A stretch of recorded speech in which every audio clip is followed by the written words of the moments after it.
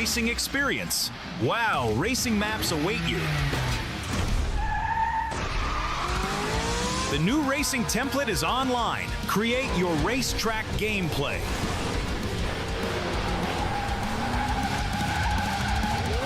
Navigate the forest racetrack. Unleash your racing passion. Surpass your opponents. Become the king of speed.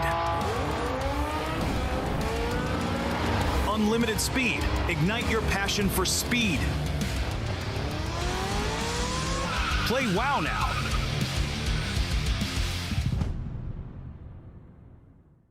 The world converges.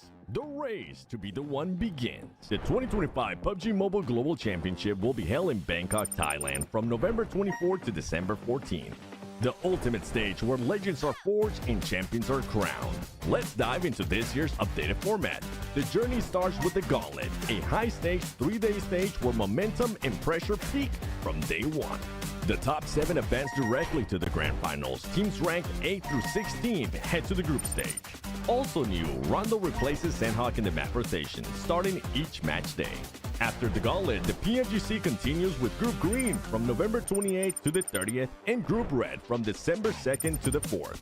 32 teams are split into 2 groups of 16. In the group stage, the mission is simple. Finish in the top 3 of your group to secure a spot in the grand finals. Place 4 through 11 and you get one last chance to stay in the fight. Land in the bottom 5 and you're eliminated. Once the groups are over, the final 2 grand final spots are determined in the last chance stage.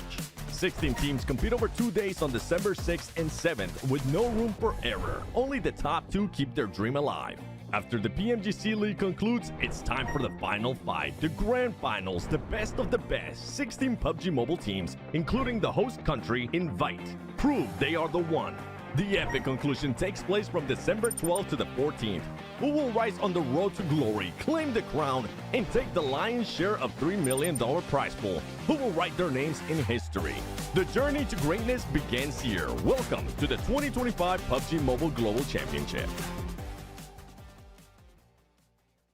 Pro çok iyi oynadı. DX zaten I don't think any PMSL champion teams are stronger than us. ممكن اقول لرؤوف طور لعبك لانه حبي احنا جايين ندمرك.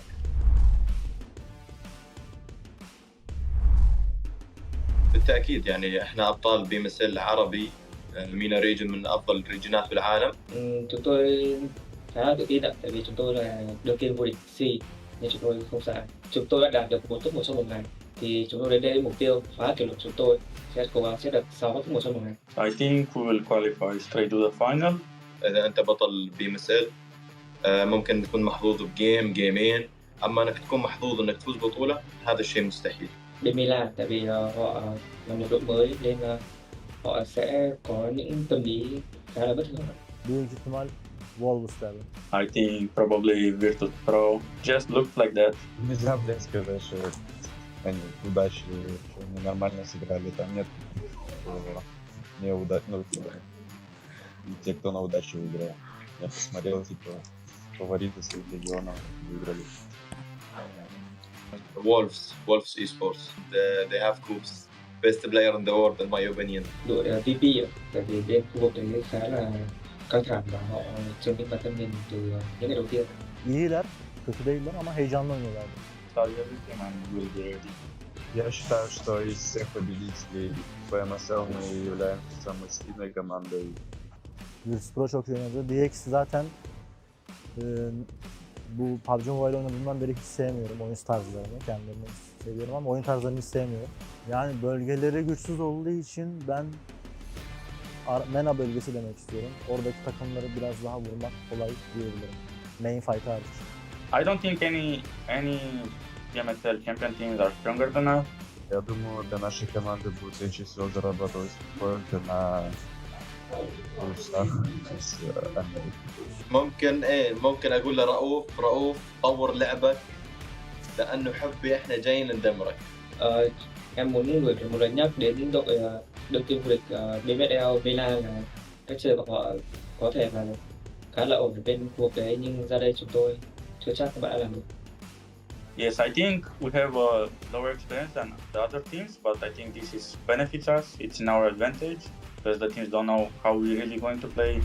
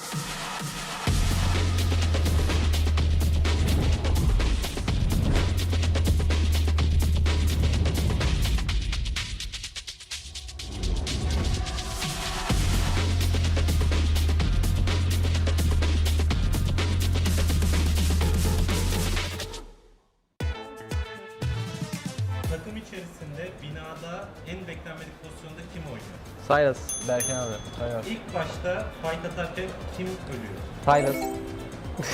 Silas Foto. Fight içerisinde fight olarak değil de genel olarak panik yapabilen kimdir? Panik mi? Arda mı? Wild tabii ki oğlum. Ha, tamam Arda, ben de o zaman Fight'ı ben Arda'yı değildir ben. Hayır. Fight'ı bana gelmem. Mahmut olur ben. Mahmut Hayır, olursa ben- işte. Evet farklı. En iyi karar veren Silas, en iyi aim de bence Hepimizin White'dır ya, aynen. CJ'den. Evet, yanlış yere geldi. en kötü kararı bir coaching kitabını adam koydu. Takımda en iyi aim'e sahip olup da kötü kararlar verebilen Devam edelim ya kötü kararları. Benim. da IG'li hiç dinlemeyen, kendi kafasına göre hareket eden kim? Buna acil karar versin. Bak ben olabilirim. Sence abi. kim? Gelsin abi, yerine karar Ben versin. olabilirim ya. Ya kimse yok ya. Nolan. En fazla konuşan kimdir? Berkin abi. Silas. Silas. Küçük kardeş statüsünde kim var? White. Ben mi? En küçük sensin oğlum. Takımda diğer oyuncuları en çok kim götürüyor? White. En fazla şikayetçi olan kim? Loxi. Mahmut. Loxi. Net Loxi bu arada. Ya bir şikayetimiz yok ya. En geç uyanan kim? Wild. En fazla yemek yiyen kim? Ya bu nasıl bir soru yani? Yani Şöyle. Bizi izlediğiniz için teşekkür ediyoruz. Çok komik bir takımız. Görüşürüz.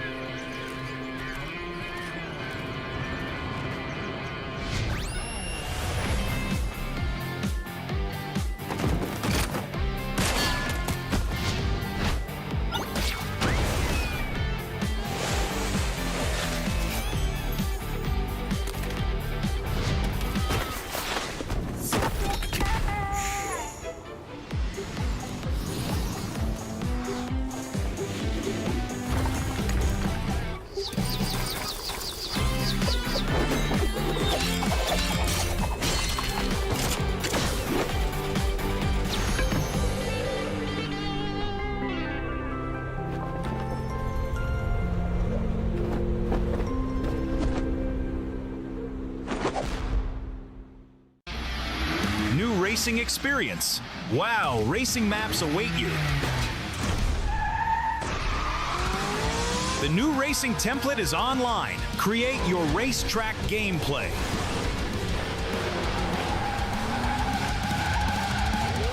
Navigate the forest racetrack. Unleash your racing passion.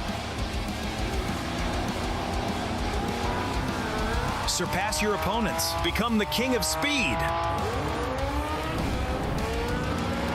Unlimited speed. Ignite your passion for speed. Play WoW now.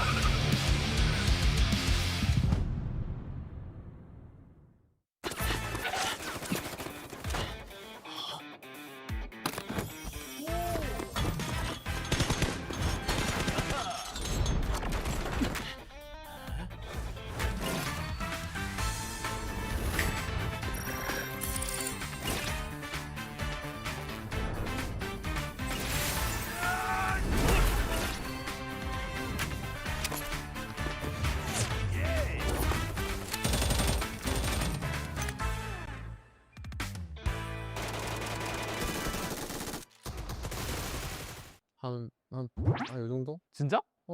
못할 것 같은데? 100% первое место.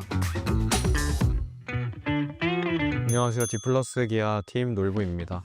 안녕하세요. 디플러스 기아 우살이라고 합니다. Меня зовут Вик, я из команды Go Team. Я держусь с командой Go Team. Сегодня мы прошли в гранд-финал PMGC и будем выбирать предикты на группу Red. 먼저 트위스티드 마인. 일단 잘 모르겠어가지고 Куда их поставим? Давай на 6 место. 한 4등? 4등. 4등? 그 16등 하지 않았어? Мне попались ГК. Я думаю, что они где-то в конце будут обитать, потому что коммерческие турики они так все играли. ARC 일단은 이로 하겠습니다. Только потому, что они наши друзья. Я им поставлю Веру куда-то в 5 место. И 10등? Зайцы, учитывая опыт Гаулета, возможно, топ-8. 좀 친근한 팀인데 인플루스 레이지. 이거 좀 과감하게 할게요. Ну, где-то возле Гикеев поставим, наверное. Ребят на их херачу. 잘 모르겠어서 한 11등? Смотря их игры, мне кажется, все-таки группа для них будет непростой и где-то на 7ом месте. 이번에 그 양곤을 꺾고 올라왔어서 좀 잘할 수도 있지만 또 세계 대회에서는 경험이 중요하다 보니까 조심히 가시면 되겠습니다. 요 정도? 진짜? 못할 것 같은데? 급하 올라오면 어떡해? 올라오면 뭐 올라오는 거죠. 오케이. 100% первое место. 몇 등이라 생각해? 3등? Прям один. 그건 뭐야? 몰라 2등 아니면 3등 할 수 있을 것 같아. Очень сильный коллектив с Китая, который упал, но поднимется на 2 место. DRX? 일단 건틀렛에서 하는 거 봐서 한 5등? 에? 나한 2점 줘야 되는 거 아니야? 2점? 아, 형 2점? 한 2점? 한 2점. 오케이. Они сильные? Нет. Ну, 4-е место. ETSH 새로운 팀인데요. 이게 TR? 14등?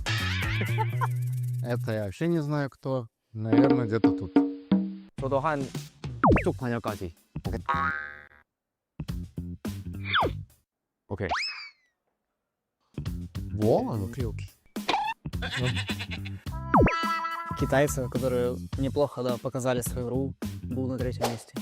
처음 보는 팀이 몰라요. 어떤 팀인지. Девятое. 유명한 말레이시아 팀인데 요즘 좀 많이 흔들리는 것 같아서 한 이쯤으로 하겠습니다. Как будто нужно было расставить на 14 на 9.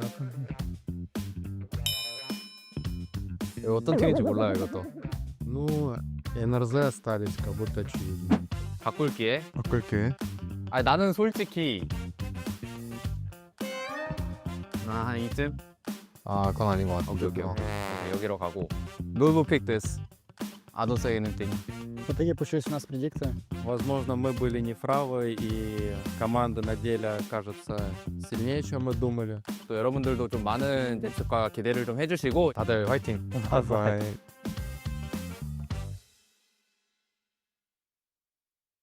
Son 2 maçta rank kodunu geçirmiş olabilirim galiba. Alo. Anneciğim ne yapıyorsun? Anneciğim. İyiyim bebeğim. Sen ne yapıyorsun? İyi ben de çok iyiyim valla. Maçları izledin mi? Oo izleme ben olur mu? Kalp krizleri geçirdim ben burada. Bana 2'ye çıktınız, ikinci oldunuz. Geri 3'e düştünüz, geri 2'ye çıktınız. Ben kalp krizi geçiriyordum yani o sıra. Neyse mutluyum annem. O da diyorum ya, 3 gün formayla takıldım. Vallahi. 3 gün formayla gezdim. İş yerinde de görmüyor musun? Resmi atıyor beni iş formada. İş yerinde de formayla yani şey yaptın değil mi? Formayla gittin. Evet, evet. İyi sen ne yapıyorsun? İyiyim anneciğim. Özledim seni, sadece seni özlüyorum. Ben de seni özledim valla. Aradım akşam, bakmadın hayırlı olsun demek için. Uyumuşum bir de uyuyakalmışım. Ben de dedim kutlamaya mı gittiler, ne yaptılar? Öyle işte. Tamam anneciğim. Tamam. Seni seviyorum, öpüyorum. Ben de seni seviyorum öptüm hadi. Hadi arkadaşlarına çok çok selam söyle. Aleykümselam. Yok annem, canın sağlığı. Bunları da tebrik ettiğimi söyle, ilet hepsine tek tek. Tamam aleykümselam. Onların da selamı var sana. Tamam aleykümselam anneciğim, hadi görüşürüz. Hadi görüşürüz öptüm bay bay.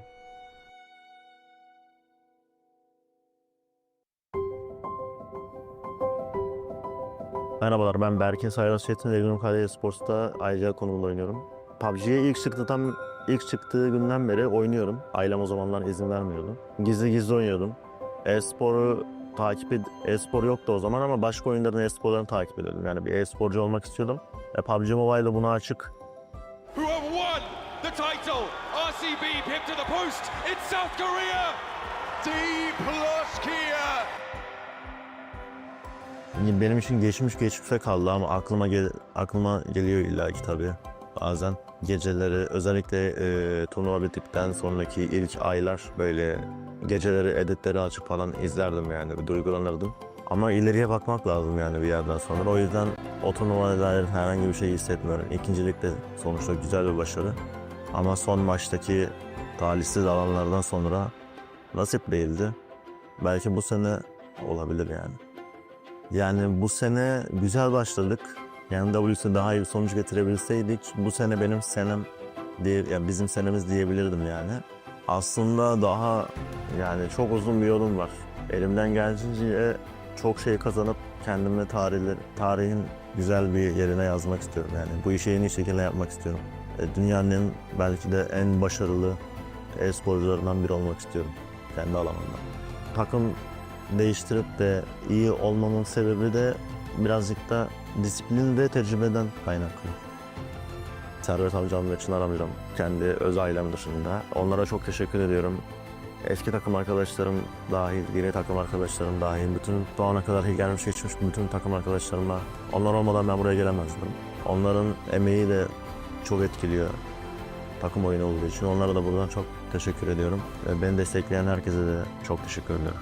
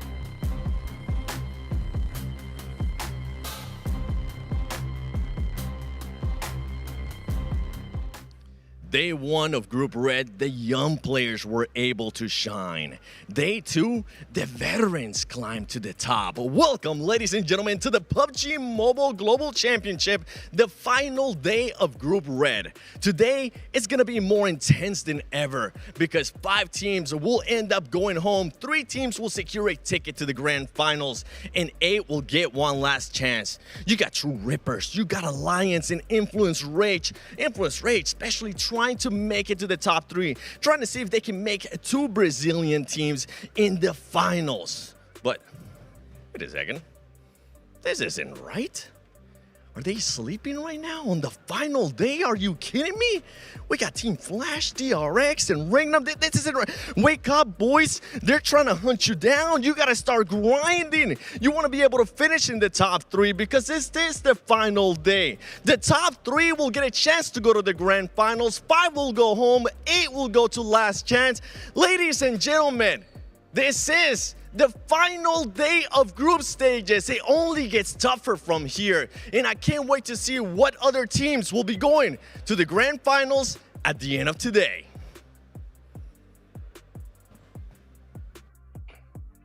Well, the top 3 teams looking mighty comfortable today, guys. What's going on? I'm Hot Jukes here with Maxman and Neptura. Final day for Group Red. And man, things are heated up here. Yeah, we're all awake. We're ready to go. Hey, the top teams, they're feeling comfortable, Max. But man, I mean, who knows what's going to happen here on the last day, right? What do you say? I'm sleeping. Sorry, what? Is it group stage? Is it over? Is it the last day? It's Group Red, baby. Let's go. But no, it's very funny skits there from Seven, but it's very, very exciting day here on Chicks. I cannot wait to see which teams are going to the finals, but most importantly, because I'm evil, I can't wait to see who's going to be in the bottom 5. Ooh, who's going to be in the bottom 5 indeed, Neptura. You can see right now, this is the schedule. We have 1 day off tomorrow, then 2 days of last chance action, and then we're in the grand finals. How you feeling, Neptura? I'm feeling excellent, Jukes. I'm so ready for this final day. This is it, where we see the finality of the group stage, who's going to those finals next week and who's going home. I can't wait for these 6 matches because it is all down to this. We've been talking about it for ages, Jukes, but it all comes down to just today. 6 matches left. Let's go, baby. And I'll tell you one thing we saw yesterday for Group Red is we saw a record being broken for PMGC 2025, and that was DRX, Max, man. 20 eliminations and a chicken dinner. I don't see that being beat anytime soon. It was such a good game. I had to make a video about it. People are saying I cursed them with videos now, and they're going to get a 5-point day like after my Ultra Ego video. I don't know if that, we'll have to see how that goes. But no, genuinely for DRX, so impressive. We were critical right at the start, but here they've really brought their A game to the table, and I hope they can do it again today. So do I, man. DRX gonna have to make it happen. As we take a look at the recap from day number 1. Regnum Karia, though. Neptura, this squad, you know, kind of a little quiet on day 1, but day 2, they adapted to the lobby, and dang, did they come out swinging. They sure did. I think Max really hit the nail on the head there yesterday when he was like, Regnum Karia is back. They've locked in. This is who we were used to seeing, and they are just continuing to put up performance after performance. I mean, we'll see it on the overalls later, right? But over 60 points in 1 day. That's like an average of over 10 points a game, right? Just fantastic work coming in through from them, and hopefully we can see that consistency come through to today as well. It's not just a one-day wonder type deal. But yeah, it's just so nice to see those near 2024 champions come back with a bang like that. Yeah, it's such a cool one from Regnum Karia. Look at these replays, though. That was not a good time to talk about Regnum Karia as they get squad wiped by DRX in that Miramar game. But again, you can see just by the replays, right, going back to DRX, how much control they truly had on the lobby on the second half of that day, winning the last angle, winning the final Miramar. If they do anything remotely close, it's going to be impressive. Though, I'm also looking at these replays. True Rippers, you don't want to be bottom 5. That hot drop, Rondo, if all you go for 3-1 hot drop, Neptura, but the full commit, I don't want to see it.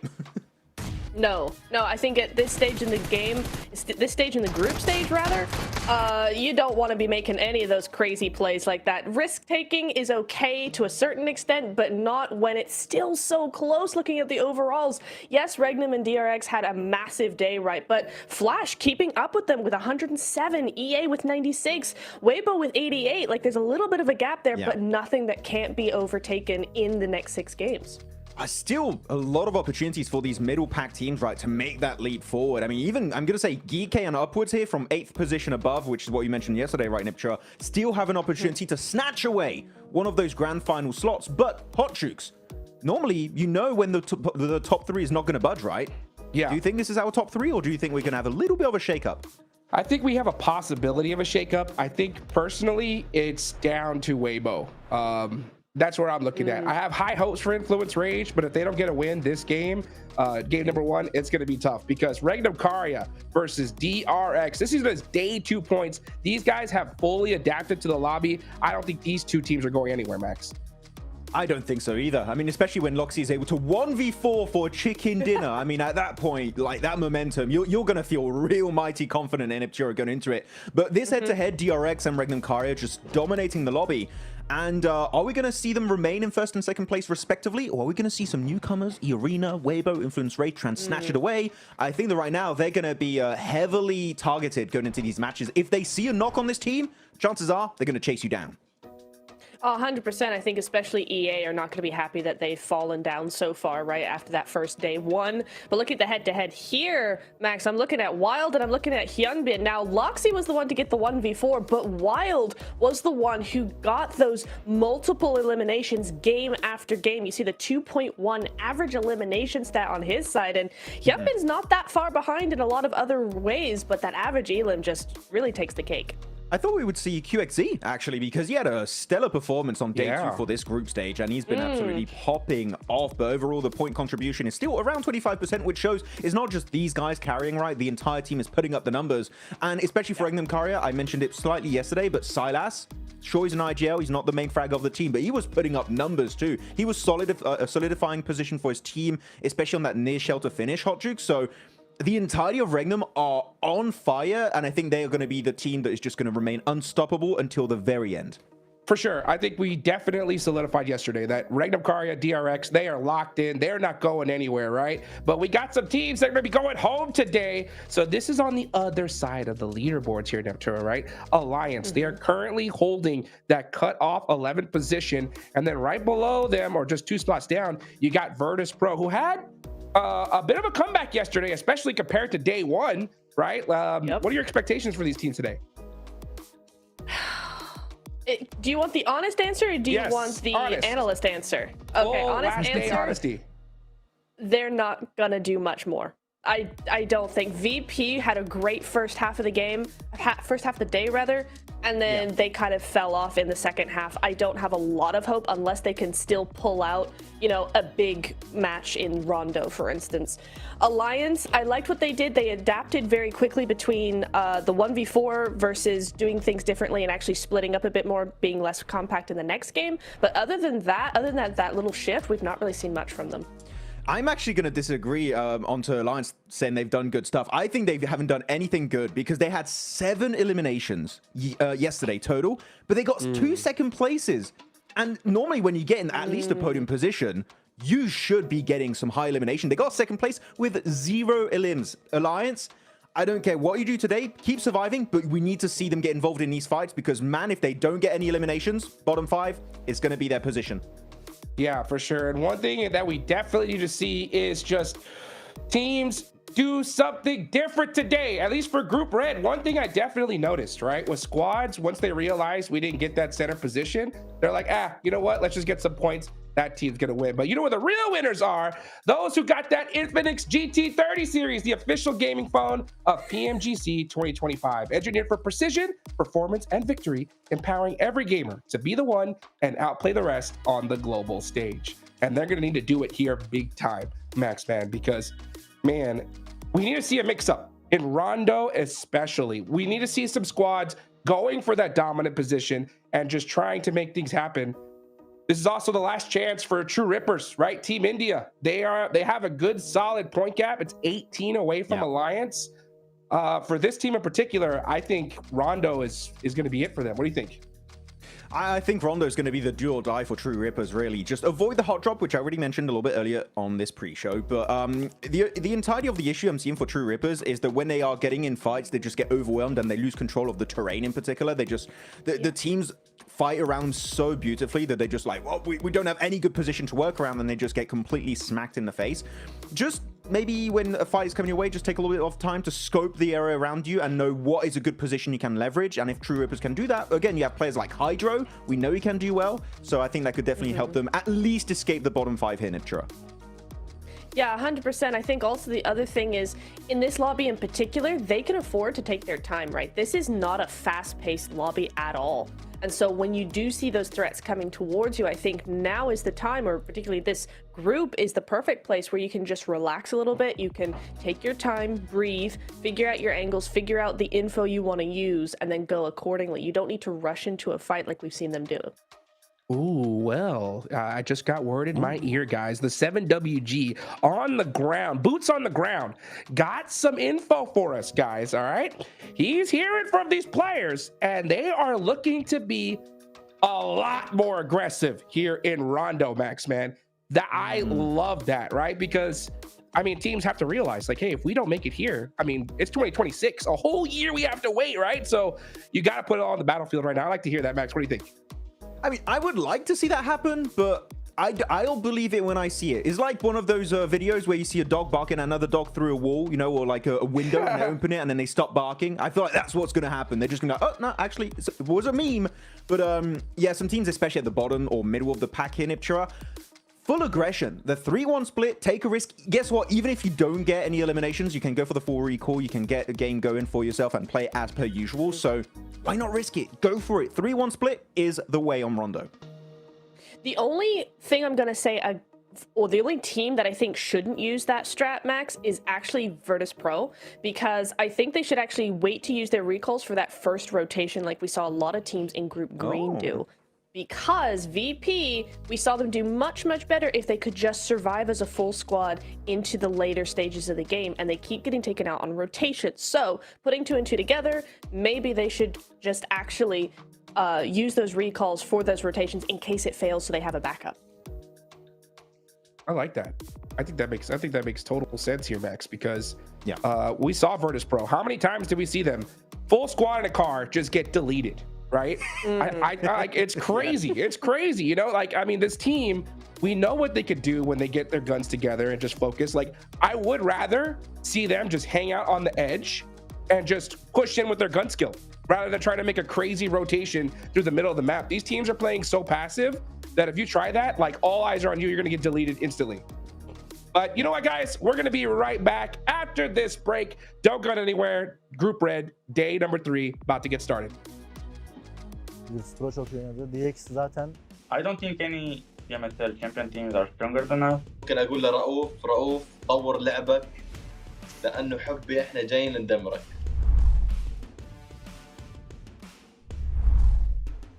بالتاكيد يعني احنا ابطال بي ام اس ال عربي مينا ريجن من افضل الريجنات في العالم. Chúng tôi khá là tự tin ạ, tại vì chúng tôi là đội kiên vô địch C nên chúng tôi không sợ. Chúng tôi đã đạt được 4 top 1 trong một ngày. Thì chúng tôi đến đây mục tiêu phá kỷ lục chúng tôi sẽ cố gắng sẽ được 6 top 1 trong một ngày. I think we will qualify straight to the final. اذا انت بطل بي ام اس ال ممكن تكون محظوظ بجيم جيمين، اما انك تكون محظوظ انك تفوز بطولة هذا الشيء مستحيل. Bên Milan, tại vì họ là một đội mới nên họ sẽ có những tâm lý khá là bất ngờ. büyük ihtimal Wolves derdim. I think probably Virtus Pro just looks like that. Нельзя, блядь, сказать, что они удачи, что они нормально сыграли. Там нет неудачных, те, кто на удачу выиграл. Я посмотрел, типа, фавориты своих регионов выиграли. Wolves Esports. They have Coops. Best player in the world in my opinion. Đội VP ạ, tại vì bên khu vực đấy khá là căng thẳng và họ chứng minh bản thân mình từ những ngày đầu tiên. İyiler, kötü değiller ama heyecanlı oynuyorlar. Я считаю, что из всех победителей PMSL мы являемся самой сильной командой. Virtus Pro çok iyi oynadı. DX zaten bu PUBG Mobile oynadığımdan beri hiç sevmiyorum oyun tarzlarını. Kendilerini seviyorum ama oyun tarzlarını hiç sevmiyorum. Yani bölgeleri güçsüz olduğu için ben MENA bölgesi demek istiyorum. Oradaki takımları biraz daha vurmak kolay diyebilirim. Main fight hariç. I don't think any PMSL champion teams are stronger than us. Я думаю, для нашей команды будет легче всего зарабатывать поинты на плюсах из Америки. ممكن اقول لرؤوف طور لعبك لانه حبي احنا جايين ندمرك. Em muốn gửi một lời nhắc đến đội đương kim vô địch BMSL Milan là cách chơi của họ có thể là khá là ổn ở bên khu vực đấy, nhưng ra đây chúng tôi chưa chắc các bạn đã làm được. Yes, I think we have a lower experience than the other teams, but I think this benefits us. It's in our advantage because the teams don't know how we're really going to play.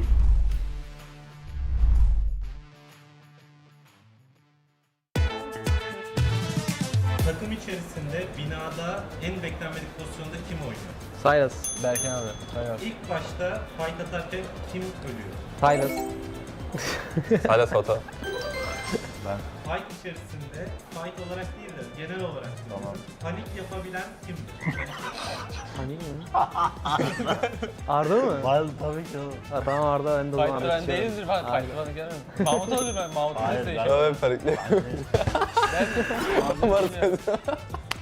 En iyi karar veren Silas, en iyi aim de bence Hepimizin White'dır ya, aynen. CJ'den. evet yanlış yere geldi. En kötü arada bir koşun tepede adam koydu. Takımda en iyi aim'e sahip olup da kötü kararlar verebilen Devam edelim ya, kötü kararları. Benim.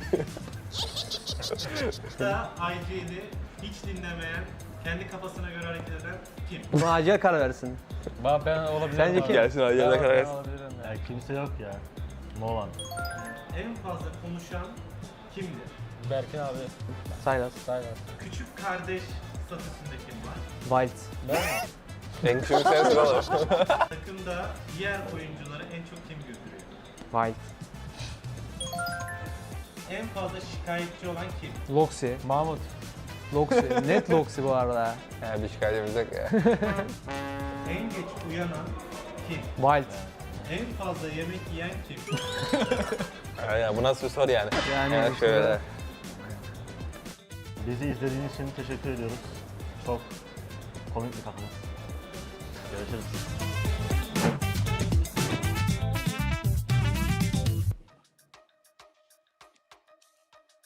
And we're back, getting ready for some more Group Red action here. We got just a little bit more time to be able to talk and kind of theorize before we get into match number one, okay? We got the Burmese Ghouls all the way down in 9th place. My question is this, guys, all right? Let's get back the coach hats, okay, Max Man? Yep.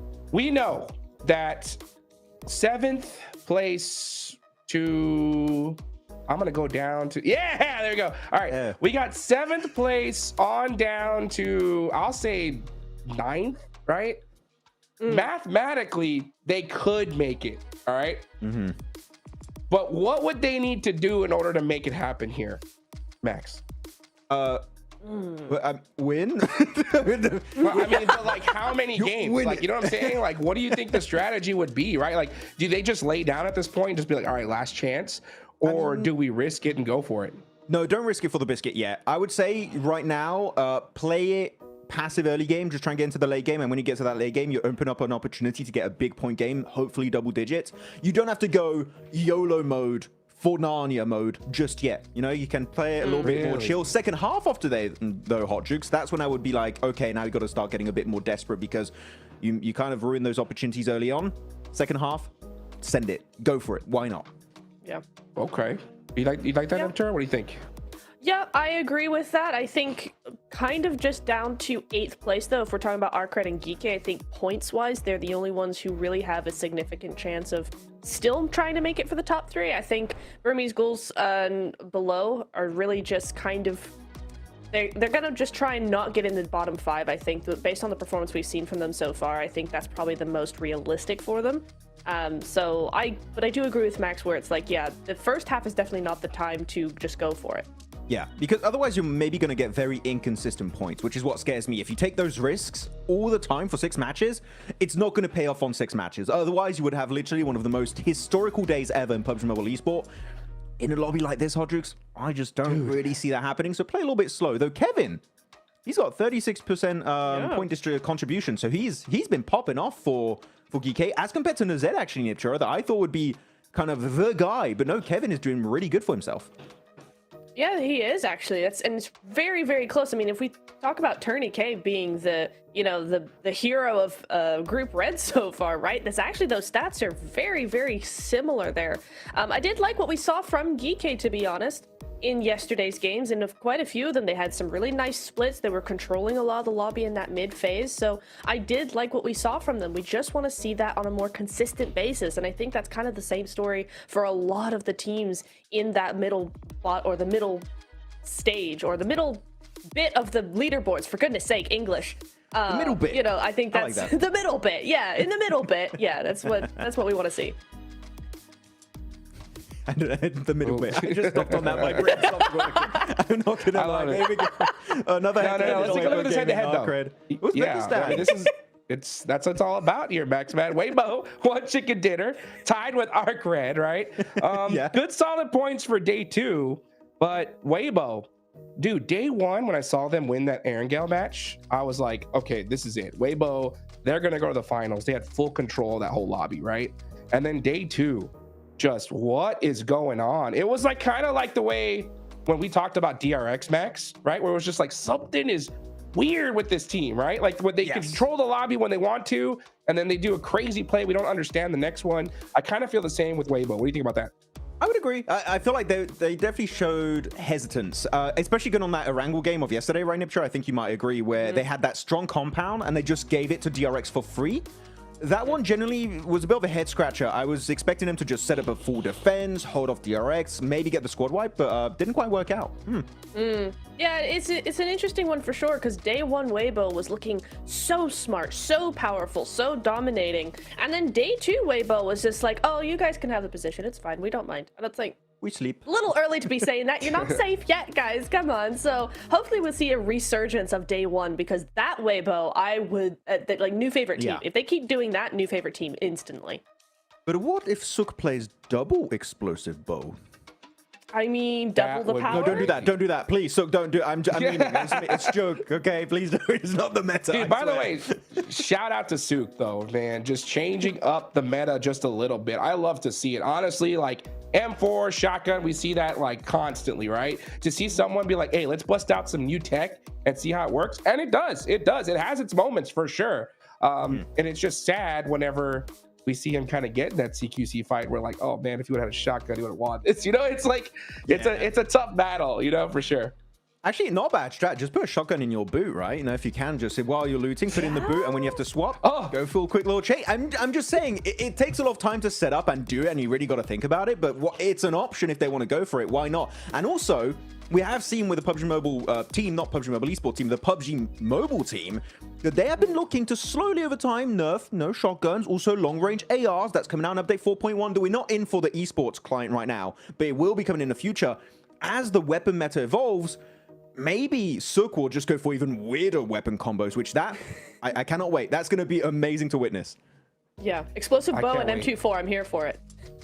Let's go! Bolt action! Yes. Bring them back! Oh, that'd be so insane to watch here. You know, it's so crazy because honestly, the way we've seen the lobby, I think we've been pretty confident the top 3 are going to be tough to budge. You know, EA is going to be that real big threat, and it's so crazy. What I love about PUBG Mobile Esports in particular is how we have these theories, like mathematically it's possible, and then one game it changes everything. You know what I'm saying? Like we could see these top 3 teams just go crazy, 1, 2, 3 finish on Rondo, and then it's like, well, it's pretty locked in here, Max. You know what I'm saying? No, exactly. I mean, one big game can change the entire landscape of these leaderboards. I mean, for example, let's take away that 30-point game of DRX. They'd be down to 80 points, which would put them in rank number 7, just instead of Arcred's position already. So, like, that one big game was so pivotal for DRX's entire kind of storyline going into Group Red. So, yeah, one big game here for these middle-ranked teams, or like the middle bit, as Niptro would call it, is going to be very impactful. Yeah, it is impactful. Also, the other team that is a great example of that is, remember at the beginning of the day we said Regnum Karya need 24 points. Game number 1 or 2 or whatever it was is 28 points they got. So like they would still be in the middle bit if it wasn't for that massive game in the beginning of the day. The middle bit. The middle bit. The middle bit. That's the place you don't want to be, man. I don't know. I heard your guys' theory earlier about, you know, waiting towards the end. Just knowing the last match curse, Max, man. I'm on the complete opposite end, dude. It's a thing. I know it's so frustrating, but it's we got 5 games to go, Hot Jukes. We can talk about it. He's already talking about it. I just don't know how a team could possibly go into this today. Like, and I'm talking about like Arc Red, Geekay, just thinking like, oh, yeah, let's just play the game as is, see what happens. You know, like for me, I'm like, if I was the coach, I'm screaming at these guys, being like, we need to win Rondo. We need 20 points. If you don't get 20 points, you're probably not going to make it. That's what I would say. Like, just going in with the mentality of like, you know what? Just play the game as is. If you happen to get a chicken dinner, then we'll change the strategy. I don't know. It's because I think you need to see that all or nothing play style at this point. They have a good point gap over Boars, so the risk of going out in bottom 5 is so low, at least in my opinion. I don't know. What do you think? I mean, I'm actually really happy you're talking about Boars because they are a team on my radar as a squad that I think will get a possible big day. And the reason why is I'm looking at Rondo. And my theory is they are one of the best teams when it comes to the recall tower system. They used the recall tower in yesterday's game where Burmese School won to actually get high ground advantage onto a rooftop, which you do see that happening sometimes, but they were locked in on that angle. They lose some players, they go for the sneaky recall, and they send those 2 players on a roost, and it negates instantly all of the rotation potential of that team in the building. So I want to see more plays like that, where you're using the recall not only as a way to get your players back into the game, but also to gain somewhat of a terrain advantage. And I think Boars did that so well that I would love to see a Boars Rondo win here, Niptra, because that recall system they've used was really, really strong for themselves.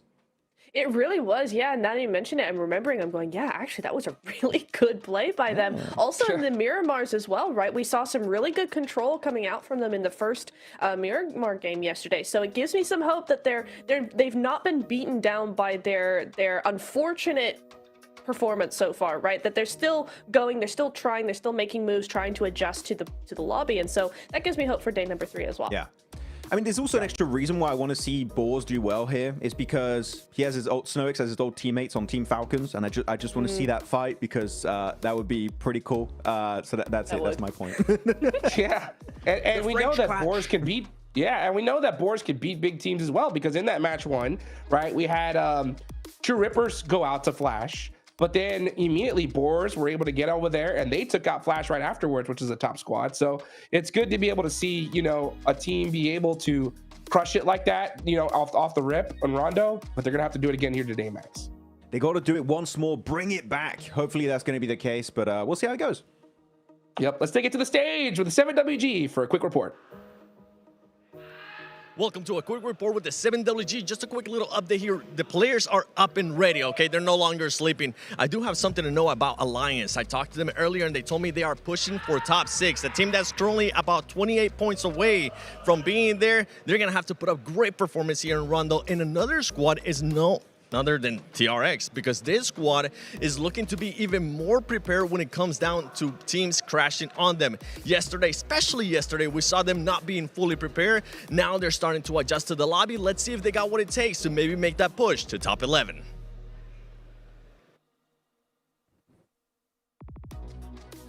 Well, you heard it. They're trying to make it into top 11. The last chance for Team India to be able to make it into at least the last chance stage here, Max, man. How do you feel about them?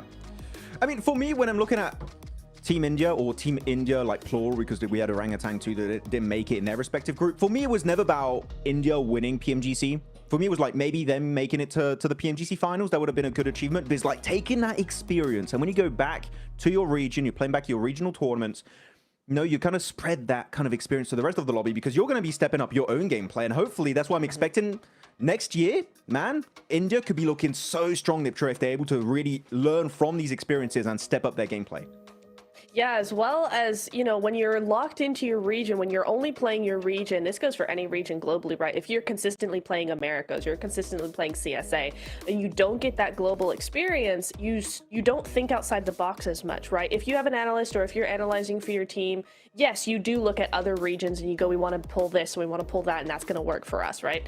But you don't influence the rest of the lobby when you don't have that experience, yet you're actually able to play that experience. So coming here, playing with that experience, playing with these global teams, and then taking that back home is going to be so valuable for both these teams in particular and the lobby that they're playing in at home. So yeah, it's going to be a really, really good experience for them. So yeah, I agree, Max. We could see a completely different teams stepped up to the global stage next year. Yeah, it gets me excited to see which will be the teams to make it to the next events next year. Of course, we don't even know what the schedule is going to be looking like for next year. Yeah. The announcement from maybe James Yang during the finals. That's going to be exciting to see what 2026 is going to look like for PUBG Mobile Esport. But yeah, India, I think Hodgix is just a matter of time before we know they go back to those glory days of when we had TSM Entity or Orange Rocks. You know, those guys were definitely on point back then.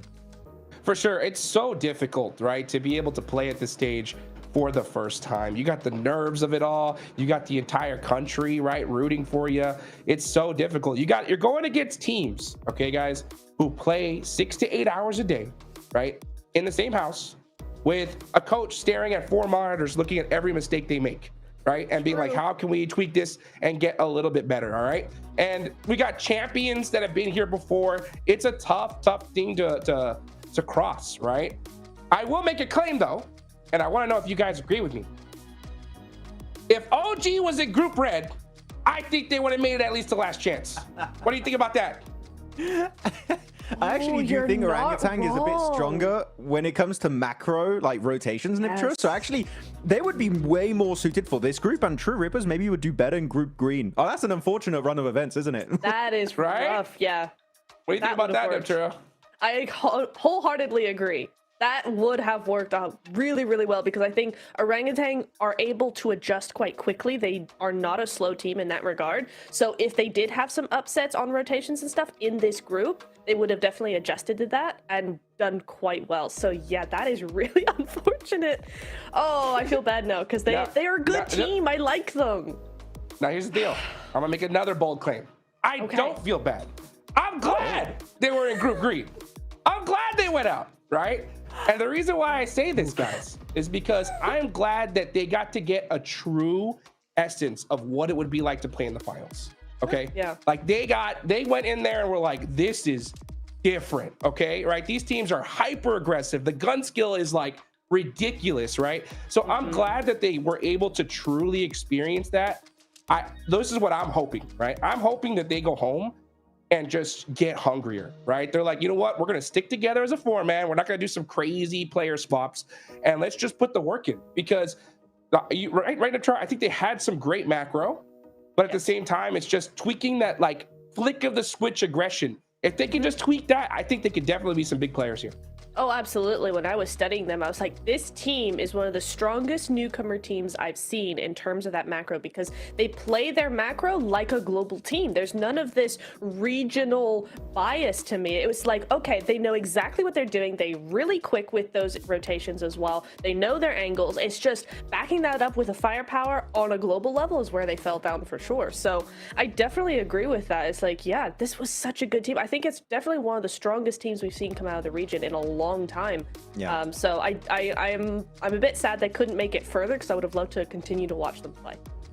Yeah, I mean, if we're talking about newcomer regions here, we're talking, of course, about India. We've got to talk about Africa, South Africa, right? Looking at ETSH Esports. This is a team that have Reverb in particular. If you guys remember and watched PUBG Mobile Esport in Africa, I'm talking 3-4 years ago, Reverb was the guy. He was so good, and he still was really good making it to PMGC. It's quite impressive. And they have the tutelage, right, Hot Jukes, of Koruja, which is very, very nice to have him on the team. So I feel like this is a team that had very low expectations for a major portion of the community. And this is going to be a big learning experience for them. So I'm sure the ETSH, some of the players at least, will see them come back in the future, even if they do not leave the bottom 5. Of course, that's going to be their hopes, right, for today. But even if they don't ETSH, I'm sure the players, they'll be back in some way, shape, or form in the future. Yeah, and I hope we see it, right? Because they've got Garuja, which is one of my favorite coaches in PUBG Mobile Esports. He was the previous coach for Alpha 7 whenever they won the PUBG Mobile World Cup not too long ago, right? So when you have such a storied veteran coach like that, it's going to definitely pay dividends. But when you get to the first time PMGC, no matter how much coaching it is, there's always one thing I say is you can't teach clutch. You know, how teams handle pressure, Neptura, and you know, being in the background of esports, right? Seeing how these players do that, it's quite difficult, that's for sure. Yes. The biggest challenge I faced when helping teams out was the second guessing of decision making in game, because that pressure just gets to you. And you just start second guessing everything, particularly like the IGLs, right? They go, we should go here. And I'm like, great, that's a great idea. And it's like, wait, no, maybe we shouldn't because this, that, and the other. And they start overthinking it. Pressure leads you to overthink basically every aspect of the game. And it's such a tough place to be in because that's a natural thing, right? You're just trying to do your best and you end up just overdoing it completely. And that is why I always say, as hard as it is, you just have to relax, and that's why we see so many teams who are at the bottom do really well in the second half of the last day, because that pressure is now off. It's not that they've lost hope, they've just relaxed, because it's like we can't do much more than what we're already doing. I mean, pressure can lead you astray. Hopefully not. By the way, the Ghouls are looking mighty strong. I'm sure Blank's going to be super happy to talk about them. But did you mean that, Hodrix, when you said you can't teach clutch? Do you mean that? I think you can't teach it for your first time in a tournament. I think you can slowly adapt to it. I was hoping I could be a pro, but I was like, I hope you would go back on your word, but you can't. It's so hard. It's so hard because, you know, I'm telling you guys, like, I'll give you guys even a little bit more insight in depth, right? I normally don't get the chance to go into this, right? The worst parts when you're playing PUBG Mobile Esports is a situation, because there's so many different decisions you can make as an IGL in game, right? You can look at like a rotation. Do we go left? Do we go right? And both are like 50-50. It could work out, it could not. But if you have your IGL and your main gunner split on that decision and it don't work out, does it cause so much division amongst the team here, Max? Yeah, it really does. It could be such a major issue for yourself. So hopefully they can try and work on that, you know, if some of these teams at the bottom have struggled with that point so far. But by the way, I was very happy that we were able to delay this game, because it was our decision, right, to delay the game. So we could just talk more about this. So thank you very much, guys, for joining the best podcast. We had a great time. Now, we might let you watch the game, or do we talk more? What do we do, Hot maybe. Hey, you know what? We stop talk, we start game, baby. Let's go. Match number 1 for the final day of Group Red. We're headed into Rondo. I hope you guys enjoyed the podcast. I know Blake and John, I know you did.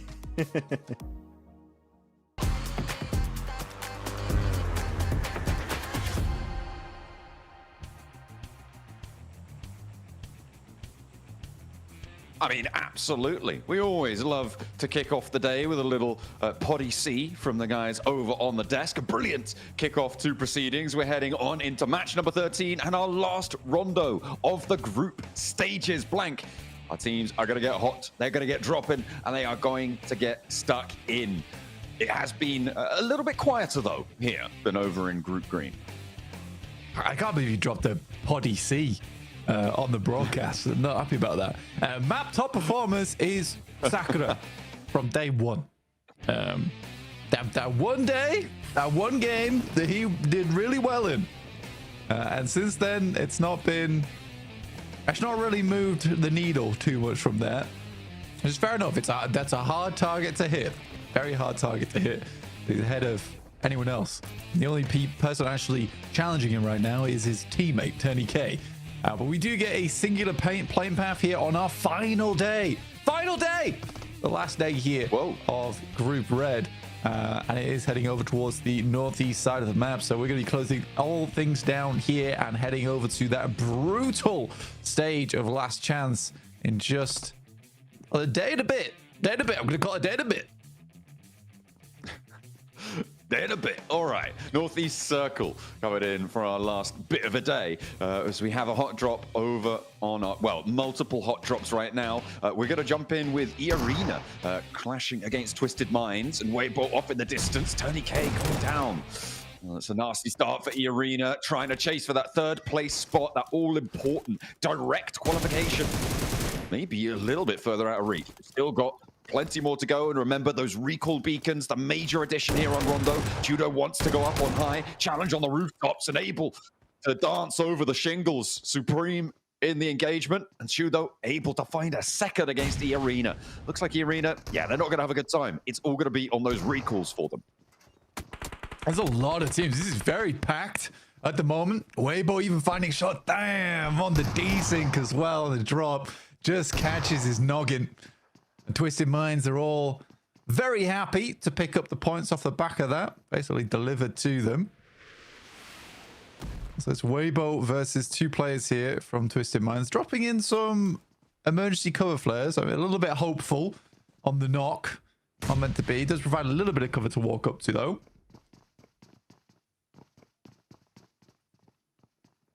This is the earliest use of cover flares I think I've seen. I'm loving it. Maxman's loving it, I'm sure.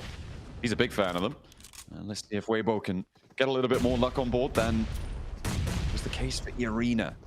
Nades over the top from Order. Does tag onto Lord. Freak on the low ground here. We'll see how many more they need to find. But Sook, of course he does. There it is. The explosive bow. Lord caught maybe a little bit unawares by this. Freak making noise on the ground floor, and Sook once more. But is it going to be bow or is it going to be UMP? We'll have to wait and see. He's got the bow out right now. He's drawing. The quiver is emptying as he is going to drop out. Another shot, not quite connect on that one. He's going to lay down the law, though, with the rest of them, and Hero steps up with him. Teammates again, and they will find the win on that engagement. A nice little hot drop situation. They find 2 elims. Twisted Minds will be out of there. Everybody will be totally fine, though, Blank. We're going to get everybody back to their feet, because why not? Oh, Chinese Hawkeye strikes again. So good to see, honestly. He actually got quite a big tag off as well to the other player. With the bow. I mean, it was about to happen eventually. He is one of the most successful players with off-meta weapons. Meantime, ETSH getting some much-needed points, hopefully here. Currently in 15, but I do think that the road looks very dark ahead of them. 27 points. It's a bit rainy as well, actually. Ooh, nice little pre-fire there from Ragnarok. Knows that smoke likely to be the cover that they're going for. The recall beacon that this fight is basically next to might have been overcommitted to here by a few teams, but I think that ETSH, yeah, I think, okay, so Geek are actually now pulling up on the recall beacon in Jadina City on the south side with Nerzed, so they can get a little bit more aggressive with this one. I don't know if ETSH, yeah, no, they do also have an outpost. I'm seeing Baby actually very, very far north, much closer towards the circle. Might struggle to get towards a recall beacon up there, though. So for ETSH, holding this fight on lock is much more important. Absolutely. This is a case of basically being at a full disadvantage. Luckily, there is a wraparound, but now Geek moves in.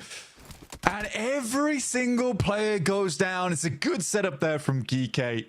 2 angles held, and you know what? They don't check their corners. They do not check their corners. Oh, that's nasty. Fortunately, though, Baby does manage to find his way through. This is all the way up in Heme Town. So what is this, like 4 kilometers away from that fight? He's been on the road for a while. Very looted, actually, so has been stopping off somewhere. But getting the rest of the team back up in Heme Town? I mean, this is a pretty quick rotation off the back of almost getting entirely squad wiped for ETSH. So not terrible, really, at all. And Heme Town unlooted. I guess you could call it a rotation. I suppose it's pretty good, to be fair. You do completely circumvent all of the teams that are lined across that northeast side. What are VP doing? What's going on? Oh, I think I understand. I understand. No, I understand. They not call themselves so they can get the recall closer towards the circle. That's the only thing that makes sense here to me. They did all knock themselves in Meiran, though, which is in the next circle. Yeah. And the last player's in the blue zone somewhere? No, VP I can't even is see them still... on the map. Wait, actually, wait, I don't understand. What has just happened to VP? They do recall. No, they do recall. But where?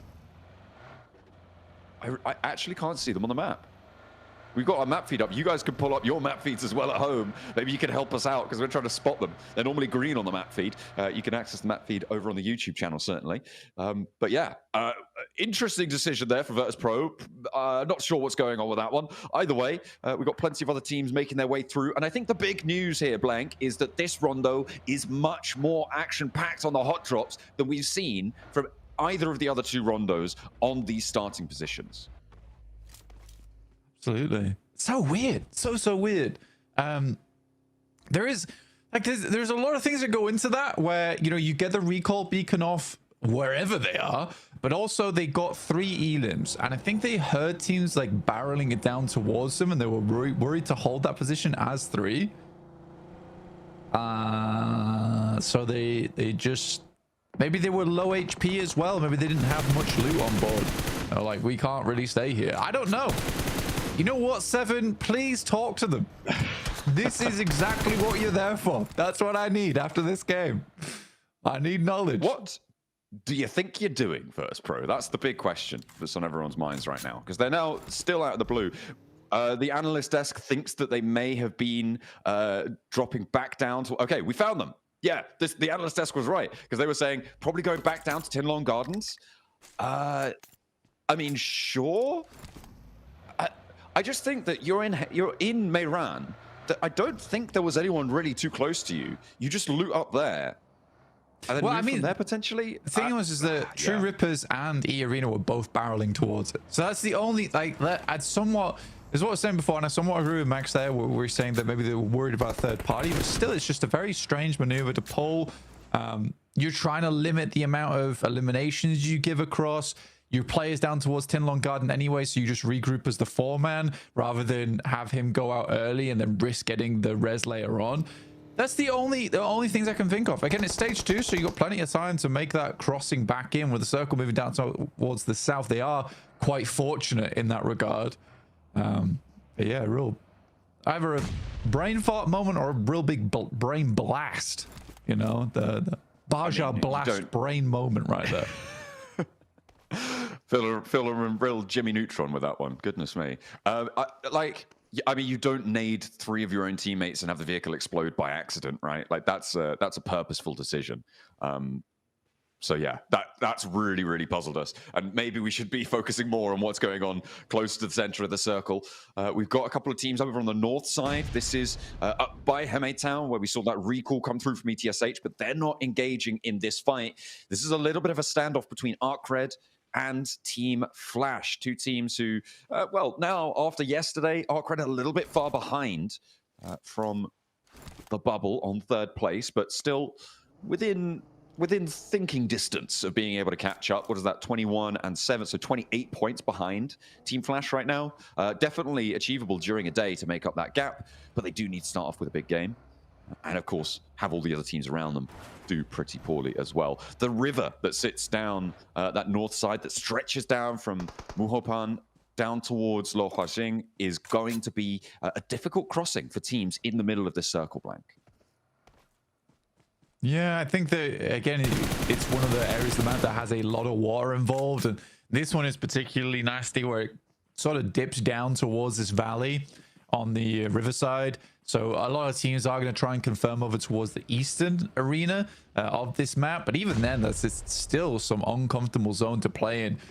This is what always is tough about Rondo, is that you do get parts of the map which are incredibly open. And that is sort of alleviated by the fact that you can create the craters with the nades, etc. Okay, Reverb. Again, ETSH taking a bit of a lesson from Geek and playing the corners themselves.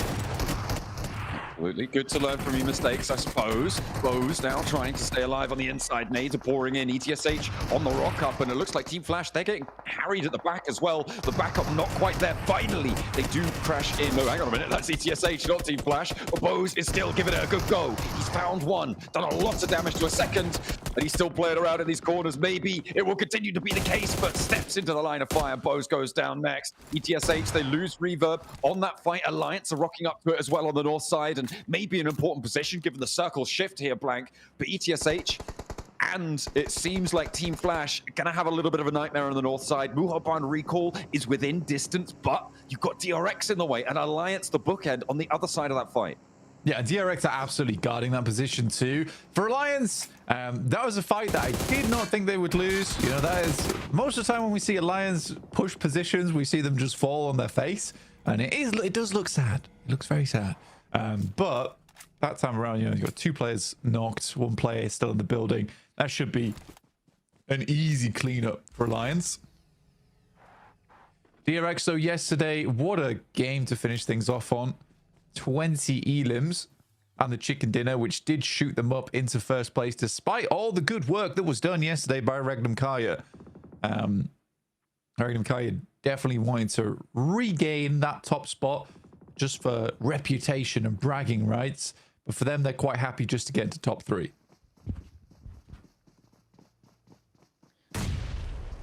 It'll be good enough. Top 3, I mean, everybody would be happy with that. Unless maybe Regnum Kaya or DRX. They both want that top spot. Alliance now cleaning up the last parts of that fight that we saw there. But ArcRed, we know they're one of the few teams here that really like to third party. And it looks like they're going to do just that. Iftar. Oh, dear. Taking those knocks over towards Alliance. They fully committed to this building, and now ArcRed are going to get ahead of this one. I like this rotation coming through from ArcRed, not necessarily crashing directly onto the building, littered with vehicles on the approach. Look at that one. Goodness me, a veritable scrapyard. But instead, playing further in and encircling Alliance, forcing them into this fight. The downside is that DRX can third party this as well. Yeah, but I think DRX still needs to hold out over towards North, and they do. They take down final player from the Flash there, which is good news. Balls are also making their way in, so I think DRX will turn attention. That is such a clean sweep. It's like the balls are coming. Oh, the balls are now knocked and all dead. Well played, DRX. Goodness me. I'm a little bit sad that Alliance didn't leave Jimmy out on an off angle. In that instance, I would have much rather they got that res off and had that opportunity to take some shots from the sidelines over towards ArcRed. You get an opening knock, and from there your life gets a lot easier. But like you say, now you sort of penned into this one building. Yeah, it's a little bit of a stopgap. Nice nade on in, and 2 players are Alliance full. That should be this fight done and dusted. These recall beacons, yeah, you're not even going to think about getting them. Easy for Bad Boy. Does step out though, and a little bit too bold. Doesn't clear that last player, but DRX might do it for him. Oh dear. Alliance. Now he's checking. I mean, he did check the corner. That's exactly what you need to be doing. Glory, not so lucky. I mean, this whole fight. Wait, GK? No. Look, somehow Snowick's got the res off for Boars. They're back up to 4, dropping on top of DRX again. Oh my goodness. This is getting crazy on the north side. Geek are rocking up into this fight as well. Alliance last player is doing a lot against ArcRed with the assistance of Geek. And as you just said, Boars are back up at 4, fighting off against DRX. We thought that was going to be a huge point bonus for them. But no, maybe not. They're going to still cling on for dear life. Another nade comes in. Oh, it's Verse Pro. They're in the circle blank against E-Arena. Yeah, they've made it. They've made it. It was an interesting decision they made earlier, but now they need to deal with E-Arena, who are currently down on 3 players. But these initial nades are fantastic, and now Malloy has a lot to do here as a solo. The real tall order. Malloy gets the first though. That's how you want to start. 3rd of HP gone, and will take the rest from the knock coming through from Tony K. And that is VP down and out. They get 4 points. But they have really captured our minds in the first part of this match. We'll have to reconvene with them later on. I'm sure Seven's going to grab them, pull them aside by the scruff of their neck and say, what do you think you're doing? We'll have to wait for the answers there. Boars back up into the fight against DRX. And seemingly DRX looking to struggle a little bit. With that recall coming on through, they may be able to farm a couple more points, but the Boars turning it around. Now they are. I mean, for DRX, the thing in my mind is a case of, oh, they let it go through so they can farm more points on the lobby. I imagine you never want to let that happen, because now they've got to get further in. A nade over the top from So Easy doesn't quite tag on. But yeah, I mean, the loot is pretty limited for the Boars after they dropped in. You get whatever kit you're given. Boars now last player remaining. Not able to quite find that shot though, and that leaves So Easy down. They should be able to clean house though. Either way, 8 elims, not bad. Hey, that's how you want to do it. At the moment, Regnum Kaya have not been able to get anything so far. They've been quiet on the western side, one of the few teams to stay west of this river blank, and they have been keeping out of things. So at the moment, DRX take the top spot. Question is, how survivable will it be from that northern side? And a knock over towards Silas behind for Regnum Kaya. Pretty nasty. That's not something they're really going to be going back for. So they're playing on as 3 underneath Weibo. Yeah, I mean, Weibo's got that high ground. It's a lovely bit of high ground as well. I mean, you don't really only have to play towards the center of the circle here. Kike's forced to, off the back of some unfortunate starts there. My ghouls are currently recovering versus Nuclear Zone. Becoming some nuclear zombies here in the lobby. This is one hell of a story arc, and a not so strong arc on that nade, unfortunately. Yeah, I gotta still keep bobbling them through, not connecting onto the ghouls. Godspeed in range of the shotgun, not quite. And Arthur hops back into the face of another. That's a really nice pickup and an immediate flush for Yatka. Leaving Nuclear Zone now just on 1 player alive. See if they can beat Team Secret's tally from Group Green as they crush on over the ghouls, looking to go nuclear against Nuclear Zone. Sweeping through the rest of it, but Ichi goes down, and the blue zone is causing a little bit of trouble here. Without recall beacons now, you do need to be careful, and they will guaranteed lose 1. Tried to close the door on him, but it's not going to happen. I mean, he did. No he way. did close the door on him, and he got knocked because of it and flushed. Radioactive ghouls now looking to finish things off, but Fajita is a little bit of a strong member on the side of Nuclear Zone. Could clutch this out, but it's Kaikse from DRX actually to move on in. And the Burmese ghouls will have to do something about this. Luckily, there's some shots from the sidelines to immediately take him down. And DRX are down to 1 with that as well. They've only got QXZ out, down further south here. Burmese ghouls, they've been double third party to keep them alive as 3 and allow them to get some healing on board, but they are really lacking on that healing. No first aids remaining, no nades really there. DRX dropping that deployable cover, wanting to guard out the Burmese ghouls on this northeastern side. Regnum Kaya yet to push in. Weibo actually the team to go proactively through. And the cover flares start to establish some cover moving in. Burmese ghouls making their move. I've blessed the ghouls with some gravestones to hide behind here. Hopefully they can make their way through the marshes over towards DRX. But True Rippers actually have a strong spot over on the eastern side. They're consistently taking shots over towards the west. Weibo did take a fair bit of damage coming through from Influence Rage. You can't really ever count Influence Rage out. All those players are incredibly good. And I'm a bit disappointed that they're not in the top 3 after their strong start of Group Red. Either way, all the teams up here are super deserving of their spot, and the teams that I expected to make it through anyway. Yes! Spotted. Nice discipline from the ghouls as they seemingly love a bit of rondo on this final day for themselves, trying to get away from an 11th place. Still, I think, a little bit too tall of an order to get up towards 3rd place blank, but you know what that means? You're going to be able to see them in last chance. And if they get to the grand finals, they're going to be one of our most played teams, I suppose. Unless we get a Gauntlet team also. Okay, I'm not going to continue to do this maths, but still, you'll be happy to see them again. I would, yeah. Definitely a lot to go over there in a short amount of time, which we do not have as we are coming to a close here on Rondo at stage 5, moving to stage 6 soon. Regnum Kaya officially do outlast DRX, but they don't out-elim them. Currently with 9 total. Good nades from Lord over the top, does take down 1 from Influence Rage, leaving just Lil Boy up and remaining. I think Lil Boy is definitely not someone you want to back into a corner though, because he can strike out quite wildly in these final moments. Weibo didn't even really want to touch Influence Rage after they took a few knocks from them. I mean, Weibo are back to full force now, though. And I did see Sook still has that explosive bow. Maxman's really very happy. He's only got the 1, though, so maybe not quite there. I mean, there's the shots coming over through to Twisted Minds, having a tough time. They're going to have to move further east as well. They're regrouping all towards it. They're fully committing to a pretty much full front fight with just this duo from Influence Rage. Can't get rid of them. All you need to do is land 1 nade properly, and that should be them done and dusted, but Twisted Mind's struggling, and Lil Boy steps out for the spray. Weibo are taking shots out towards them as well. They just don't have any room to maneuver. I mean, That's why you can't count out Lil Boy. He is such a good player on the squad. Really holds his nerve as well. But there's the Ghouls taking a shot over towards Sook.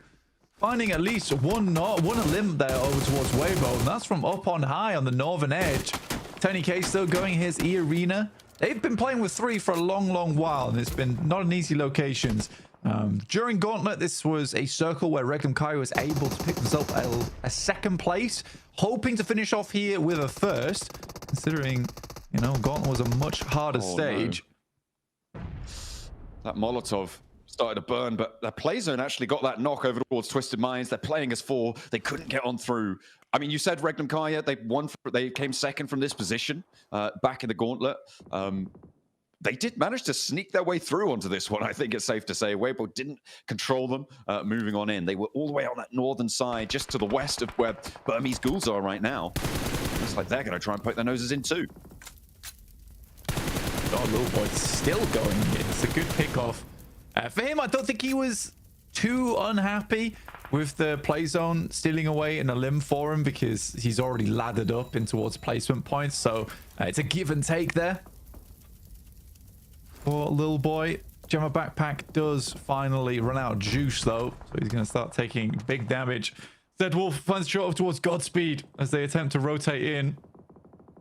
They do get Yatka towards the front line though, at least.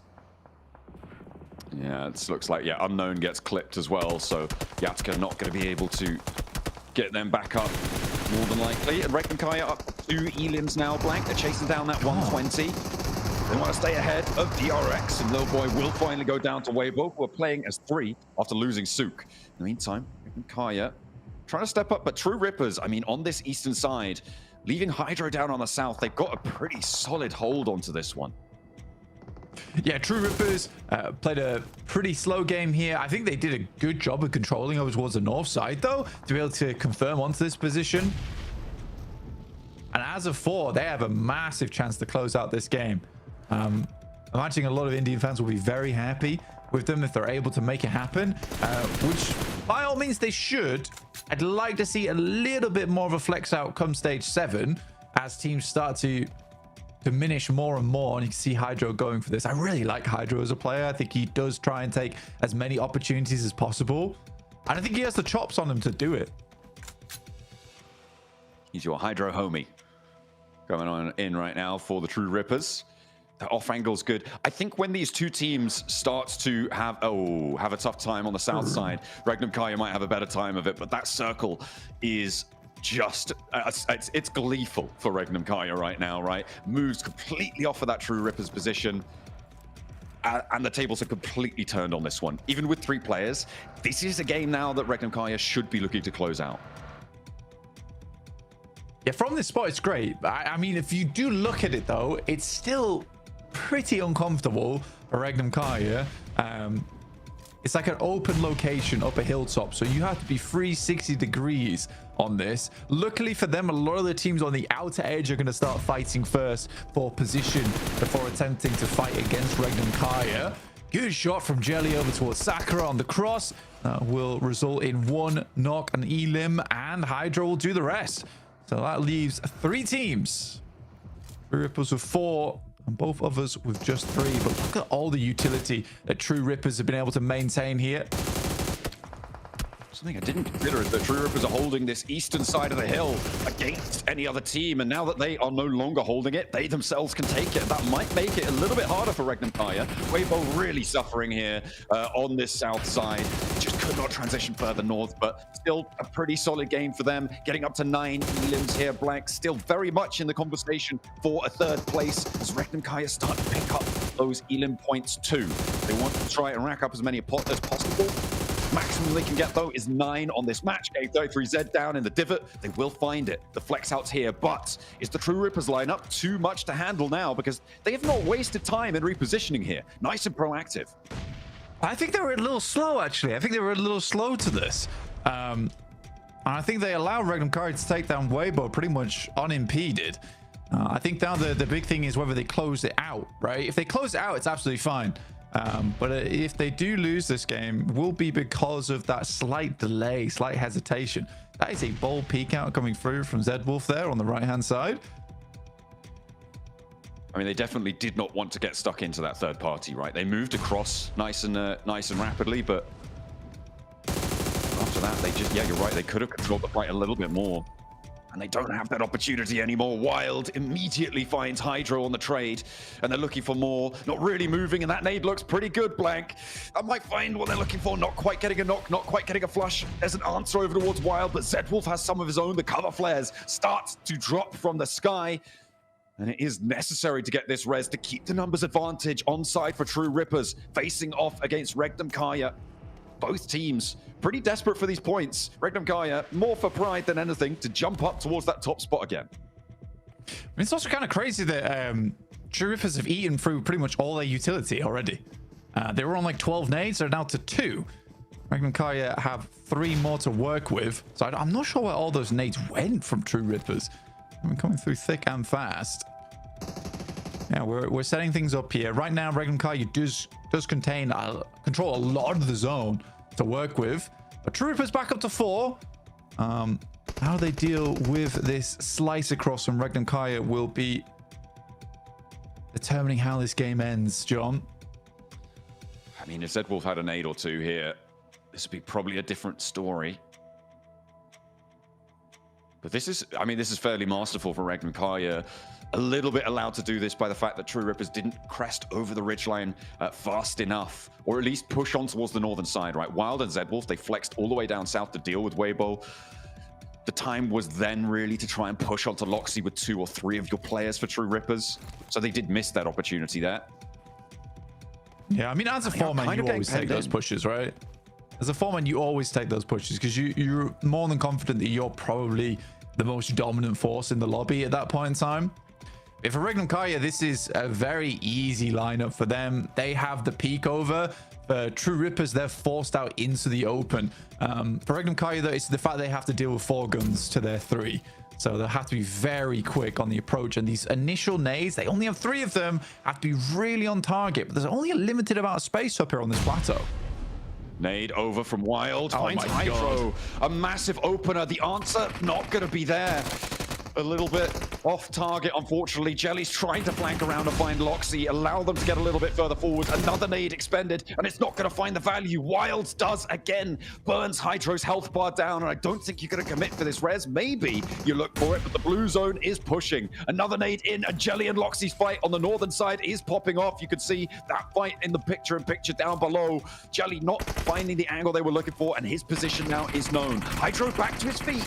True Rippers, they're not going down without a fight, but we'll see if they're able to find it. Wild moving forward. Loxy still in combat. They're moving together, and there's no more nades left for Regnum Kaya. True Rippers have the divots, may be able to make some inroads here. Harsh the forward position. True Rippers do back off. That res, though, really slowed them down, and it's a hard decision to make whether you play on as 3 there and go for the 3v3 or go for the res, but it does delay them and pushes them further and further up towards this wall, which isolates these angles for Regnum Kaya.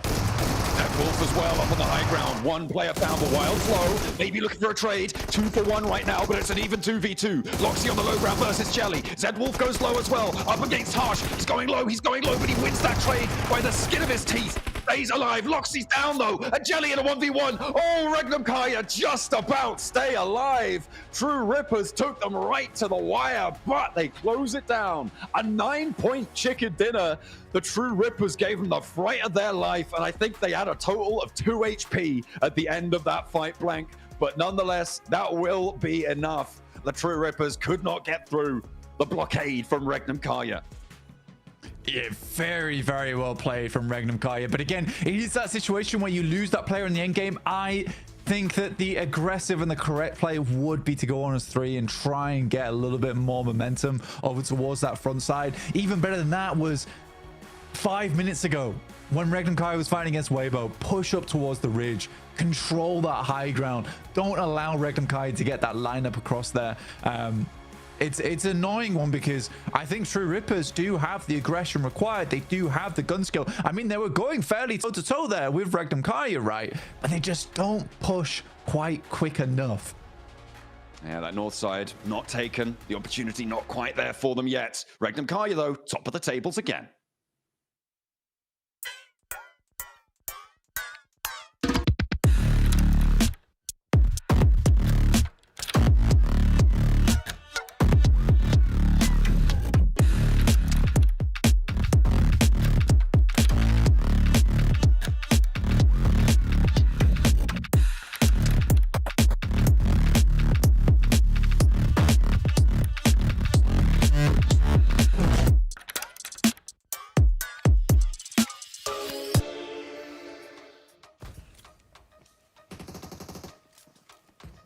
And with that chicken dinner, Regnum Karya, welcome to the PUBG Mobile Global Championship Grand Finals. Man, there's only a couple spots left after this. Regnum Karya clutching up the 3v4 in the end game here, Max. Well, yeah, I think there's only 2 ranks left going into the finals here. Yeah. With a performance like this, Regnum Karya nail in the coffin, it seems like it. True Rippers, you know, good play onto the Eastern Edge, playing it slow, calm, cool, collected. Maybe a bit slow on the approach of this fight, but I mean, come on. Z-Wolf, the spray with the UMP was down to 4 bullets onto the M4. Oh.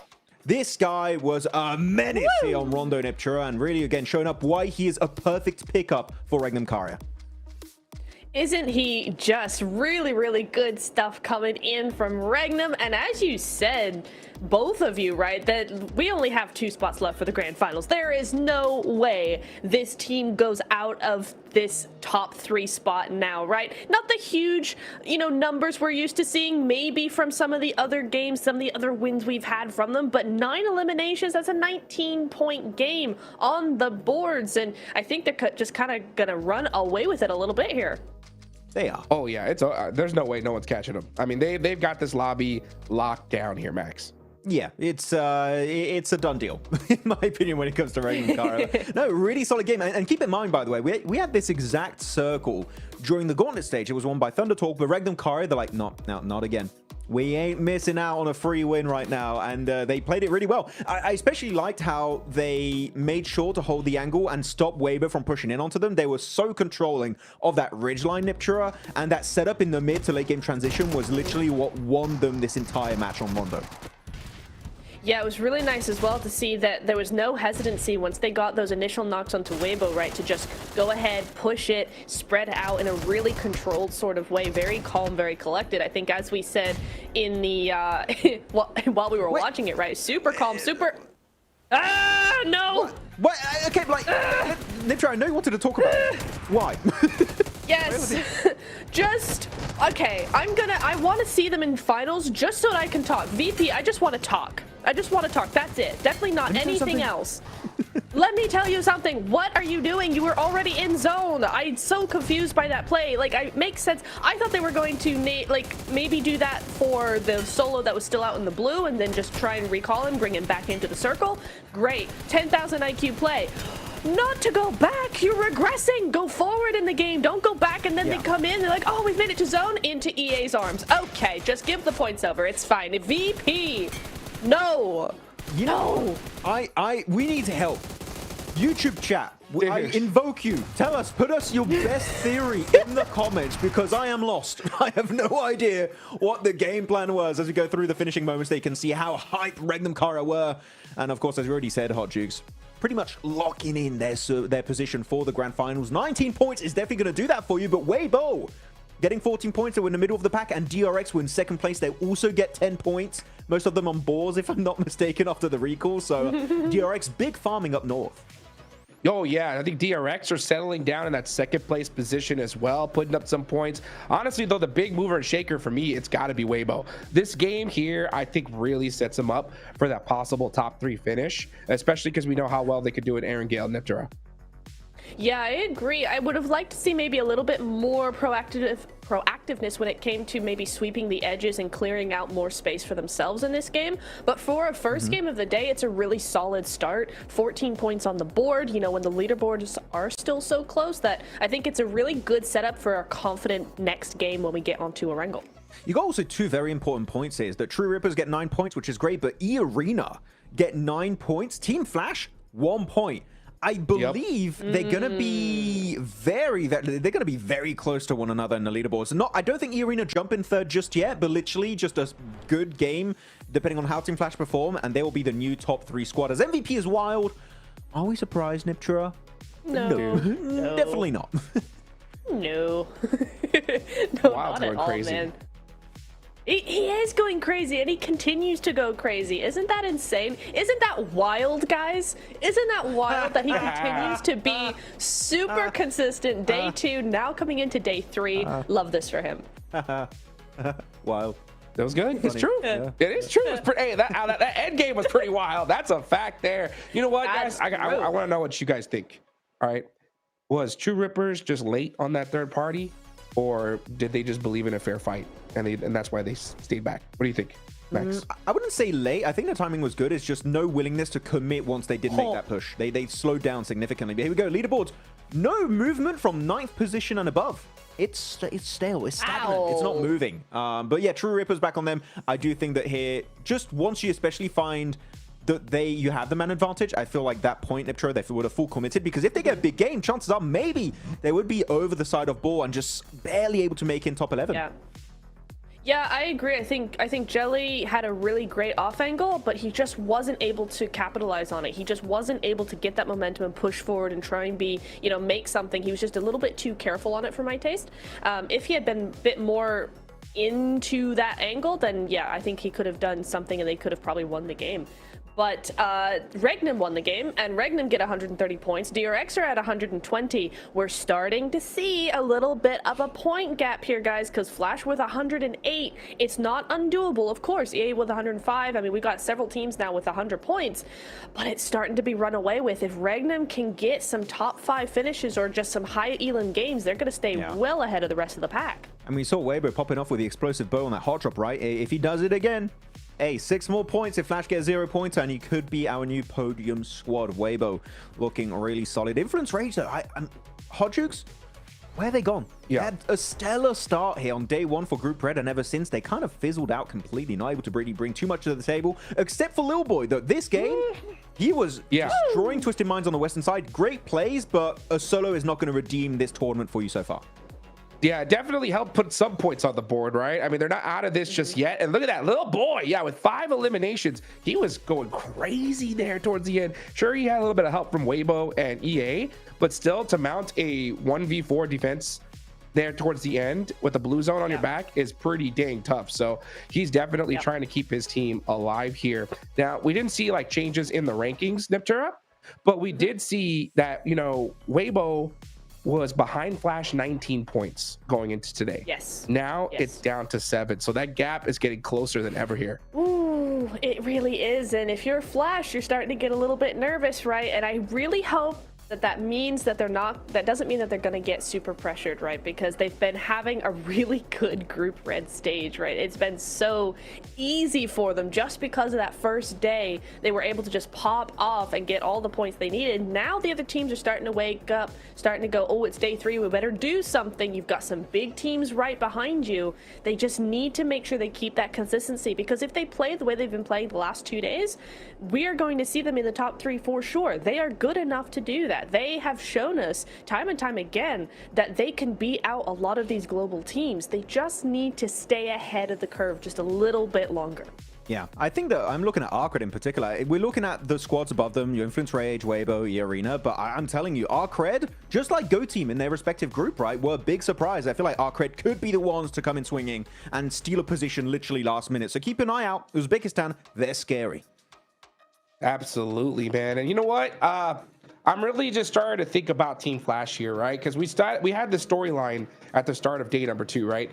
The new kings versus the OGs, right? Regnum Karya, they are so used to the situation, and that's why they are thriving, right?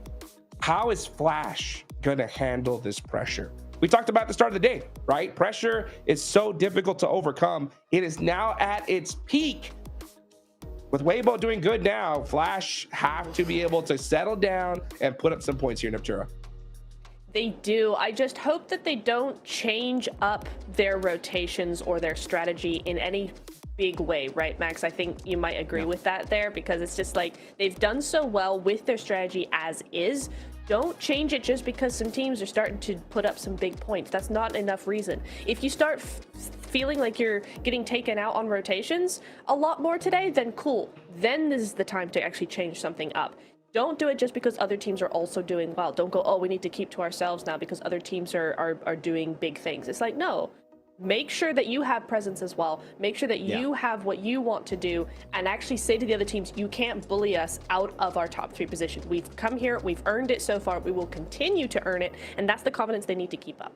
I mean, definitely, if you're in the top 3 currently in a PMGC lobby, guess what? Maybe what we've been doing so far ain't that bad, so maybe you should just keep it going to some extent. So definitely go for it. By the way, I do want to point out, Nimtro's got a new chair. Let's go! It's cool.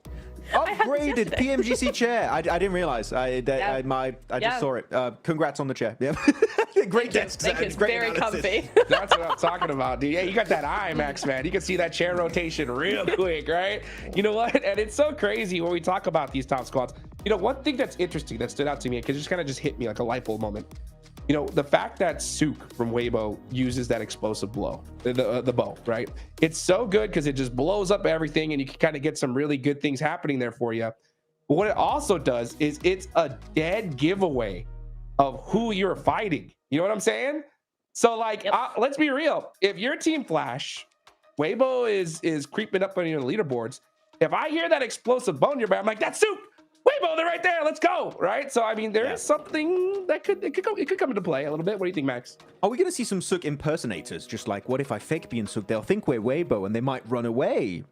Okay, no, that's I'm reading too much into it. Possible. No, it's a real thing though. Like, if you see there's an explosive bow being used, like chances are 99% of the chance that's going to be Sook. And if Weibo are in a top 3 position and they do clash with your likes of maybe E Arena or Influence Rage or Arc Red, they're like, well, maybe this is a fight that's worth taking at that point in time. So I don't know if it's going to be like a big thing, Niptura, but it is something that, like, if they do spot it out and it does make sense to take a fight with Weibo at that time, maybe it could do something in this lobby.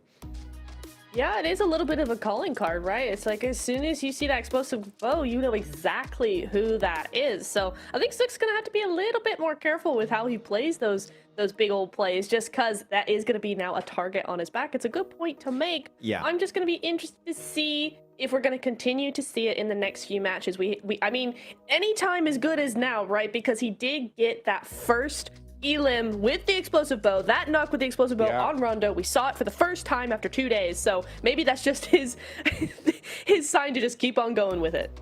I think so, because you know what? It plays in 2 different ways, right? There is that way of where it could be a disadvantage because you kind of let people know who you are, but it also could be an advantage because it lets people know who you are. You know what I'm saying? Like sometimes, like you can be a team like, oh, it's Weibo, and then that could make them second guess themselves. It's happened plenty times before where you realize the squad who it is, and all of a sudden you get so nervous, you panic, and it makes things so difficult here, Max, man. So, man, it's just something to consider for sure.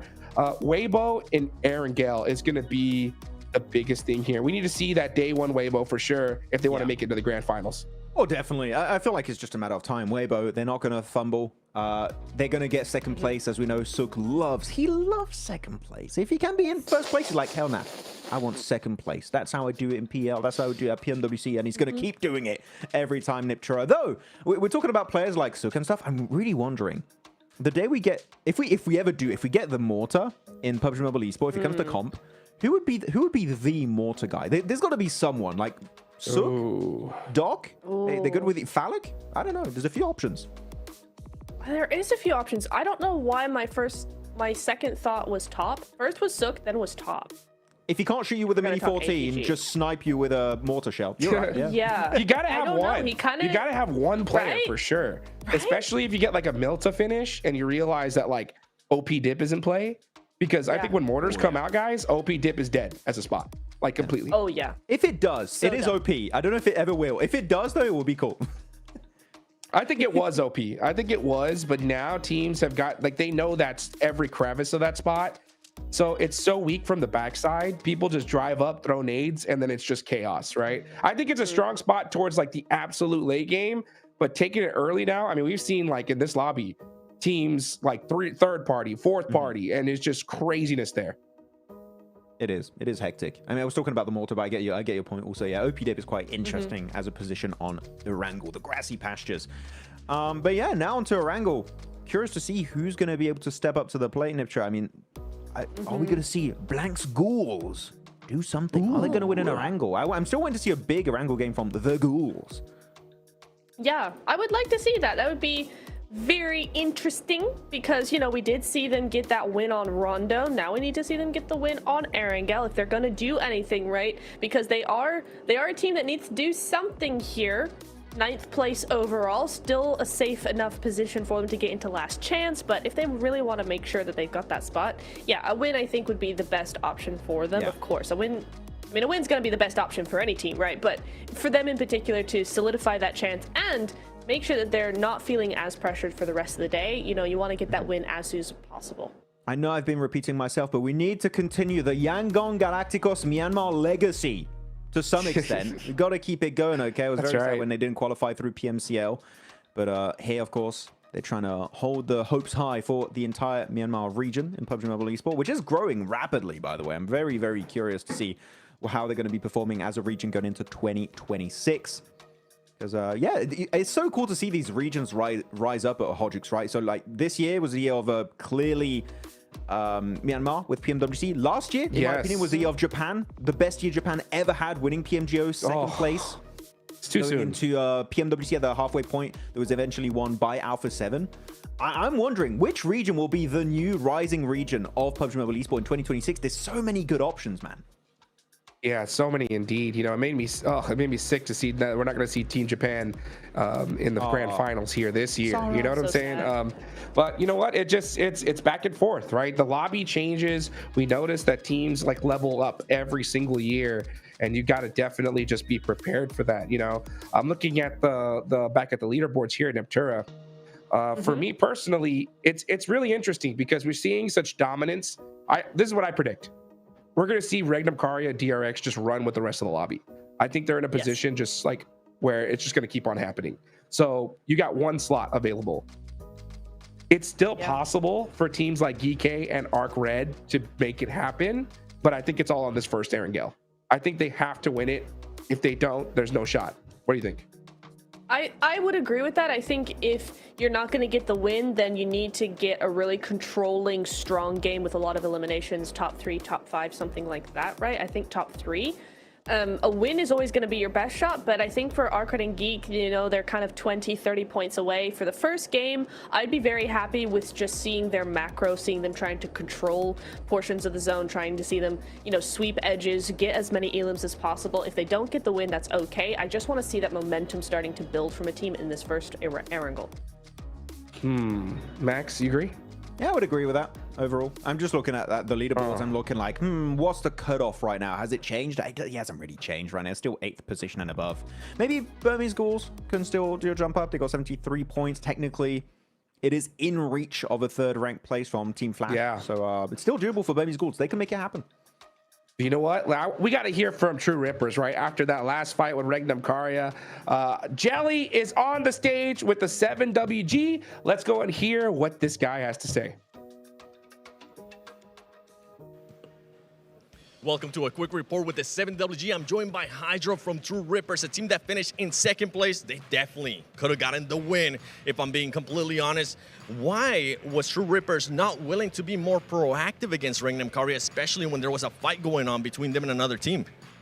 उस time पे हमारे पास right का information नहीं था just हमारी left side वाली area हमने clear किया था एंड हमारे पास लूट की कमी थी तो उस टाइम पे हमारे लूट और उस सब में थोड़ा सा दिमाग चला गया था एंड जैसे ही हमें राइट का इन्फॉर्मेशन आया कि राइट क्लियर है and there is only 1 team left तो उस टाइम पे हमने लेफ़्ट का प्ले बनाने का ट्राई किया बट वहाँ पर थोड़ा बहुत हमारा चोक हुआ उसकी वजह से हमारा ये मैच थ्रो हो गया but we will work on that and ये वापस ना हो यही विश करते हैं They are saying that they didn't have a proper info about right side, and when they got the info about the right side, they were so late at that moment, and so they thought of making a play from left side only, and at the end they choked, and they are accepting that mistake, and they are going to come back next stronger.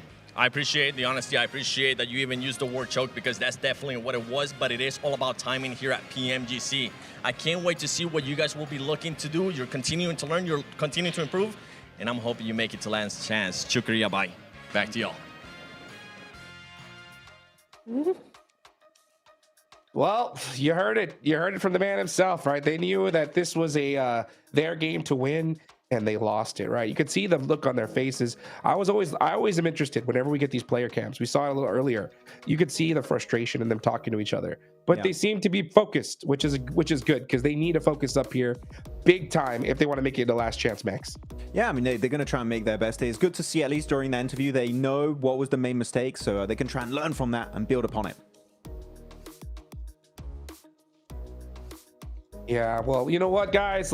We got the next game coming up soon. I appreciate everybody for being patient with us right here because, man, it's so dang close. You know, personally, when it comes to like that mid pack of trying to make it a top 3, I think you got to go for it, like without a shadow of a doubt. I think this is the game because personally, from what I've seen so far, Arc Red, Geek, I don't know if they're going to make it a last chance, guys, considering that. You know what I'm saying? Yeah. It's last chance is going to be so dang stacked. It's only 2 days and only 2 teams are moving forward, right? So if you consider all that, you got to kind of look at this as like, hey, this is it, right? If we want to make it to the grand finals, we got to pull something out here. So I don't want to see them play XShow at all. I think they got to go nuts, Max. Yeah, I mean, I feel like there's only 1 slot remaining here. I think Team Flash might be the one to fall. DRX right now are looking mighty scary, so only 1 team can make that comeback happen. Well, we'll be right back after this break, guys. Don't go I don't anywhere. think any PMSL champion teams are stronger than us. ممكن اقول لرؤوف طور لعبك لانه حبي احنا جايين ندمرك.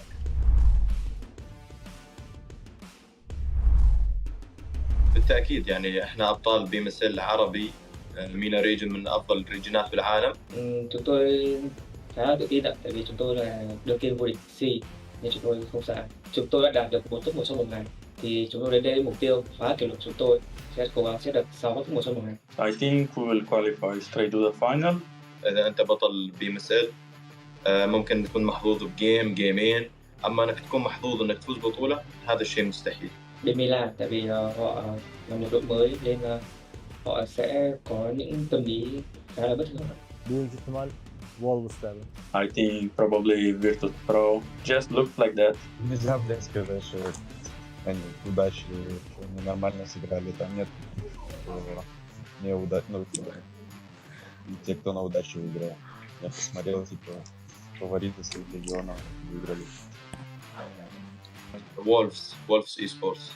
They have Coops, best player in the world in my opinion. Đội VP ạ, tại vì bên khu vực đấy khá là căng thẳng và họ chứng minh bản thân mình từ những ngày đầu tiên. İyiler, kötü değiller ama heyecanlı oynuyorlar. Я считаю, что из всех победителей PMSL мы являемся самой сильной командой. Virtus Pro çok iyi oynadı. DX zaten bu PUBG Mobile oynadığımdan beri hiç sevmiyorum oyun tarzlarını. Kendilerini seviyorum ama oyun tarzlarını hiç sevmiyorum. Yani bölgeleri güçsüz olduğu için ben MENA bölgesi demek istiyorum. Oradaki takımları biraz daha vurmak kolay diyebilirim. Main fight hariç. I don't think any PMSL champion teams are stronger than us. Я думаю, для нашей команды будет легче всего зарабатывать поинты на плюсах из Америки. ممكن اقول لرؤوف طور لعبك لانه حبي احنا جايين ندمرك. Em muốn một lần nhắc đến đội đương kim vô địch BMSL Milan là cách chơi của họ có thể là khá là ổn ở bên khu vực đấy, nhưng ra đây chúng tôi chưa chắc các bạn đã làm được. Yes, I think we have a lower experience than the other teams, but I think this is benefits us. It's in our advantage because the teams don't know how we're really going to play.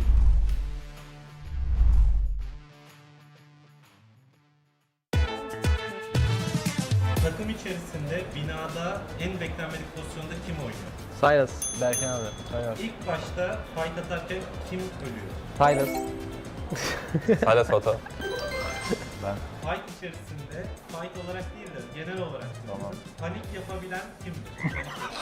Panik mi? Arda mı? Wild tabii ki oğlum. Ha, tamam Arda, ben de o zaman Fight'ta ben değildir ben. Fight'ta bana gelmem. Mahmut olur ben. Mahmut'u deseyim. Ben panikli. En iyi karar veren Silas, en iyi aim de bence Hepimizin White'dır ya, aynen. CJ'den.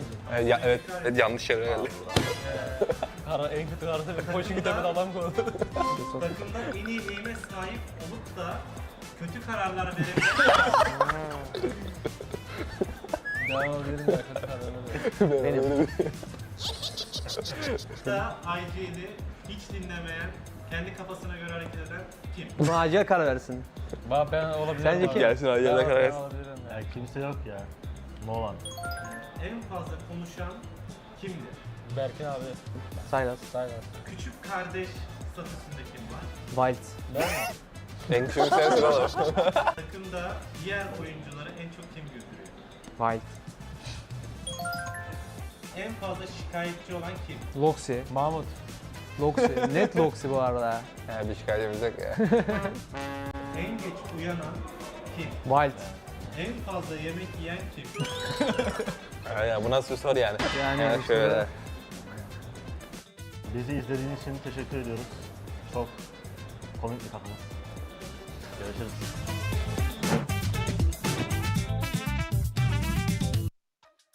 Welcome back, everybody. Appreciate you guys being so patient with us before we get match number 2 started. First Aaron Gale of the day. I'm Hot Jukes here with Maxman and Neptura, here to give you guys some more information before we get started. Now, we did get a little bit of a clarification on the last interview that we had on the stage with True Rippers. So he said that they lost because they didn't have proper information. The actual translation was they didn't have proper loot. Okay, so he actually accused us saying that we were underlooted there towards the end game, and that was the reason why we weren't able to clutch it up. What do you think about that answer, Max? I don't know why the first saying that comes to mind is only a poor craftsman blames his tools.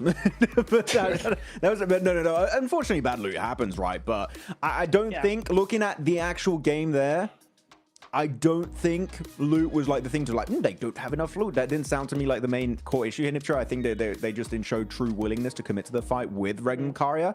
So, I think that's a bit of a scapegoat answer coming out in an interview. I mean, we could definitely see, right, that they didn't have any nades, and nades would have 100% helped. Some utility would have helped in that fight. But I have to agree with Max that apart from that, there was also just not a willingness to fight. And I feel like that's a really good description of that. They just weren't ready to commit to that fight in the way that they should have and in the time that they should have as well. So it's a very narrow miss of a win. Hopefully they can kind of just like loot up a little bit more and get into the next game ready to go and get that win. Because looking back at how the players were positioned real quick, Hot Jukes, is Jelly had a really strong off angle, and it's a good defensive angle. If you are going to get pushed up, guess what? Jelly's angle really shuts that down instantly. But the thing is, Regnum knew that, wait, they have a really good setup.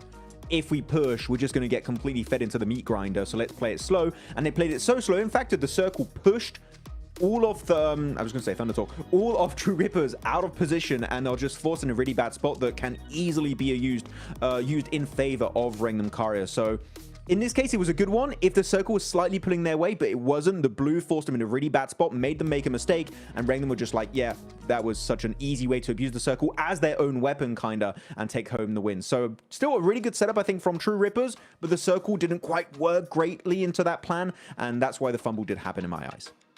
Yeah, that off angle from Loxy really shut down a lot of their like ability to kind of use their numbers to their advantage. And True Rippers, they were playing it really separate. They didn't try to bully them with their numbers. I think I would have liked to see that, just kind of like, hey, we don't have the play, but we got the numbers. Let's just trust in our gun skill. Let's just try to get this 3v2 and see what happens, you know? But man, these end game zones, especially when it's like, oh, if we lose this, we could not make it to the next stage. It's really hard, right, to make those happen. Regnum Karya did have the loot, that's for sure, right? Yeah. One thing I loved about them is like those guys were throwing nades, they were making terrain divots, they were throwing cover flares, and they were setting themselves up way better because of it. Now, that is by far one of my favorite things when it comes to Rondo is the fact that you can make those divots in the terrain, Max. Yeah. What would you like to see, right? Possibly translated from Rondo into some other maps. The terraforming is one of my favorite features, and if it goes onto Orangle, Miramal's already there's already enough dips, Niptura. I think we don't need it there. But on Orangle, you got these very flat finishes, especially field finishes or plateau finishes. You add the possibility to terraform, and instantly, I'm telling you, the whole meta of how you play Orangle shifts drastically in esports. Yes. Yeah, I think 100% that's accurate because, you know, you're going to have teams move into positions that before that change are 100% not a good position, right? You just don't go there, and you have teams avoiding those positions. Now, if you add terraforming in there, if you add that possibility of using your utility to actually get those holes in the ground for your cover, now you're taking you're getting teams taking far less optimal positions and making them optimal. And it's Yeah. going to really change how teams view the map and how teams view those rotations. I mean, look, for example, I don't know if you guys agree, Hot Jukes and Niptura with me, but if we don't have the terraforming feature on that Rondo game we just had, I think the game ends literally 3-4 minutes earlier because that dip kept Regnum and also some players of True Rippers alive for way longer they really should have been able to do. Absolutely. And, you know, that's also a big factor, right? The fact that a lot of these players don't have a lot of hours used to those, that terraforming, right? So maybe that made True Rippers second guess themselves on the push. I know it definitely would have made me, Neptura. But you know what? We're getting into the first Aaron Gale of the day. Neptura, where's the zone going? Military? Ooh, zone is going to go... No, I'm feeling Georgia Pole. I'm feeling crates. I'm feeling a little bit of Everest. Ooh, Baxman, what do you think? Yes. Stolba, because funny. Please. I love it. Well, I want to see it on over to the west side. Blank and John Allen, where do you want the zone to go?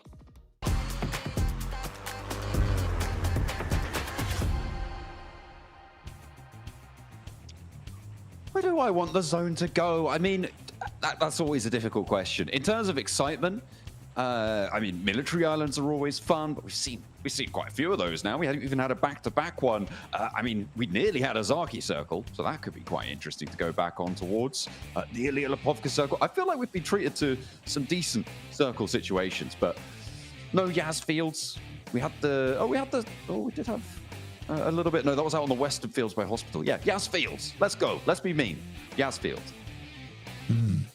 Mountain finish. Funny. Very good. Yes. Top performance here on the map, though. Silas, Wild, and Zedwolf. Loxy not being in there is kind of strange, despite most of the insane clutches we've seen on Erangel have come through from Loxy on Regnum Kaya. But easily head and shoulders above the rest right now is this team. Up towards Severny, playing path is very central this game, so really easy to spread out across the map. We'll wait and see where this circle does end up, though, and see if we do get one of those funny circles. Real ha-ha good times. Oh, yeah.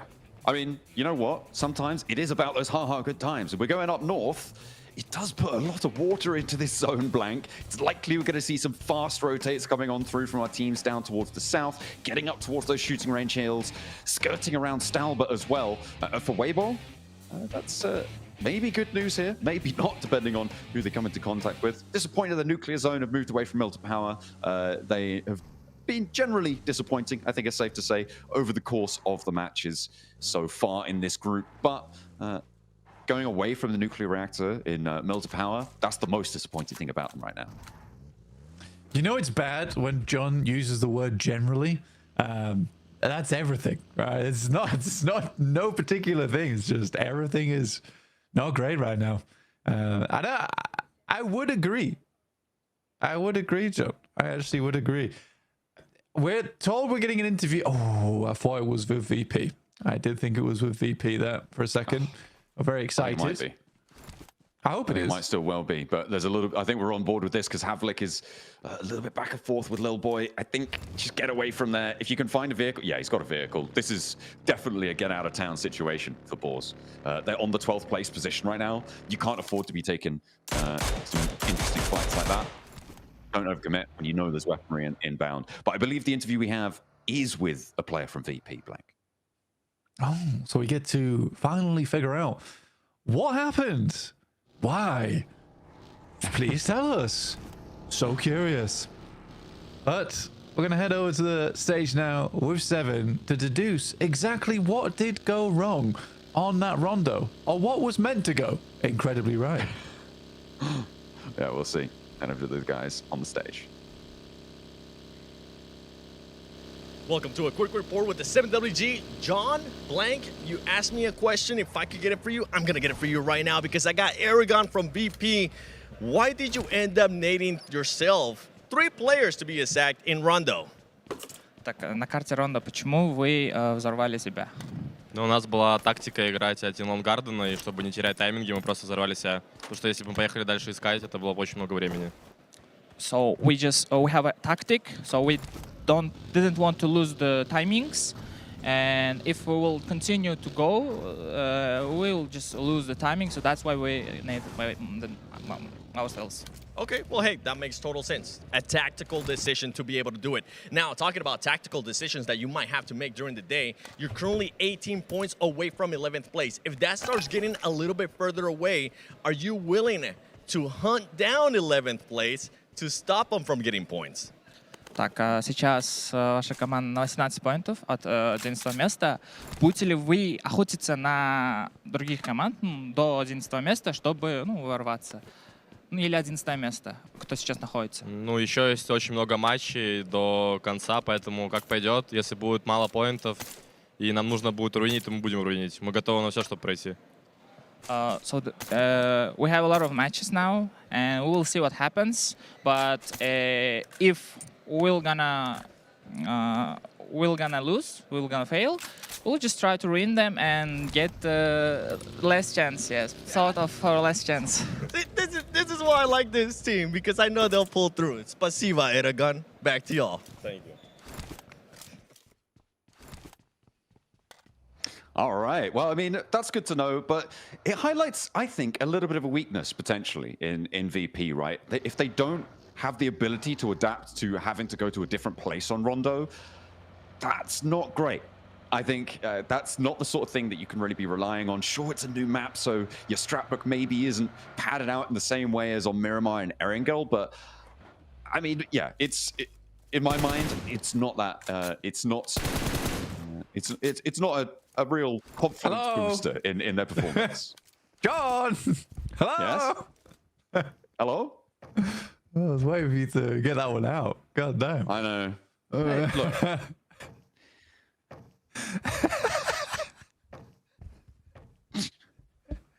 Can I have a necromancer, please? Because I'm dead. I'm sorry. I'm sorry. Can you necromancer me, please? I'll rise, John. Rise.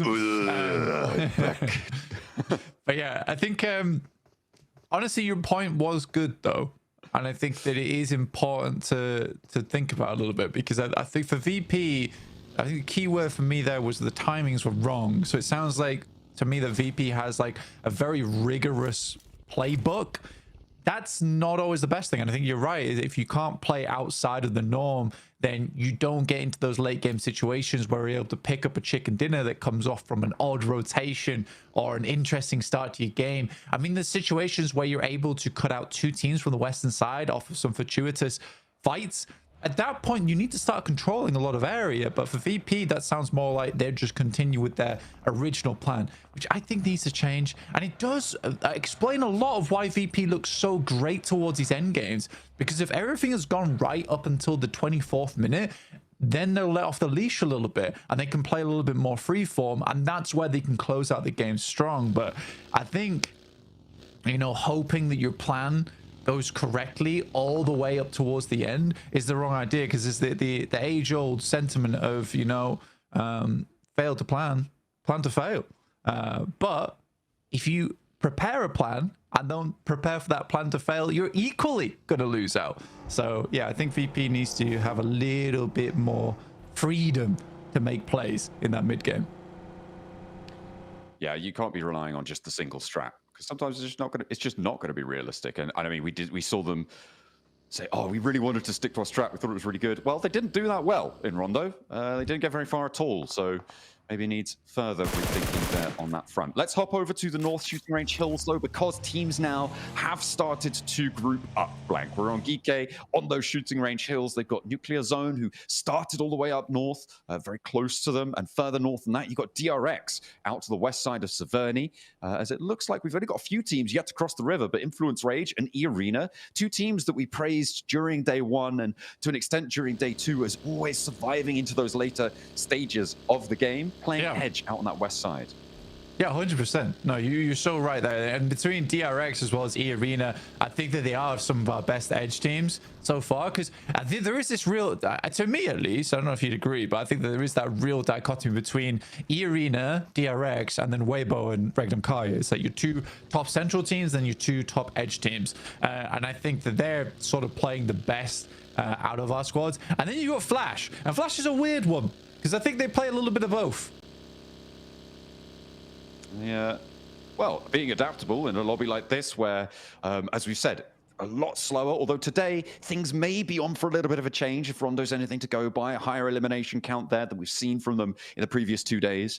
So maybe a little bit more dynamism in this one, but being adaptable certainly has served Team Flash well so far. And right now, they hold the mantle of third place with Reckon Kaya and DRX starting to really stretch their legs here in towards the lead and getting into the sort of territory where they're guaranteeing themselves into those top spots, into those top 3. The bubble in the previous group was 131, I believe. Regnum Kai are very close to that already. Anywhere over 140, good news. Anywhere over 150, you can already start planning your trip. It's what you're going to see over in Bangkok, because it's very likely that you're going to be heading there. Yeah, absolutely. It's happy days if you hit 150.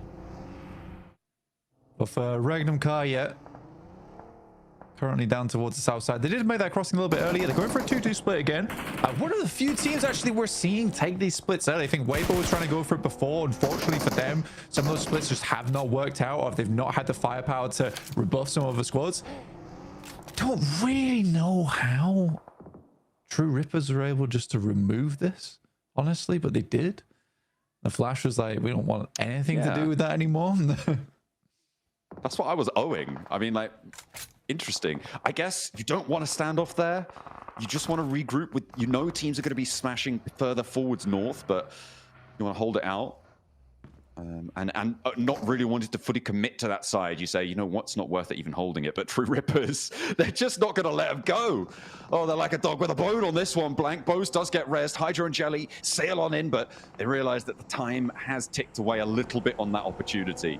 And back to their petrol station they go, or gas station for our American viewers. You're welcome, Hot Jukes. You're welcome, Seven. I know it's difficult and confusing when people say petrol to you, but yeah, I've clarified that. And True Rippers, they're going to be filling up the tanks. Yeah, get ready to go. I mean, for the Flash, honestly, for them, I suppose it makes a little bit more sense.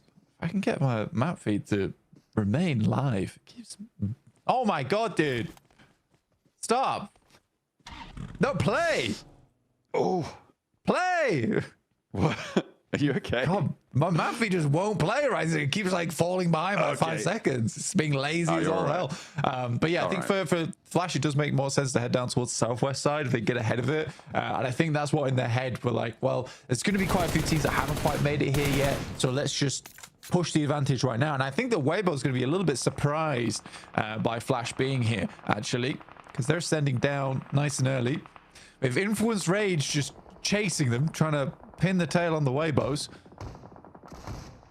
They are maybe able to find a shot through. Alliance chiming in towards Stook, and Weibo didn't have the greatest presence in those final circles. They did decently, and they are pretty close towards that boundary, and they want to hold on to it as well. Hero now the last to stand, losing his teammates in order. Very, very close to going down as well. ETSH wants to find more. They're getting the knocks. They're getting those flushes. Hero still with a last stand, and he holds off for one more. But his teammates are bleeding, and Order still not going to be up in an action. Needs to get across fast. ETSH, they crash a lot of their players in, and they're left only as one as well.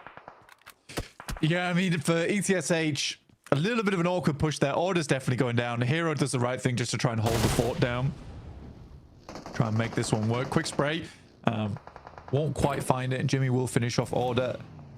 One thing I will say is I think Order's been a little unimpressive this tournament so far. Oh my god, feed, what a shot. Unfortunately, there is shots from the sidelines from Joker. Immediately shuts them down, so they had the refrag there, so everything's fine. Yeah, I think Order's been a little bit unimpressive. I'm sad to see. I really like that guy. I think he's a strong player, but here it's sort of felt like Ketch from Ulf. Yeah, I mean, he has his off tournaments, and he has his tournaments where you're like, oh my, this guy's godly. So yeah, I'm a little confused.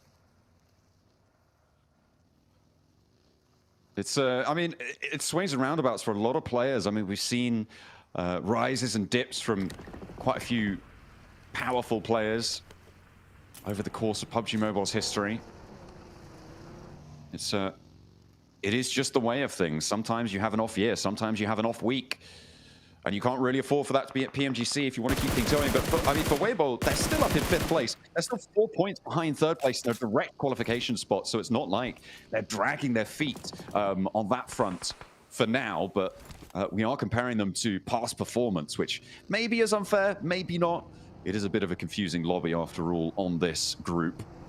Things have changed. When you add Rondo into the mix, it gets all the weirder. The Boars, they are moving in from that western side right now, close to E Arena. They're also fighting around a bubble of their own, but this time it's around that 11th, 12th place bubble. Ooh, Circle heads down towards the southeast here. The Burmese Ghouls do grab themselves a location on the eastern side, but for how long will that stay in play? For Alliance as well, they need to move back out from that south side, push over towards the north here. But for Regnum Kaya, they're going to get a move on. Influence Rage will be in front of them. Weibo still hanging on with their one player in Hero. Krona from Nuclear Zone, I think that time is coming to an end. It would seem so. Stage 4. Maybe a little earlier than he'd like to go down, but not much choice. Team Flash fending off against the Boars here, and the nade comes on through from the outside there, and a nade over towards Team Flash actually catches wind as he was trying to get in and amongst the Boars themselves, and it looks like the Boars are starting to take control of this fight, but Reckon Kaya moving in, got Weibo as well on the south side, but only a solo, ETSH only a solo as well, and the Boars absolutely have this one in hand. The crawl back though for Win is there. And True Rippers as well, chiming in. So a dangerous fight to be taking. This should be the Boars sweeping through, though. They've taken down the majority of Team Flash, and they only have one more to go. Everybody crawling out to the outside, and actually the Boars try and step on the in. Tops immediately into the fight, and he's going to put him back down, and that is the end of Team Flash. It's good play from True Rip as well. I really like this. You know, this time I like the slow approach. You see that Regnum Kai is also pushing in, so you don't want to go for this engagement, but you slowly pull yourself further down towards the south side. You gain more control over towards this area, and you can get a shoe in because eventually Regnum Kai is going to have to push something, and True Rippers is going to be ready when that does come through. So this actually was a nice play from True Rippers. I respected the discipline on that. Arcred just have a really nice spot to play out the rest of their game. Some teams would maybe rather be down towards the south side so they can play out those ridges when it comes to the late game. But that does require the circle to push south as well. So it's definitely not a fun one here, John. There's a lot of ifs and buts when we come through to stage 5 and 6. Yeah, there's a couple of questions that desire an answer. Or at least we desire them to be answered. Sure, plenty of players are dreading what that might be. As at the moment, we're on board with VP, looking to guard out that influence range position. I think under the bridge at the moment, I mean, it's not terrible of a spot, but not favorable for the time being. If it shifts over that direction, it starts to go up in value slightly. E-Arena under pressure, True Rippers. I mean, they're really getting stuck in. To be fair to them today, they have not been bowed out. They will not be cowed, and they will look for these fights, it seems. Willing to get stuck in, but a little bit slow sometimes on pouncing on those opportunities. So the thought is there. The execution just a little bit faster, and maybe they'll be able to jump up into 11th. I mean, it's not looking terrible, right, for True Rippers. I mean, 49 points. There's still a lot of chance today to get up towards 11th, which is 64. So they're only 15 points behind now. I think it's definitely possible for True Rippers. I think they are learning quite quickly. And even if that last match, like, that's a big adjustment right there, even then. On that engagement of how they played it out. They pushed down. They were like, we need to take advantage of this moment. Then they saw it was getting a little bit hectic. They didn't want to get third party by Regnum Kai, so they pulled back. So I think the overall decision-making process there was really quite good from True Rippers. And that could have gone horribly wrong for them if they actually crashed onto where Boars is currently playing. So yeah, I was quite pleased. Quite pleased how that panned out. Because, you know, looking into the future, I saw very, very bad events happening. I mean, this gas station's working out well for them for the time being. DRX trying to move up to it. We'll see if it's easily pushed off. Jelly on the outside of this one. This is a really bold decision to be on the outside there. I feel like you just want to go on back in, and you can see that DRX are like, there's a guy on the outside. Let's just try and swipe him. Go for those vehicle plays. and not quite connecting on that first run around. We'll see if they go for a second. Nade over in from Hydro. His feet not exposed, standing on the rooftop there. And they do keep things under control for the time being. Nice shot from Keo over towards that side of things. Looks like VP again. They're trying to eliminate themselves to help with their timings. It makes sense to me. At this point of the game, one player should have been knocked. That's in their playbook, so they'll do it themselves. That's a little opener looking to be found here by Hyunbin. Hydro has that lineup. What the players hitting the dirt. No way you can do that. Hyunbin, you should know. These shots are coming through. They're going to see you immediately. Maybe he thought the smoke cover was there. The answering nade is pretty good, though. And Hydro will get knocked. Now it's just Keo on the off angle, and his cover's moving away from him. Jelly's knocked on the flip side as well. On the swivel, hits the deck, stays alive, looks for the flush as well, and Soez goes down too. Now it's just up the kite safe for DRX on the approach. Can't stand up. There's Hart, there's Keo, and they handle DRX on the approach. Held their nerve in the face of it. Hydro goes down, but DRX are taken out. Regnum Kaya looking to rise above. Be free and clear in that first place spot. Yeah, I mean, for Regnum Kaya, after this game, they're playing it slow now, and absolutely fair enough for them to do that. They know that right now, for them, it's 16 more points and they're done.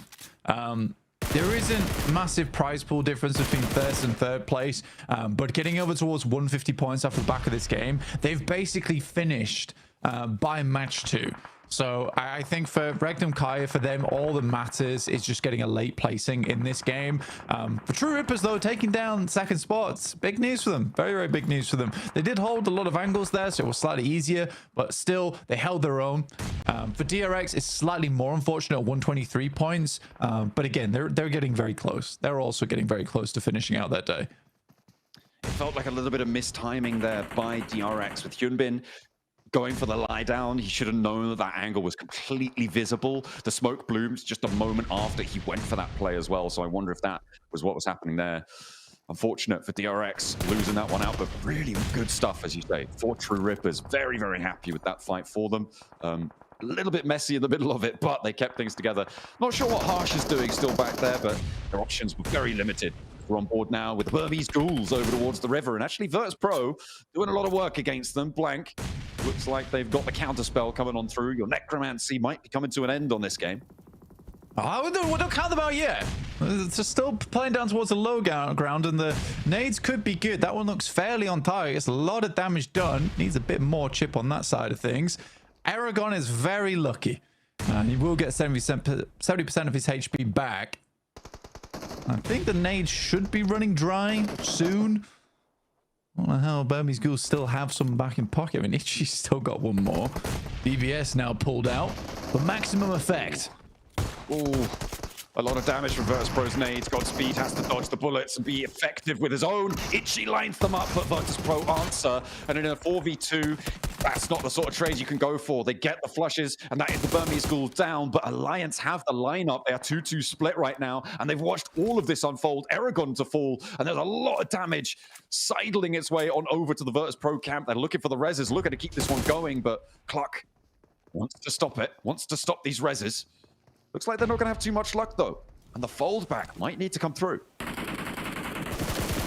I think for Alliance, they did as much as they needed to do there, which was to move up, finish off that fight, hurt Virtus Pro a little bit, and then move back down again. Hero does go out as Alliance are able to hold on. This is probably the best Alliance game we've seen in quite some time now of the 7 elims so far, with a really controlling presence. I talked about this earlier, John, that ridge down towards the southeast side that currently we're seeing Alliance play around. Very valuable, but requires Circle to come down here.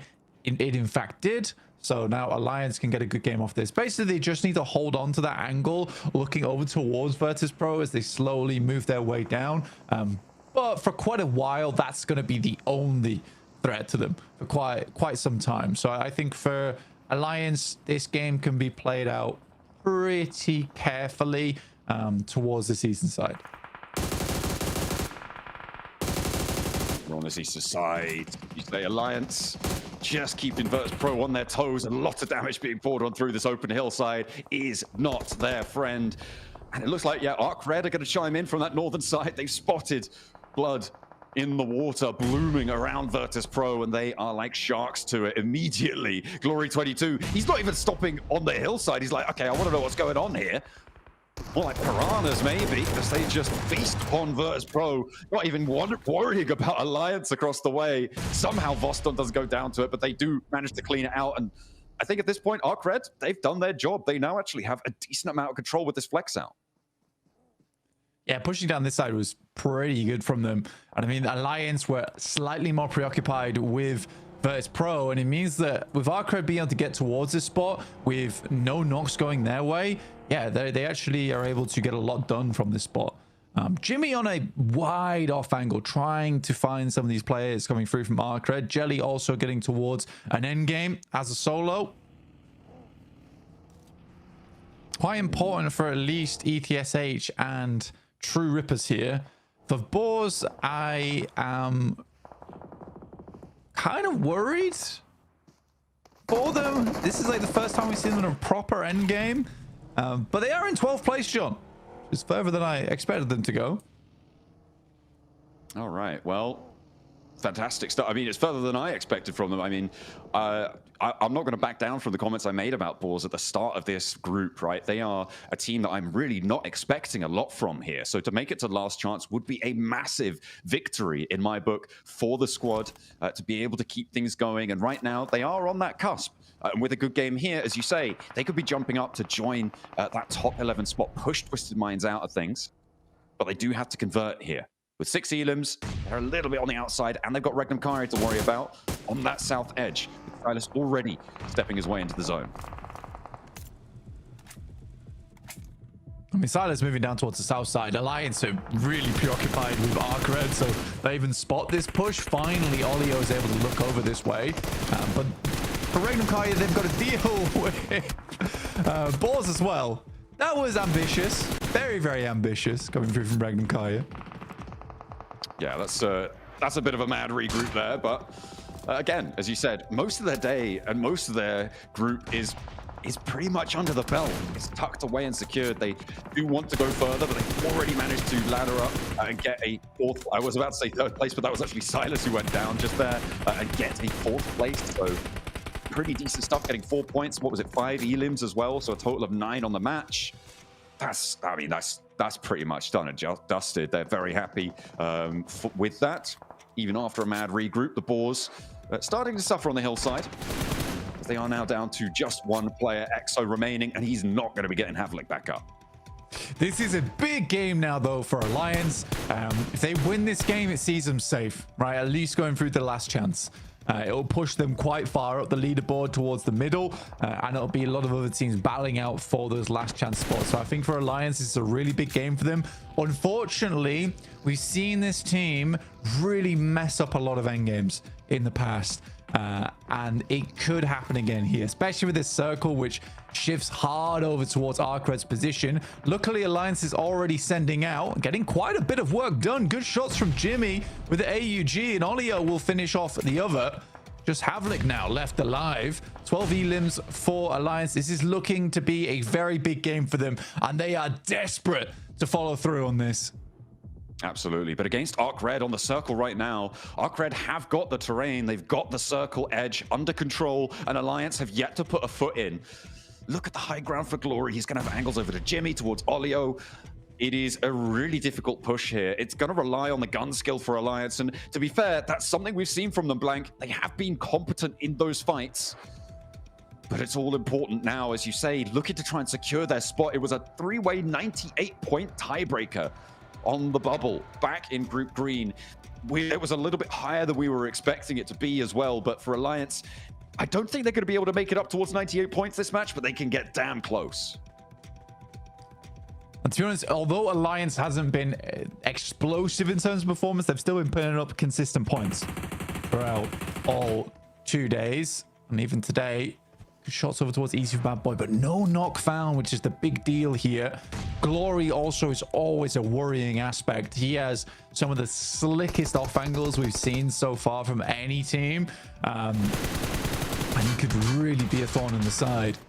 Currently, the algorithm's giving it by 0.10% over towards ArcRed.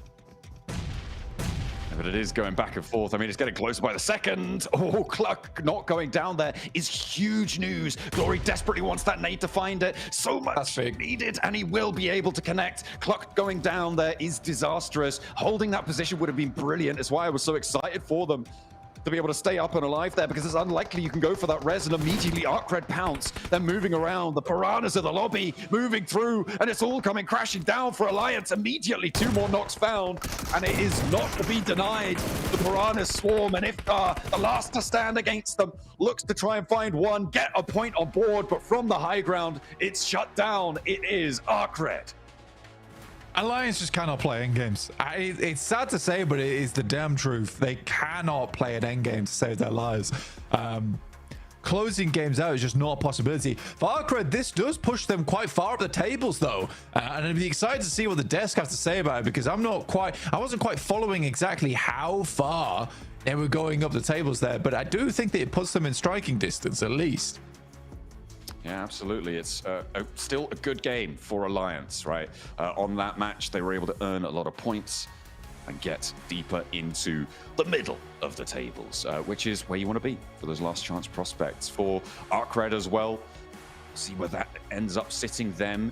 It's getting nice and close still around that 3rd place bubble, but really, at this point, it seems like maybe only one position is malleable in those top 3, with DRX, with Rekkenkaya, starting to lock down those top 2.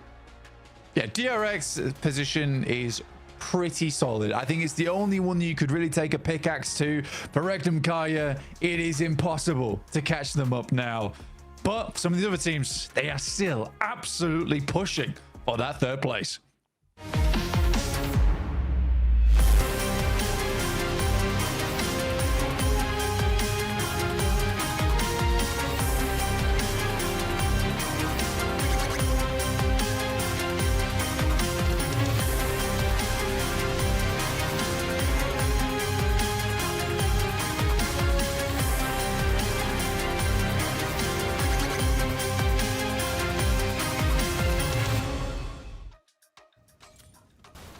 Arcred's back were against the wall. They needed to win this match if they wanted any shot of making it to the grand finals. And boy, do they do it right towards the end here. Alliance put up some serious points as well. What a way to start off Airgale, Max. What a perfect setup too. Every single team around Alliance and Arcred in the leaderboards, Hot Jukes, just taken out relatively early this match, which just opens up a huge opportunity for these teams. And you know what? They strike while the iron is hot. What a great game, and perfectly timed too, Niptra, to see coming out from both Alliance and Arcred. And Arcred in particular, creating a little bit of a man advantage. And guess what? The moment they have that 4v3 scenario, full send to make sure that chicken dinner is not going to slip between your fingers.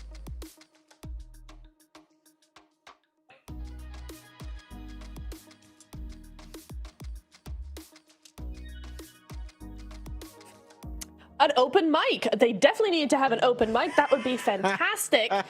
For goodness sake. No, I think it's really, really nice what they did here. They had, like you said, the perfect setup with all the teams around them going out. And we were talking about it before this game, right? That this team, both of these teams in the top 2, Alliance and Arcred, they needed to get a win here and now in this game if they wanted any sort of chance of moving forward in a different position at the end of the day. So really happy that both these teams were able to do just that, Max. Yeah, sorry for laughing at your muted mic. No, it's fine. It's fair. It's fair. But no, Alliance, I'm very excited. I think that you in particular, Niptra, are going to want to break down their map rotation for Alliance, because they had some very interesting setups for them to be able to get to the late game. So we'll go a bit deeper in that at some point in time. Let's get ready for some highlights. And man, the mid-game stage had so many crashes. Hodgix, I think we're finally at that point where teams are like, okay, we got to do something. We need to go for these big plays, and the crashes are beautiful. Oh, I can't tell you how excited I was for this match just watching it, because I was like, it's about dang time. And everything worked out so perfectly for Arcred, Alliance in particular, because we got, towards that end game, 2nd through 6th place were out early, right? Rekkenkaya, if they get points, it's pretty inconsequential at this point. We know they're going, right? So for that 3rd spot, this was the perfect scenario for Arcred. I mean, True Ripper's also in this one. Look at that, winning a big fight versus the likes of DRX. And I'm not sure if it was intentional or not. I think they were trying to maybe bait DRX towards the wall so they could actually shoot their feet under that wall and actually create a little bit of a man advantage. I don't know if that was intentional or not, but if it was intentional, a big brain play here coming out from True Rippers as Virtus Pro getting a bit humiliated in that position. It's sure a good approach, but the off angles just decimated the entire squad. Yeah, they got off-angled to smithereens, I think is really appropriate to say here. And it was unfortunate. They tried to do something with it, but again, we're just not seeing that confidence in their plays. We're not seeing that full sweep that we need to see, especially in that zone. But we are going to go over to these team rotations. I love this graphic so much. And you can see here that the Boars and Alliance, both of those teams had to go into the zone, right? The biggest rotations coming in from them. But you see here Alliance, look at that spread over Garden, right? Really controlling that south side, making sure teams can't really cross that bridge until Alliance have had their share of it, right? Until they're done with it. But they move across the bridge, taking advantage of the fights that were happening on the north side, right? Taking advantage of those fights to actually move in, not to get elims, but just to move their own position forward. So you see them make that full rotation across the bridge. And then here is what I love to see. This next zone shift, you see two go over towards VP's position, controlling that area. Arcred do the same thing, to be honest, and well played there, right? But I just love how we are seeing Alliance really being able to move around there, and 20 points is going to be their reward for that. I mean, the setup player for Alliance was Jimmy. He was going next to the riverside, and he was making sure that he had an angle on both Virtus Pro, and after that it was Arcred, and he was really stopping a full-on clash from happening in the first place. So really, if we had to go for one MVP, maybe not stats-wise here, Hot Jukes, but at least positionally speaking, it would have to be Jimmy, because, oh my goodness, that guy was a godsend for Alliance. Dude, Jimmy's been going nuts all day today, even in Rondo, right? Towards the end, we saw him putting up some serious points. So this is a huge charge from Alliance. I'm just saying, if somehow, some way, this squad, Neptura, is able to make it into the top 3, it will be the comeback of the century, like without a doubt. Oh, it has to be, right? Because it's the final day. It's you're down in the middle, in the mid bit, right? In the middle bit of the lobby, and then you come in with all those points. I mean, this is exactly the springboard they need to make that, Max. But that would be such a storyline. I would love that. Sorry, I'm a little bit cringy because Flash got 0 points. Yup. I don't like seeing Flash getting 0 points. They might be slipping out of the top 3 after that performance. Here we go, though. Arcade Glory gonna be our glorious MVP for this match, with a total of 3 eliminations. But yeah, the negative, Team Flash losing steam, losing momentum, that confidence, that presence in the late game scenarios is just not there for the squad. Win might have to rename to losing, because right now he's not taking the dubs. Let's take a look at the leaderboards here, and oh my goodness, that 3rd place position is now looking scarier than ever. Arc Red are not that far away, only 6 points away now. Flash just haven't been able to put up anything here. And now, I mean, even Alliance, they go from 11th all the way to 8th, Max. This is getting crazy. I mean, they're lucky that the arena only got 1 point, is all I'm going to say for Team Flash. They got a little bit lucky in that scenario. But yeah, looking at that, Arcred able to jump up, finally escaping these middle ranks and able to slowly begin the ascent. Here, just behind Weibo, 3 points away. Arcred, they could pull a go. They could be the surprise factor, Niptura, and just snatch away a final slot literally in the last few matches of day 3. I mean, I'm really scared for Flash. When you think about, we have 4 matches left. I mean, Arcred starting this momentum so early on in the day, so decisively as well. Like, it wasn't just the zone was handed to them or anything like that. Yeah, they held a compound for a long time, but as soon as they had to push, they pushed. They pushed in style. They had the big split over the rest of the circle. They were moving for that control. They were trying to move other teams around as well. So for Arcred, there's a lot of mentality there that I see in them, that it's like they are confident in that push. And so this game is very scary for Flash. Also strong performance from Alliance, as we already said, right? Able to jump up 2 ranks from 10th position up to 8th. And Boars escaping the red zone at the bottom of the rankings. Boars definitely going to be over the moon about this performance. So really, really happy with them. Havlik actually being a top performer. We know this guy's an absolute OG in his region. And Havlik kind of, we know, can bring some big numbers on any kind of stage, especially the global stage. As Olio, though, sneaky angle right, Neptura, able to get that huge spray from like, what, 150 meters, 200 meters under the buggy. That was insane accuracy from this player. Yeah, insane clutch indeed, and that's gonna contribute to one of his 5 eliminations coming into this game. And you talk about, you know, how we were saying, I think yesterday it was, that a 2.5 average elimination is insane, right? We don't talk enough about how insane it is to get a 5 elim game for one player. Like, especially in that zone where you're looking at a lot of other teams as full squads trying to get all the sneaky angles. And so for Olio, for Jimmy, to get 4 eliminations is pretty crazy. Like, there's a lot that's going on there. You got to be real quick with those peaks as well. Yeah. Like, some really, really good skill coming in from these players. I'm sure Sakura from E-Arena's like, yeah, but I got 11, so like, you know, you're bad. Me, Sakura. Sakura, you had a mountain. Come on now. Yeah. What a crazy game. You guys want to hear some crazy stats? Yes. Let's do it. Yes, please. All right. So at the start of the day here, Alliance, they were in 11th place. All right. In order for them to make it to 3rd, that was a 49-point difference. Okay. A mountain to climb. After these first 2 games, they have closed that gap down to 23 with 4 matches left to go. It is possible, folks. And the only reason why this is even possible is because in the first 2 matches, Flash have only gained 1 single point. So, oh no. Yeah, that lead that they had, it is gone at this point. It's do or die. They have to perform here. There are now so many squads that are a huge threat here, Neptura. Oh no, that is really troubling to hear, because I feel like if any team deserves to be in that top 3, it's got to be Flash, right? Because they've been so consistent over 2 days. They've come in with a massive day 1, and then we're consistent day 2, but for day 3, for them to fall off day 3 would be so heartbreaking for them, Jukes. Man, this is getting crazy. I'm so excited. I mean, DRX too. DRX need to start making a little bit of movement, because they've only gained a handful of points as well. I mean, I'm looking at the numbers right here.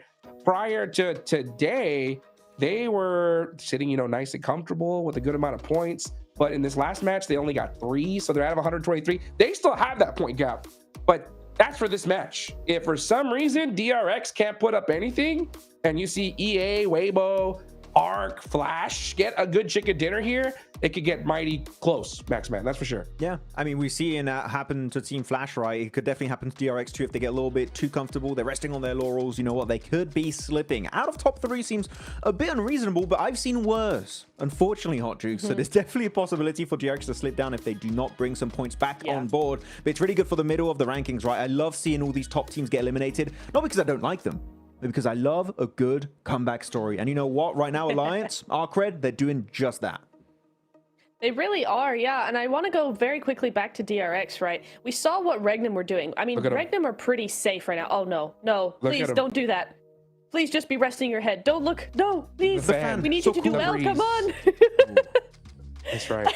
No, but I think for Regnum, they know they're pretty safe, right? And we saw in that last game, they got to top 5. They waited until they were in top 5 and then tried to make some moves, but weren't super pressed about getting as many points as possible. I think DRX need to aim to do the same thing, right? Just make sure they get a consistent top 5 finish, just get enough points to keep ahead. And I think if they take a page out of Regnum's book, they'll be just fine. Oof, that's hard to do, man. Regnum are going crazy today. I mean, they're so comfortable. They're putting up points no matter what. Even that last push just looked like a heat check from them, to be honest. Like, it looked like one of those situations where, like, we got this. Let's just push, see what happens. We can afford it, right? So they still put up 9, so they're locked down. I mean, I doubt it. I still think DRX are a lock because we know what they can do. There's still a lot of matches left to go, but it is a little concerning when you see a team jump up so much, right? Like, they need to perform. They need to put something up for sure here. If they pull an alter ego, which if you guys don't know what that means a 5-point day on day 3 of Group Green, then they could slip. And that's after I made a video on alter ego, and I did make a video on DRX. So again, I got some interesting messages, but no, they're fine. I'm just memeing. They're gonna be okay. But no, going back onto your point, Regnum Kara, right? They're looking really, really comfortable. I don't know if you guys would agree, but they just look to me like they're playing, and the way they're playing is effortless. They're just, it's our game. It's such a good way to play the game that even a PMGC lobby just crumbles at the sheer thought of playing against us. And right now, Regnum Kara, they're just cruising. I'm telling you, this is the easiest performance I've seen them do so far. Regnum, they're big chilling. Yeah, I think honestly, they're just sitting so comfortable now. Yeah, they are, and it's all down to them slowing down. We said it yesterday, right? They just slowed down their pace a little bit because they weren't doing too well. I mean, let's remember day one, they were struggling big time here. But then second day they went, oh, what we need to do is just play slowly, and they were able to just flip the switch just like that. So today I think they've really found their mojo. They've really found what they need to do, and Max, they're looking so good for this next game. We had the APG prank. But that was the Regnum prank, and it's done now. The prank's over. It's done. It's done. Well, here we go into match number 3, Arigale. Which team is going to make that rise like we just saw from Alliance? Maybe Burmese Ghouls, Blake? It's time for them to arise.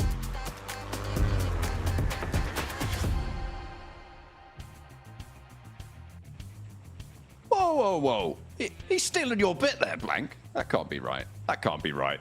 We'll have to talk to someone about that one. That's not on. We'll head into this game though with that setting of it being so close around the third place bubble, because that is what teams are going to be paying attention to. Yeah, I mean, for Burmese Ghouls, they need to rise again here in this game if they want to get something done. I am a little bit concerned though, and my necromancy powers aren't quite going through. Help them out too much here at the moment, but again, there's definitely much more important teams that I'm invested in at the moment. I think for Regnum Karya, we can probably stop talking about them altogether at this point in time, John, considering they are currently in first place, and with the amount of points they've been able to get, and I think Erangel is just such a strong map for them overall anyway, it's likely that they should be able to get through towards top 3 now with no problem at all. We're looking at DRX to finish out the race, finish the job, and our third place team to make themselves known.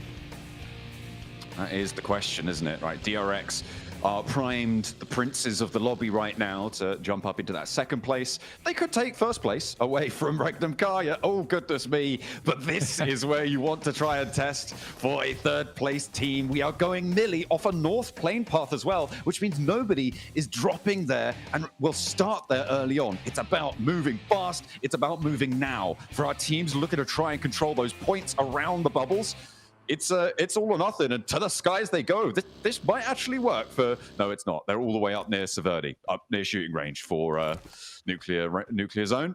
That is a long flight. It is a very, very long flight to go for, unfortunately for them. But we'll see how they make it happen. We have no teams in Sosnovka, John, which is crazy to me. Absolutely crazy. So let's see if teams can get there quick enough. For Virtus Pro, I imagine it's a swift descent towards the south side of Mills Power and pick yourself up a boat or so and get through to Novo, which is free. Twisted Minds, though, Chudo does get knocked by Havlik as they attempted to make that early cross. Getting across early. I mean, that is the name of the game, right? No quarter given either. Judo in the middle of the road gets run down. That is nasty news around a bubble place team, and actually 2 of the bubble place teams going very early into the scrap. Good news for Boars, though. They're up into the top 11, Blank, in that 11th place right now, with 67 points earned, added to their tally. They are far from safe, but it is good to see. Twisted Minds not so happy with this one. No, it's a rough start. It's a rough start. Max is saying this is a ghoul circle. Technically, if they were here, but it's going to take a while for them to get down. Currently sat over towards Watertown at the moment. But they'll get a move on, I imagine, eventually. Twisted Minds do end up over towards Millie base. It's a central area, but playing as 3, I believe. Sometimes you can get caught off guard here with like a small sliver of HP, but I am curious. Yeah. I think Twisted Minds are actually split. I don't know how. I think only one of them is in Millie base right now. The rest are still on this northern shore, north of DRX, who are now trying to cross this western bridge. Boars set up a roadblock. They want to try and farm this one. This is the position that we saw Regnum Karya do incredibly well from in that previous military circle that we had. They won't be there this time, though, Blank. Boars are trying to take up that mantle, but it's probably more profitable generally to be going further inland, right? Get in and across fast and see what you can find. Silas grabbing a jet ski and actually just going to head straight on over the water. Not going to wait for his teammates. They are already, it looks like they're already swimming. Yeah, getting across nice and early. Hovercraft. Making no pauses there. I mean, from the small dinghy into a hovercraft is quite the upgrade, John. Oh, yeah. I imagine they spotted it across the water. He jetted out, and now he's going to be able to pick up the rest of his team. And you're right, those hovercrafts, really powerful for these crossings. We've seen them develop moving forwards. Another team going for the crossing right now. It's Alliance. We're going to be heading on with Jimmy with an interview as well. 7WG was able to catch up with them after their match. They're in 8th place, 85 points. Let's see what they had to say. Welcome to a quick report with the 7WG. I'm joined by Jimmy from Alliance. They just put up a great performance. Let me just break it down real quick. Day 1, you put up 39 points. Day 2, you put up 19 points. This match, you were able to put up more points than you did in Day 2. What happened in Day 2? Okay, kalau kita tengok hari pertama korang dapat 39, hari kedua 19 dan hari ketiga ni baru beberapa game poin korang lebih banyak daripada semalam. So boleh ceritakan tak apa yang terjadi pada hari kedua semalam? Apa yang terjadi, mungkin kita orang terburu-buru lah untuk pergi ke dalam circle and ambil decision fight, and itu saja. Mungkin saya buat keputusan yang terburu-buru, and hari ni kita orang dah reset dah. Yeah, I mean, I think as a IGL, I make a lot of like rush decision, like such an example, like we too rush to get into the circle, and I think that's one of the problems that we encountered in the Day 2. But yeah, as usual, we already reset, and yeah, we're just gonna focus on today. Okay, well, the reset definitely helped out. You're currently 19 points away from 11th. Now you got a cushion sitting in 8th place. What are you looking to do for the rest matches today to make sure you stay within the top 11 or maybe push to top 3? Okay, sekarang kalau diikutkan cuma 19 poin berbeza dengan nombor 11 dan sekarang korang adalah sedikit gap yang boleh dikatakan seronok jugalah. Sekarang korang dekat top 8. So apa plan korang? Adakah korang nak maintain ataupun mungkin aim untuk top 3 ataupun just duduk dalam kalangan top 11 tu?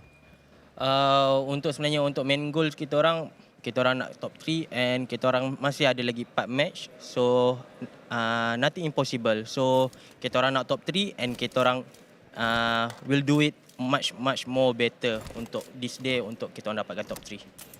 Okay, of course. I mean, the aim is still top 3. I mean, there's still 4 games, and I think it's achievable. And I'm very confident that we're gonna try to climb to the top. And yeah, we're just gonna do much better. According to me. I like the reset. I like the confidence. Terima kasih, and also Salamat Hari Jadi, Melvin.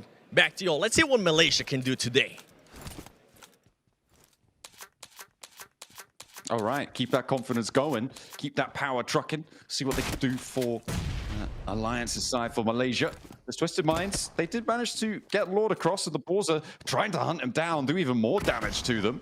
Lord around the generators now, trying to stay alive, and does have a first aid, so can get back to health. Lord pulling the pin on an aid as well. I don't think Snowix is aware of this one either. We'll spot it now as he's just tippling out. Yeah, reposition there is good. Snowix puts the pin back in his own nade, and Lord will be allowed to heal, but he just doesn't have his teammates with him, Blank. The other two, they're still on that northern shore. Well, let's just bring it back a little bit. Right now, Lord has currently been in a 1v4 and has effectively finished out the 1v3.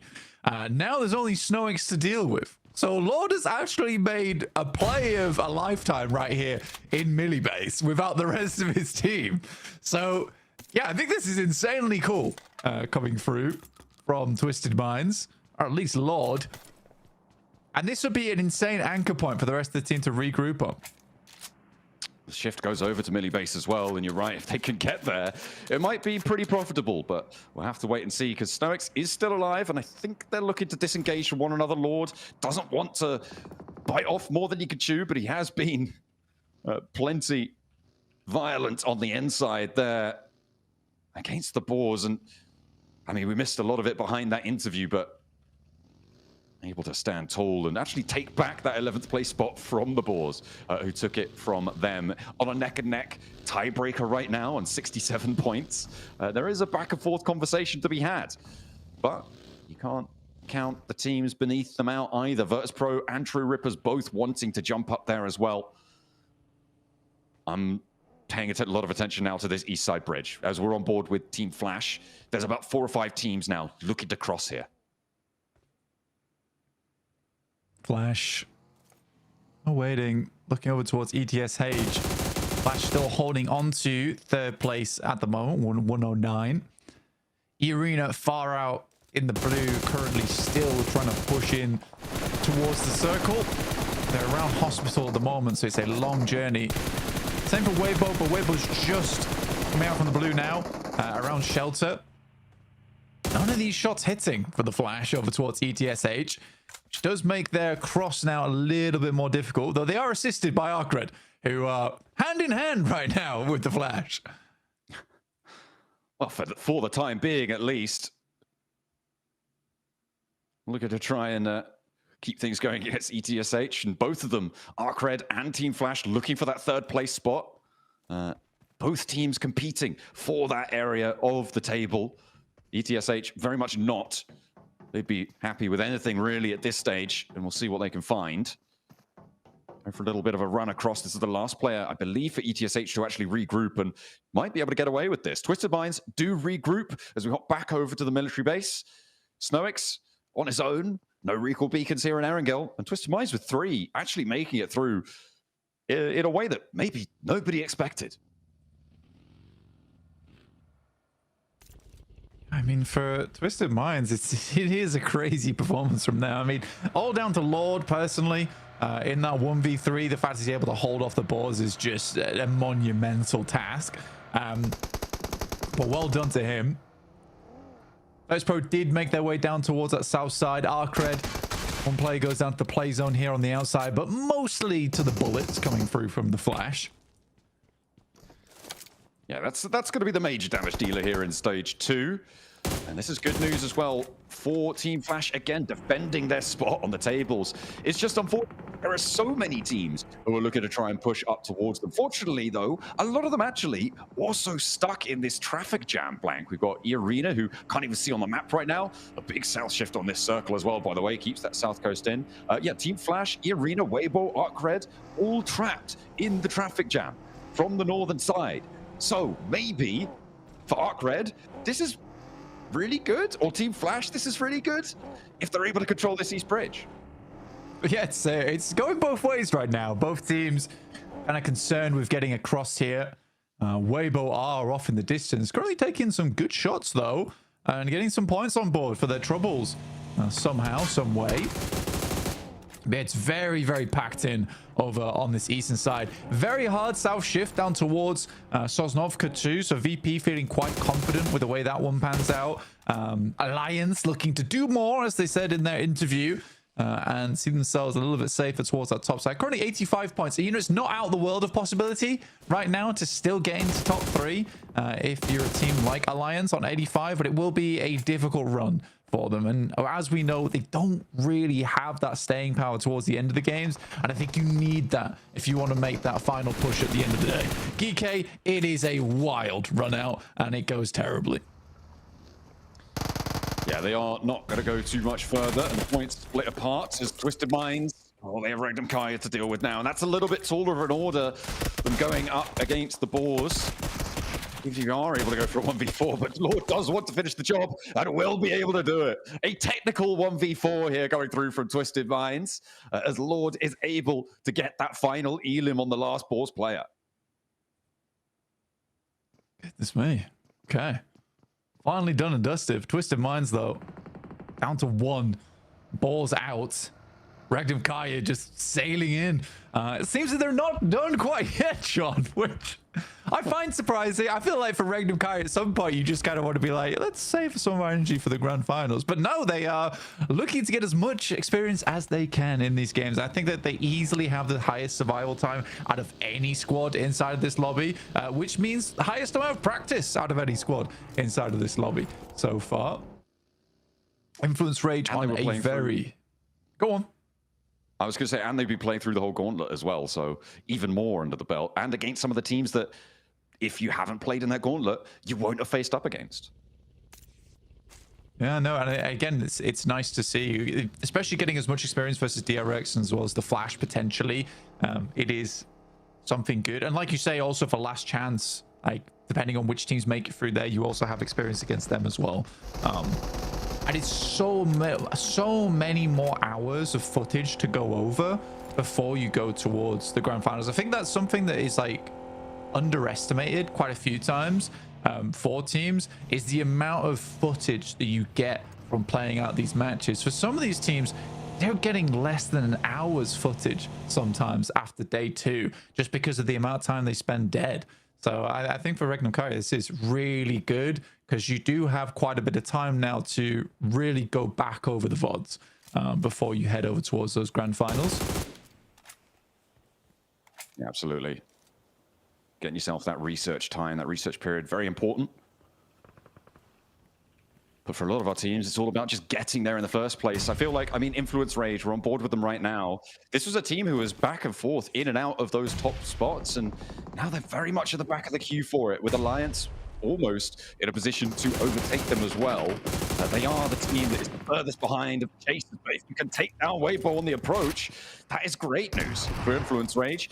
Nuclear Zone as well, looking to find a spot as Krona. No, not going to be able to do so. Hero spots him up the top there, wonders what he's doing, but actually the rest of the team are here for a little bit of retribution. Hero borne down upon him. Yeah, he's not getting away with that one. You can crawl upstairs all you like, mate. Your health bar's nearly zero.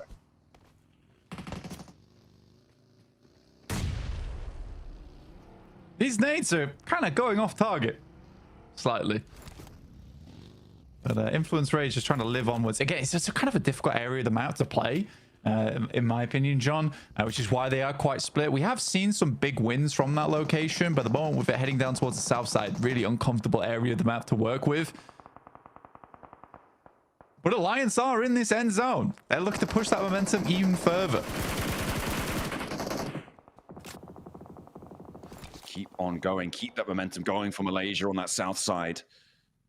Keep it under control, but as you said before, it's those late games that seemingly Alliance sometimes struggle with. And this seems like a bit of a late game position to be taking up, right? All the way on that south side, playing inside the compound. If the circle keeps them in, it's very likely they're just going to have to try and get all the value from the late game. And it's more often than not that we see them get the lion's share of their points from those mid-game elimination counts, from those scraps that we've seen them in before. Relying a little bit more on their gunfighting. Let's see what they can do. The Burmese ghouls, in the meantime, they've lost Unknown. And that nade looks like it's on target. Nuclear Zone. A tasty morsel for the ghouls to feast on. Yeah, it's a good wrap from Burmese ghouls, honestly, depending on where they were coming in from. So I think it's good that they get down towards this location, and they are cleaning house right now in Nuclear Zone. And there will be a clean sweep. Sadly, there is some shots going their way, but I do think that this is a resable location for them. Just have to be slightly worried about Alliance taking some pot shots towards them, and the vehicles exploding too. You can see Olio getting some hits in there. Godspeed doing his best to create a blanket of smoke for Yatka to lay across. Trying to create that comfort for him. Virtus Pro as well, moving through against True Rippers. They've lost Voston, but they managed to find 2 in response. Aragon answered on towards, and this fight has been a little bit back and forth. The circle pops down south. This does help out True Rippers, but with only 2 players, they do need to control Virtus Pro. Jelly's going straight in. He's going in for the fight, but Blanky's immediately torn to pieces, and now it's just left to Harsh, and Virtus Pro likely to be able to get this reset. I mean, Virtus Pro will be able to get the reset easily off the back of this. I think this is a very, very resable location for them. Harsh just has to send forward from True Rippers to get towards the center of the zone alongside with Lord, the one and only, the 1v3 master on that side. Influence Rage, I think, are quite unhappy with how this one's set up. I think they set themselves up nicely over towards Airstrip. Sadly, the circle does move away from them. Now they have pretty difficult ground to traverse ahead of them. I think DRX is just looking to strike out at any moment and pick up a lot of elims from the stragglers in the zone. Regnum Kaya here, this is a very aggressive approach they have to take this circle. They're going to have to sort of battering ram their way in. Kaya getting battered by the vehicle approach there on the swing around. Not sure. Wait, that's just a ghost vehicle driving on its own all the way on out. I'm not too sure what happened to Regnum Kaya, but they get run through, and DRX all the more happy to take those points, adding 2 to their tally. Regnum Kaya with 3 points this match, though. They're on 141. Blank, again, they've kind of done enough, and sure, they still got Wild going. Maybe you can get an extra point or two, but once more, they'll just look for what they can find. In the meantime, True Rippers are going to be eliminated. Their last player eliminated there. Twisted Minds can sit in 11th place for at least one match longer. Yeah, they're right on the edge. They are right on the edge. Virtus Pro definitely wanted to catch up, though, on this southeast side. Alliance, again, they're very good when it comes to the opportunity plays towards the mid game, and these shots are good from Jimmy. It's just so weird. I don't know what happens, or the pressure gets them in that end game, but that has to change. But if that does improve, oh my god, we've got a team on our hands. And we will see if they can make that ascent, but there's not too many more matches to do it. Alliance do have a crash on their hands as Influence Rage making their approach and doing so very effectively. They lose Diego, but the majority of Alliance are taken down very, very quickly here. A really bold approach coming through to this fight, and only Jimmy now stands. Influence Rage giving them the run around. They will not be able to hold this compound on the south side uncontested. That's for certain. They're going to have to disengage. Meanwhile, over on the northern side, this is Team Flash and DRX crashing as well. And DRX finding ETSH as well. It's Flash off in the distance. A lot of similar nameplate colors, but ETSH go down. DRX adding the points to their tally, which is not good news for Team Flash, for teams around them as well, all competing still for that 3rd place. Yeah, well, I think for Team Flash, yeah, losing players like that is awkward. For DRX, though, what a good game for them to really put themselves further up the leaderboard. If they're able to get a chicken dinner here, yeah, they're done. They're finished, right? They're into top 3. It's unlikely they'll leave. Virtus Pro, they need a really big run here if they want to make it out from that bottom 5. And they are setting themselves up for success. I just talked about how good Alliance could be, but it really does feel like that 4v4 is just not there for this squad, which is so surprising because everything else about their gameplay feels really strong. I think it's a very similar situation to what we see from OG, honestly. It's just that this 4v4 isn't quite as good. I would even say that OG had a slightly better 4v4 than Alliance. But yeah, I don't really know what's happening here for this squad, but that has to change in the future.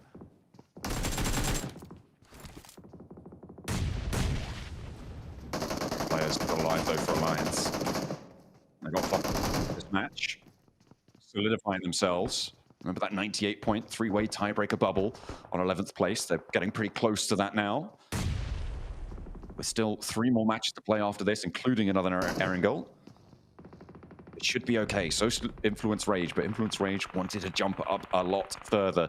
E-Arena, I mean, a lot of these teams in that 3rd place competition have had a tough game here. E-Arena will be going down here as well.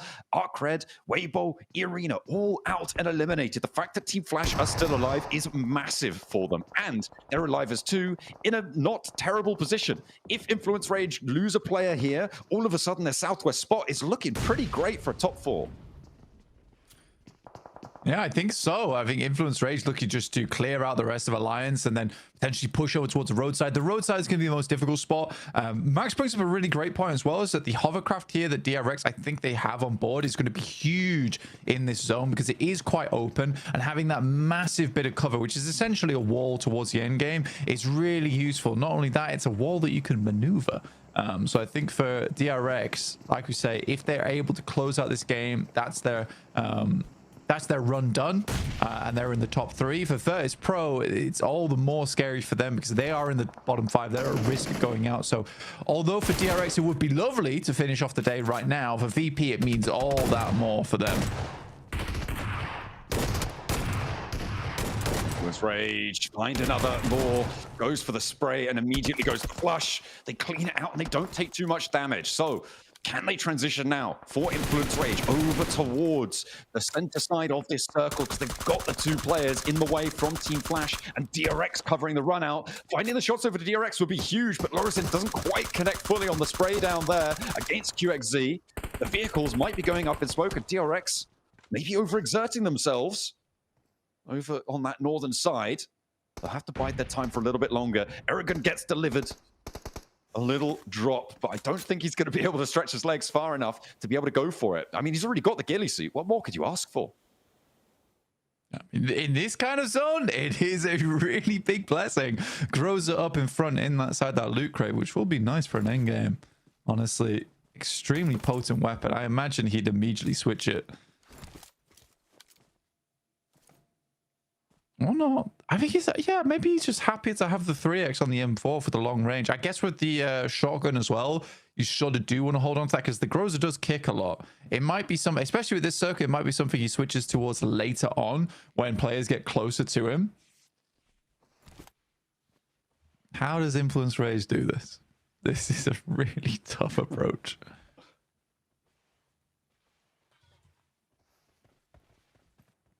There's really not too many options. They need those smokes pretty desperately to cover their approach. But DRX, I mean, they know that this is dangerous for them.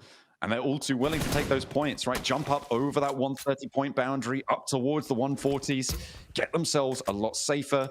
There's still potential for them to take that top spot away from Regnum Kaya, even if Regnum Kaya super unlikely to be going down below third place. First place bragging rights, you know, it is good to see. And Influence Rage really under pressure now. The zone's starting to move away from them, all the way on the out. And TRX, the only 4-player squad. They made the transition over to the water tower, but actually it's going to go undamaged for the time being, but they still have to go further. And the blue zone's not going to stop. No, it won't. I think for Influence Rage, they're just kind of relying on other teams taking shots towards one another, but these are some slick shots from So Easy. Really accurate too. Lord is trying to get a little bit of an investment off the back of that. Flash wins, actually taking a lot of those elims away. And as a 2-man, if they can get up towards the top 3, John, it is very, very good for the top 3. I mean, getting those points as well, that's really huge stuff. A 3-way 108-point tie right now sits in 4th, 5th, and 6th. And they are on, what, 111 and then a couple more, so 113 right now. 5 points ahead, that's not comfortable, but the placement points that they're going to earn here is good news. They've already got at least 5. The nades from Virtus Pro, they look pretty good, but they're not quite getting the job done entirely. Still not quite connecting. That one will find the knock on towards win. Aragon still has another, and the answering nades are not quite there. Virtus Pro removing Team Flash from proceedings. DRX getting involved. The spray down towards Aragon, but finally the flushes come through. They lock down in towards a 5 elim 3rd place, so a good result, but they're not out of the woods just yet. In the meantime, though, DRX, they're looking to control Virtus Pro, shut this whole thing down here, right now. They want that top spot back. Regnum Kaya have challenges, but our top 2, blank, they are pretty much guaranteed here. Regnum Kaya and DRX are going to be in Bangkok. Yeah, it's a good finish there for Virtus Pro, but you are right. For DRX as well as Regnum Kaya, we secure our top 2 spots in Game 3, which is fairly insane, honestly. So very well played to them. And that's even after the fact that Hyunbin's got a bit of a headache going on right now. In fact, a fair few of them do. All got the cool and soothes on the head, and they certainly need that soothing prowess because it ended up in a very nice win. It was a soothing win. The leaderboards as well. Oh, there you go. I mean, the top 3 is the 3rd place spot is still the 3rd place spot is still very much hotly contested right now. There's still the same 4 teams going for it. Influence Rage as well, jumping up a little bit closer. The 11th place all to play for the second half of the day. It's going to be exciting. Stay tuned.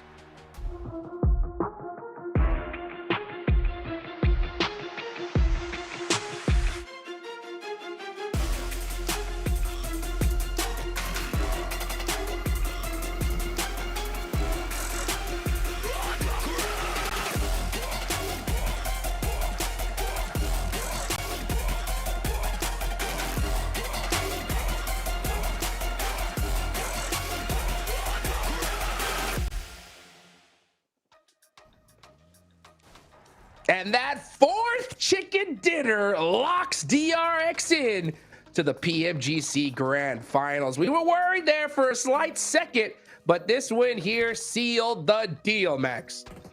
Not a flashy game, just straightforward. They drop in their main drop location, Gatka Fields, quick rotation across. They even shut down their looting phase to try and get across very soon. They play landing strip very well, make sure no teams behind them, such as Regnum, E-Arena, Influence Rage, become an issue. And then they just start bullying this lobby into oblivion. Niptura, this push-up, while Flash are fighting VP. The timing is so good. They know they're in full control. This is the DRX we expected going into this, and now they're going full steam ahead. They sure are looking over at the winning team stats here. Yeah, 8 eliminations coming on for them. So, you know, like you said, I think what you said is pretty accurate, right? That's not a flashy game, but it's just some good old pogie-mogie. It's just coming in here, doing the business, doing what they need to do, and securing that win. And I do want to say, Max, right, is we had all 3 teams that were in that top 3 desperately needed a good game in this game, right? DRX were in danger of slipping down. So were Flash. VP still trying to make it into the top 11, right? So all 3 of those teams came out swinging when they needed to. Yeah, and not only that, also Lord, right, from Twisted Minds, able to kind of somewhat redeem this game for his team, able to get, I think, a total of almost 5 eliminations, not on his lonesome, but still able to get some really good fights, especially versus Boars in military base itself, as we have these quick little highlights of this match. And you know what? I'm going to give props to the team right now. Not that much bridge camping, except for that one. Maybe that and that one. Not as much as you would usually see when you have a very, very military island circle one. So teams are definitely very quick on the rotation, which you always like to see in it. It shows the lobby respects the zone very nicely. Yeah, it is really nice to see that. I also really was looking out at Flash here. I mean, VP being able to clear up True Rippers here and move on through, clearing up Arcred in the meantime as well, actually. Did some really nice sweeping of the edge. But for me, Flash really stood out because we talked about them slipping and we were hoping that that pressure wasn't getting to them, and they just came into this game fighting. They knew what they had to do in this game, and this game alone. They went, we have to do something, and we're going to do a top 3. It was like a lot of eliminations as well, so some great stuff coming in from Flash. They really impressed me this game. It still doesn't feel like the Flash we saw at the start, right, of this group stage for Group Red. They definitely feel a little bit slower, a little bit more passive. So I'm still waiting to see that little oomph from Flash that we used to see back in the past as you go over these rotations. And look at DRX, as I said, their looting stage was just cut short. They instantly make that transition to make sure there's not going to be an issue. They even go and cross over the water itself, over the likes of Ferry Pier, Western Coast, play landing strip, play that very, very strong dip. And on the meantime, we saw in that rotation near Ferry Pier, Niptura, they took the hovercraft that we saw was just making that move from landing strip into the open fields onto ETSH so much smoother to execute. Yeah, they really did. And I also want to point out, well, first of all, Flash, very late rotation through the blue there. But VP as well, I appreciate them spreading out like they did in the end game. That's a little bit more like the VP we're used to seeing. I just would like to see them do a little bit more with the rotations that they have, right? I feel like they always play catch up in these circles rather than waiting for teams to come to them and having that layer of control. I really do wish they would actually just be a little bit more proactive, but they redeemed themselves in that final game, or in the final stages of that game. 14 points for VP is huge, but it is going to be DRX who takes the chicken dinner and the most points as well with 18, Max. Ooh, now, okay, so we had Regnum popping off, Hot Jukes. Yes. DRX 18-point game. You know where I'm going with this. Flash 10-point game. Is the top 3 going to even move today? Because as of right now, it's not budging by 2. Well, it hasn't budged at all, actually. So what are the middle pack teams doing? Come on, take them down. Hot drops. Make it's it a bit happen. risky, but could be cool. This game was the game of just like keeping yourself alive, in my opinion, right? You got Flash putting up 10 points. That kept them in the game here. You got Virtus Pro putting up some serious points. That keeps them in the game. It's still not over yet, right? We still got a few matches left here to go. But I mean, man, it's so good to see DRX say, you know what? And it's so funny, they did this yesterday, right? We're kind of like worried. We're like, oh man, you know, what's going on with this team? And then they shut us up. They do the same thing today. Lock it in. They've made it. Hyunbin! Sorry, I got excited. Sorry, he's my guy. I had to support my boy. Hyunbin, MVP, QXZ, I think, stole it at one point yesterday, so I'm very happy to see Hyunbin up there again. The one of the new gens of top-tier global players, not just from South Korea, but globally speaking. So good to see him get 4 eliminations on board here in Iptura, and this guy, I'm telling you, I said it multiple times, and I'm going to repeat myself because I'm a bloody broken record. He will be global MVP one day, as the leaderboards here, DRX, are standing strong in second place. 1 point behind Regnum. Oh my god. Wow. Wow. With 4 chickens, Neptura. With 4 chickens and they're in second place. That's crazy. 4. That is insane. I love to see that from him. GG. And it just makes for a very, very spicy next couple of games coming in here, because those two will probably be battling it out. Oh man, there's gonna be an absolute war coming up, guys. We still got 3 more matches left to go. Get your drinks, get all nice set up and cozy, because we got some serious action coming up right after this short break.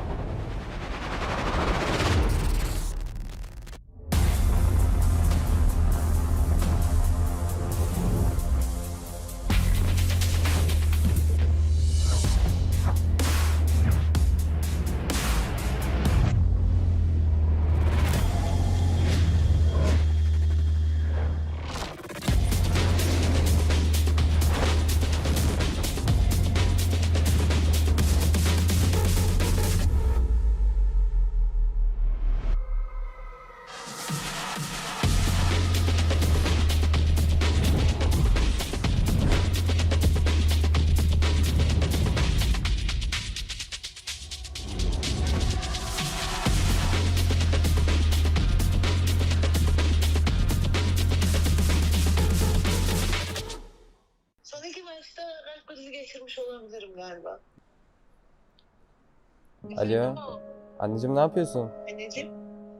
İyiyim bebeğim. Sen ne yapıyorsun? İyi, ben de çok iyiyim valla. Maçları izledin mi? Oo, izlemeden olur mu? Ben krizleri geçirdim ben burada. Bana 2'ye çıktınız, ikinci oldunuz, geri 3'e düştünüz, geri 2'ye çıktınız. Ben krizi geçiriyordum yani o sıra. İkinci mutluyum anne. Bu da diyorum ya, 3 gün formayla takıldım. Vallahi. 3 gün formayla gezdim. İş yerinde görmüyor mu? Resim atıyor mu iş formada?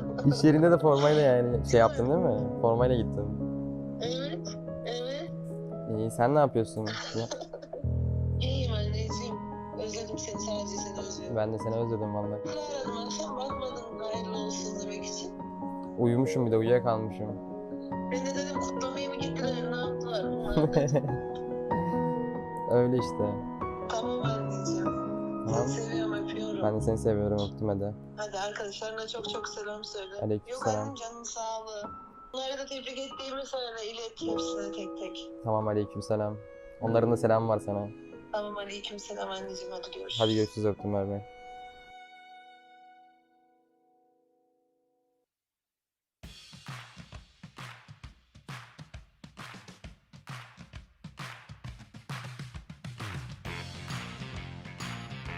We're at the halfway mark of the final day from Group Red, and I'm standing next to none other than the IGL for Influence Rage, currently sitting in 7th place with 101 points. We did notice you make a bit of a roster change today. How is that roster working out with Federal sitting out? Vocês fizeram uma mudançazinha na line, né, trocando Federal. Como é que vocês estão se sentindo assim com essa line nova? A gente se sente bem confortável porque a gente jogou muito tempo com essa line, com o Lohan, praticamente mais de um ano. Então, praticamente o sentimento é o mesmo, a mesma função também deles. Então a gente tá bem tranquilo. So yeah, we have the same feeling because we've been playing with Lohan for more than 1 year. So we are very familiarized with the team, with the roster. So yeah, we are pretty comfortable. Okay, you're currently 17 points away from 3rd place and a healthy amount to 11th place, meaning that you are able to take risk. What is the team going to be doing in the next 3 matches to make sure you secure a top 3 finish? Então, vocês estão a 17 pontos ali do top 3 e estão com uma distância bastante grande ali do 11º. Então vocês podem tomar um pouco mais de risco, né? Então como é que vai ser o approach de vocês nesses próximos jogos? Acredito que a gente vai fazer nosso jogo, ver o que a gente combinou, o que vai dar certo. E é isso, acho que é só jogar nosso jogo mesmo que a gente vai conseguir essa vaga. We're just gonna play in our playstyle, so we're gonna maintain our stuff. And yeah, we are pretty confident. With that said, I mean, going especially into the last 2 matches in Miramar, when teams realize that they have nothing to lose, which team do you think might try to target you in those last 2 matches? Então, nessas últimas 2 partidas de Miramar, vai ter muito time aí que vai vir pro tudo ou nada. Você acha que algum time específico pode querer focar vocês, alguma coisa assim? Eu não consigo prever nada agora, mas a gente vai estar preparado. A gente está trabalhando para isso e se vier, a gente vai estar preparado. So yeah, I'm not really thinking about like a certain team, but anyone who wants to fight us, they can try to get us. All right, well, I know the guns are going to be ready for y'all, so hopefully you will be ready. The other teams will be ready because it is the final 3 matches of Group Red. Let's see if Influence Rage got what it takes to get a direct ticket to the Grand Finals.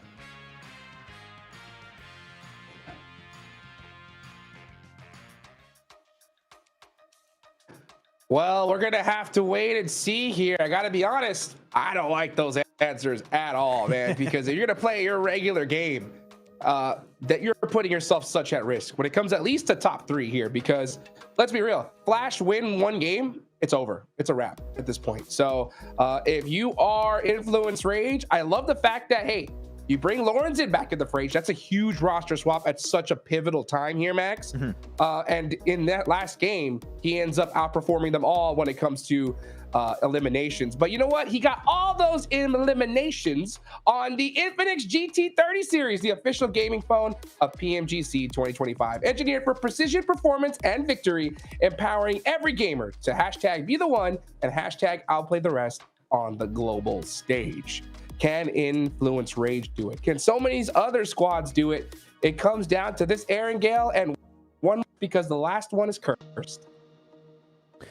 Was he talking about This beautiful Infinix device. So sorry, I was just an absolute awe, just having a great ice cream right there. But it was a fun one for Influence Rage, seeing how they were doing it. But I am wondering, you know, for Influence Rage, are they going to really keep playing their own game? Because if Regnum Car and DRX told me that, you know, before going into this, they'd be like, yeah, you know, that's fine, keep playing your game.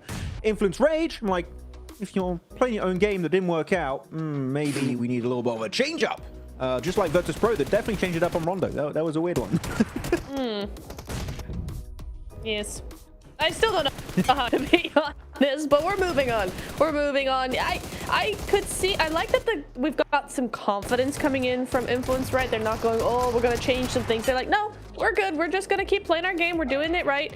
And, you know, they've only got 17 points to actually tie up with Flash. So, a good game here. Even if they need to have a pretty good game, they're going to jump up those leaderboards very, very quickly. So I can understand their confidence coming into, you know, such a good position like that. They're still very close, but I do need to see a little bit more than what they've get so far today, at least, Max, before I go, yeah, they're definitely top 3 material. Yeah, no, yeah, definitely understand your reasoning behind that. It does a lot of sense. You can see the hype and excitement between these players and able to actually get a win. Or that Regnum one, he's trying to desperately change seats in the car so he wouldn't get knocked down. But unfortunately, there's only so far that can really take you in these matches, and he was taken down eventually. But man, that push onto ETSH from DRX was just so clean, so instantaneous, and especially not giving a lot of gaps, Niptra, for players to get knocked and flushed. They were so closely packed that ETSH, even if they do find knocks, which they did, you just can't really capitalize on it. So DRX, these engagements, when they're fully committed, man, oh man, are they scary. Yeah, it is indeed. But hang on a second, we still got coming on in with 18 throwables used, so using a lot of utility for EA, and you can see Law there as well with 14 as well. So a lot of utility through here, and that's really the kind of thing you want to be seeing when you have a zone like that, right? So flat, so gotta use those utilities as best you can. I mean, I think we've been harping on about VP for a long time here, Max, just because VP we're used to seeing, but I will give them, they played that end game pretty darn well. They saw a little bit of a ridge in the middle of their circle and they took it. They were able to defend it well there, and just DR able to sweep on through the north side. Just didn't really do much else, especially as a duo. But honestly, it is exactly what they needed. Hopefully next game it can be a little bit more than that. It was a bit messy over to the side, actually, for VP versus, I believe it was True Rippers. That fight, they were clearly pro engagement, but once they go for the res, they back up as a 3-man lose 1, but they were still having 3 players alive at that point. They really are pushing away. I think it was Team Flash in particular, tried to take some of that real estate on the high ground away from them, but no, they instantly shut that down, said like, no, this is our high ground position. They kind of chased them away with the cars, which I really appreciated from VP. The respect in that Erangel lobby, and that was enough for themselves a decent finish. Not quite the win, but you know what, still some points on board. And when you are so close here, Hot Jukes, from the bottom 5, those points could be so important, but they still are in the bottom 5. I'm gonna say it, VP, I need a win for you to show me that you have potential to do well in the last chance. It's the last Erangel of the day. Honestly, if you're gonna get it, you need it right here. But that's the thing, is that the later we get on into this day, the harder it gets to get that win, because there are so many teams desperate for it, right? I mean, even Alliance, 92 points, a win in this one could put them in that chance for top 3. If they don't get it, it's over, right? So there's so many squads desperate at this point. It makes things harder. That's why I was talking about that last game curse. It's going to be crazy to see coming up. But, you know, Influence Rage had a nice push onto Alliance in that last game, Niptura, right? They were able to take them all out. If Influence Rage wants to make it a top 3, they need to do the same thing, but to Flash, right? Yes, 100%. They need to do it exactly to Flash. And the other teams that I'm looking at for this next game in particular, Jukes, is going to be Arcred, Weibo, and EA, because they're all tied right now. 4 through 6 have 108 points currently, 10 points away from Flash. So any one of those teams have a really good game here, and we could see a new top 3. Totally possible. Totally possible. Well, last Erangel of the group stage, folks. It's all up to Flash. If they win this game, that could punch their ticket. Let's see what happens here for match number 4.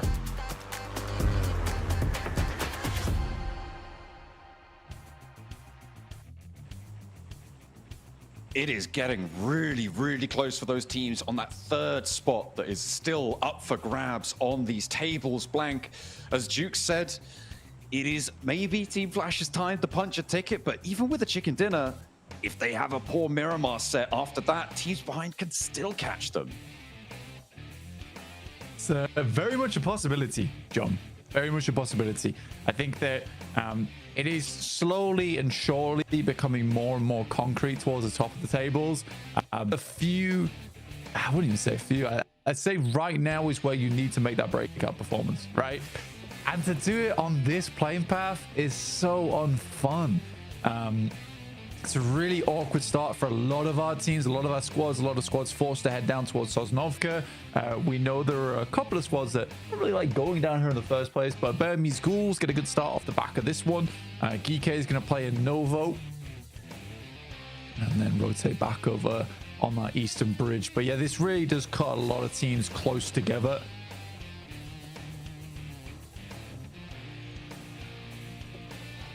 It's going to force a lot of potential hot drops on these vehicles. On the south side, I'm seeing Influence Rage and E-Arena, both out near Primorsk. I mean, we've seen E-Arena. Oh, my goodness me. Blank. Whatever I was talking about doesn't matter, because we got another back-to-back military circle in the PMGC. What is it with these lobbies? This is absolutely crazy that we've seen this not only, it was the other group as well, wasn't it? It was in Group Green that this happened, and now it's happening in Group Red. The teams are having a nightmare, and it's a Southside Circle, and Blank, the Ghouls are on the island. It is actually ridiculous, and it is a Ghoul Circle. For real this time, it actually is. They got to drop here. This is their time to rise. Rise up, my Ghouls. And win this game, potentially. I'm casting with Sung Jin Woo here, bro. It's absolutely crazy.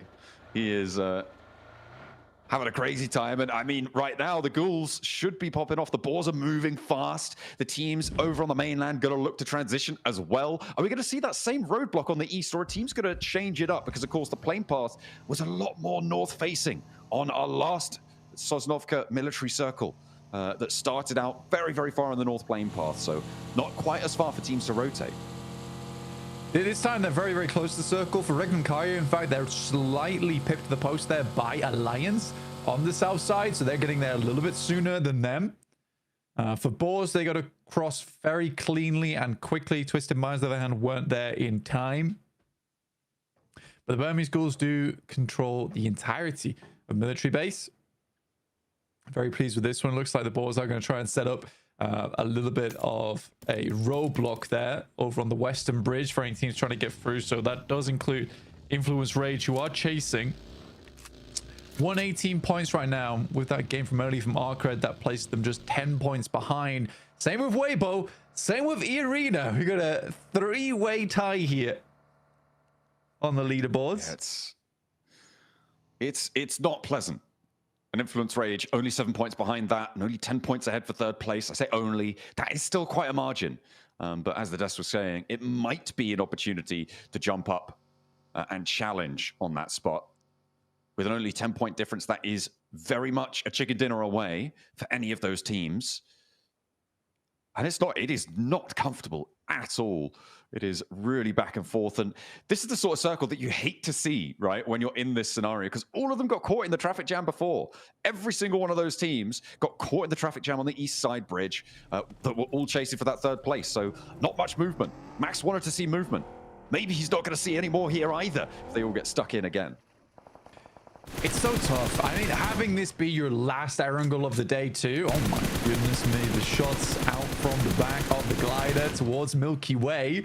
Inside the hovercraft is going to put a bit of a dent in the time of this. Good shots from Aragon from VP will take down Corona at least. Oh, and the hovercraft has exploded. That's a big deal. That's a very big deal. That was the major transitional vehicle for Virtus Pro, and not being able to have that under control. I mean, you're right. It is a big, big deal, right? Because otherwise they would have been able to wrap around to the south, try and move their way up, but they don't have that tool anymore, so they've got to figure something else out. That's actually one of the cooler plays today, is taking that glider and just being a nuisance over towards the hovercraft. I mean, denying that really does cause problems now for Nuclear Zone, for Virtus Pro, sorry. It almost feels cruel from Nuclear Zone, honestly, because they've still got to get their way into the circle now. And posting up towards Nova up north is not going to be easy with GK being there. That's real aerial combat coming on through. 2 gliders, in fact, in convoy. A little bit of a replay. Okay. So Voston spotted this on the takeoff and did get a knock.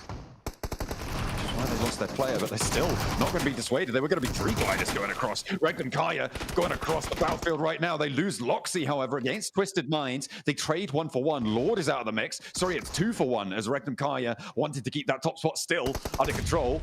They held this compound before. They couldn't do it in the last match. This time around, maybe they'll be able to find it. If this fight continues, Blank, Influence Rage could use this opportunity to come across the third party. So could the Burmese Ghouls, and they do just that. They give the assist to Regnum Kaya, and Twisted Minds fall 11th place. Tenuous.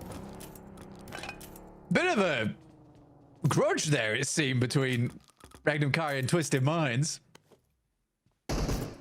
Take them down fairly quickly, though. Good push in. And a clean sweep from Regnum Kaya, which is great to see. They're still not done, which is hilarious to me. The fact that Regnum Kaya consistently are putting up these points here is fantastic news. True Rippers making a slow approach right now, John. Nice and quiet, but do get themselves into a good position. That Eastern Bridge is completely clear at the moment. I think everybody tried to learn their lesson at the same time, which is unfortunate because there's a lot bigger of a traffic jam on the west side now for Influence Rage, for Arc Red. They're all now kind of stuck into it. Regnum Kaya not extending back on over. They don't have 4 players this time, Blank, which was a major factor in their ability to hold this bridge previously on a similar situation. And that could severely diminish the power of their position. With Influence Rage now holding the stop, though, it may be a 2-team hold, unless Influence Rage want to go for the crash. Arc Red, they're marauding around on the north side of the shoreline with ETSH kind of stopping them for now, getting closer towards this bridge. Arc Red do take some shots for themselves, but yeah, again, everyone keeps going to the western bridge. No one's really challenging out for the Eastern Bridge, despite no one being there. Everyone's taking these weird approaches to get out of dodge. I mean, Virtus Pro tried to take a hovercraft. There was multiple gliders in pursuit. But no one's really like, hey, why don't we just drive? That'd be good, right? Everyone's playing wacky races right now to get across the Sosnovka, and most of our teams have actually been able to do it. Twisted Minds technically did also do it, but they are now down. Not going to be able to play on in this match. We're still waiting for Virtus Pro to leave that Milta Power area. Team Flash are trying to cross with GK maybe establishing over on the Observatory Tower, and this scrap between ETSH and Arc Red will continue to unfold and maybe looking to lay down some shots. We're kind of going back over to the west side, and maybe Arc Red can stop for a little bit longer and take the rest of ETSH down, although the ground around that west bridge is going to start to get full. Easy Bad Boy does get taken out there from ETSH, some of the final players on this side who are getting a little bit of revenge here over towards Arc Red jump. Ooh. It is so hectic. I just, like you said, cannot believe we're getting another double Sosnovka here at PMGC. It's so cruel. It's so mean, especially on the final day as well, John. It feels scripted. It does seem to be that these circles just love causing problems right now. Arc Red, I mean, they do have 2 knocks, but we saw that player moving on through. They're looking to try and get those reses. Baby being distracted by Hardboy, who is stepping inside the container to dodge that nade. The reses can come through. Hardboy should be on a stall game right now, and it seems like that's what's happening. If he goes down, Baby will get that flush. And for Arc Red, they do need all 4 players alive to look to transition across to that island with a hope of success here. So for Hardboy, I like this stall tactic. Try to deal with them as long as possible. If they get up Ramses, you know, it's a full reset for them, which is great news. But doesn't have to push, like you say, Baby, too hard on this one. Sadly, with the circle shifting so far off towards the northwest, it's just going to keep this in play for a long time. In which case, Arcred sort of has to play and remain on this northwest side. Great nade from Bad Boy. Took a while to get there, but finally makes it happen. In the meantime, Flash is taking on Geekay. Arcred not far behind, though, with 4 elims already accrued during this match. They are battling this one out. Weibo and E-Arena still out in the blue, by the way. Taking a while for them to get into the picture, and with E-Arena starting over towards North Georgia Pond, Weibo far up towards the north side of the map. These are 2 circles are very difficult, though. We know for Weibo what they're very good at doing is pretending to be a cardboard box and somehow making it towards the center of the circle. Snake? Seeming to try and get into the middle of the circle. It's effective, you know. Just don't want to see any of those exclamation marks coming on through. Kaya.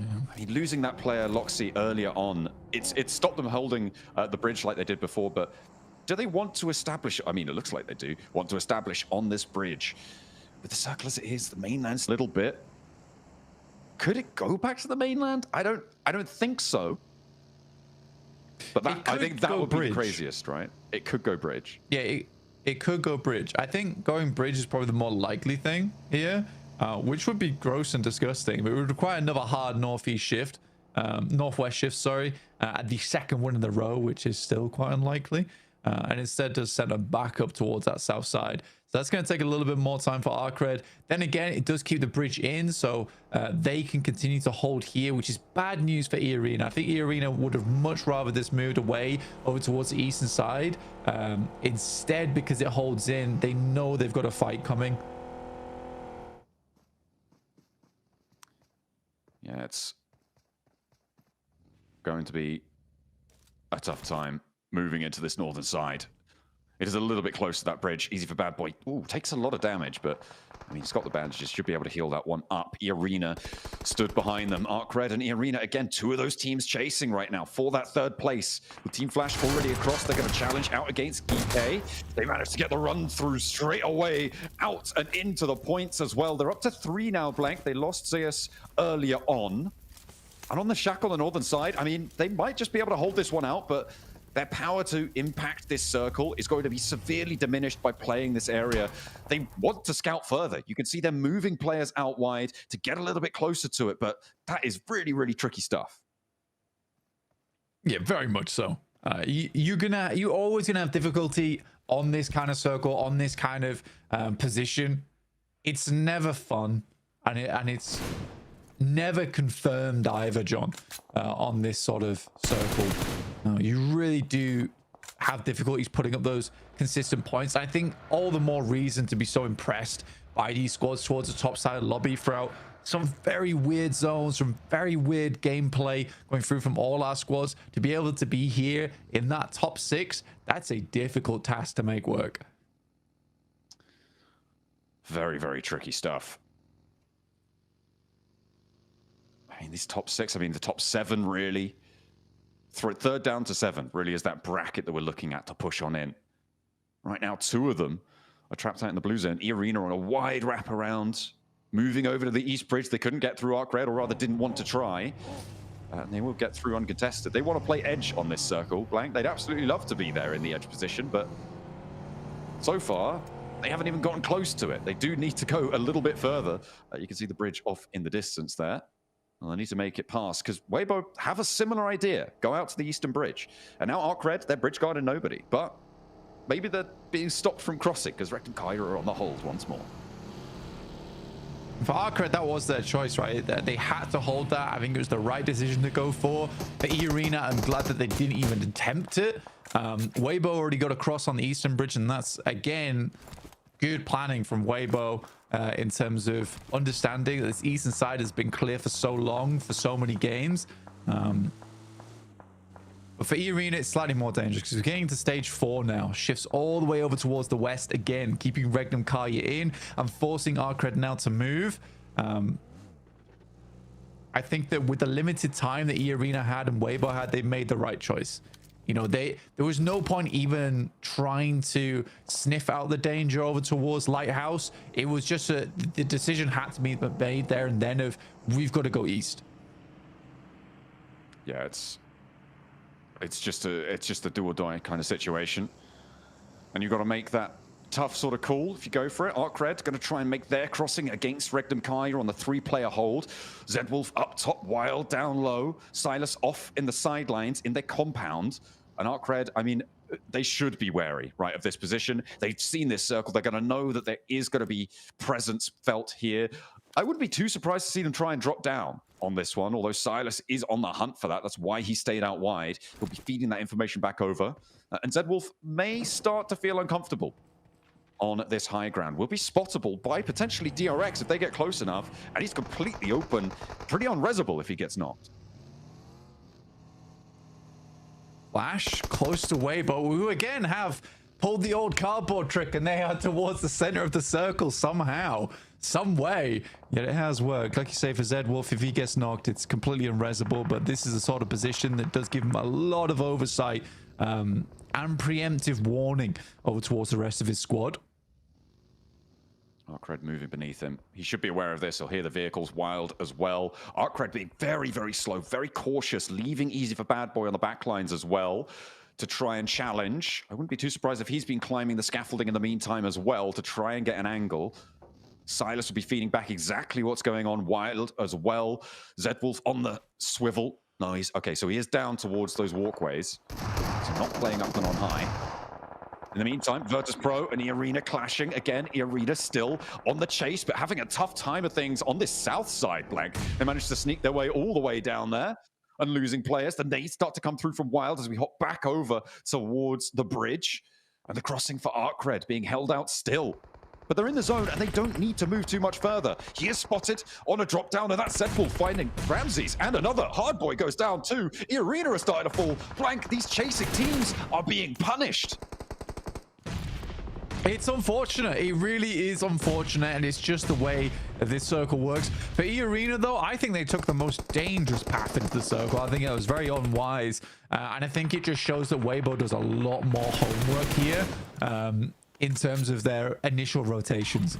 I think some of their other parts of gameplay is slightly lacking right now, or is a little bit messy. I'd say it's more clumsy than lacking. But when it comes to these rotations and understanding the lobby and the rotates, they are second to none here. Yeah, it's nice to see that people are keeping their wits about them. On that front, ArcRed.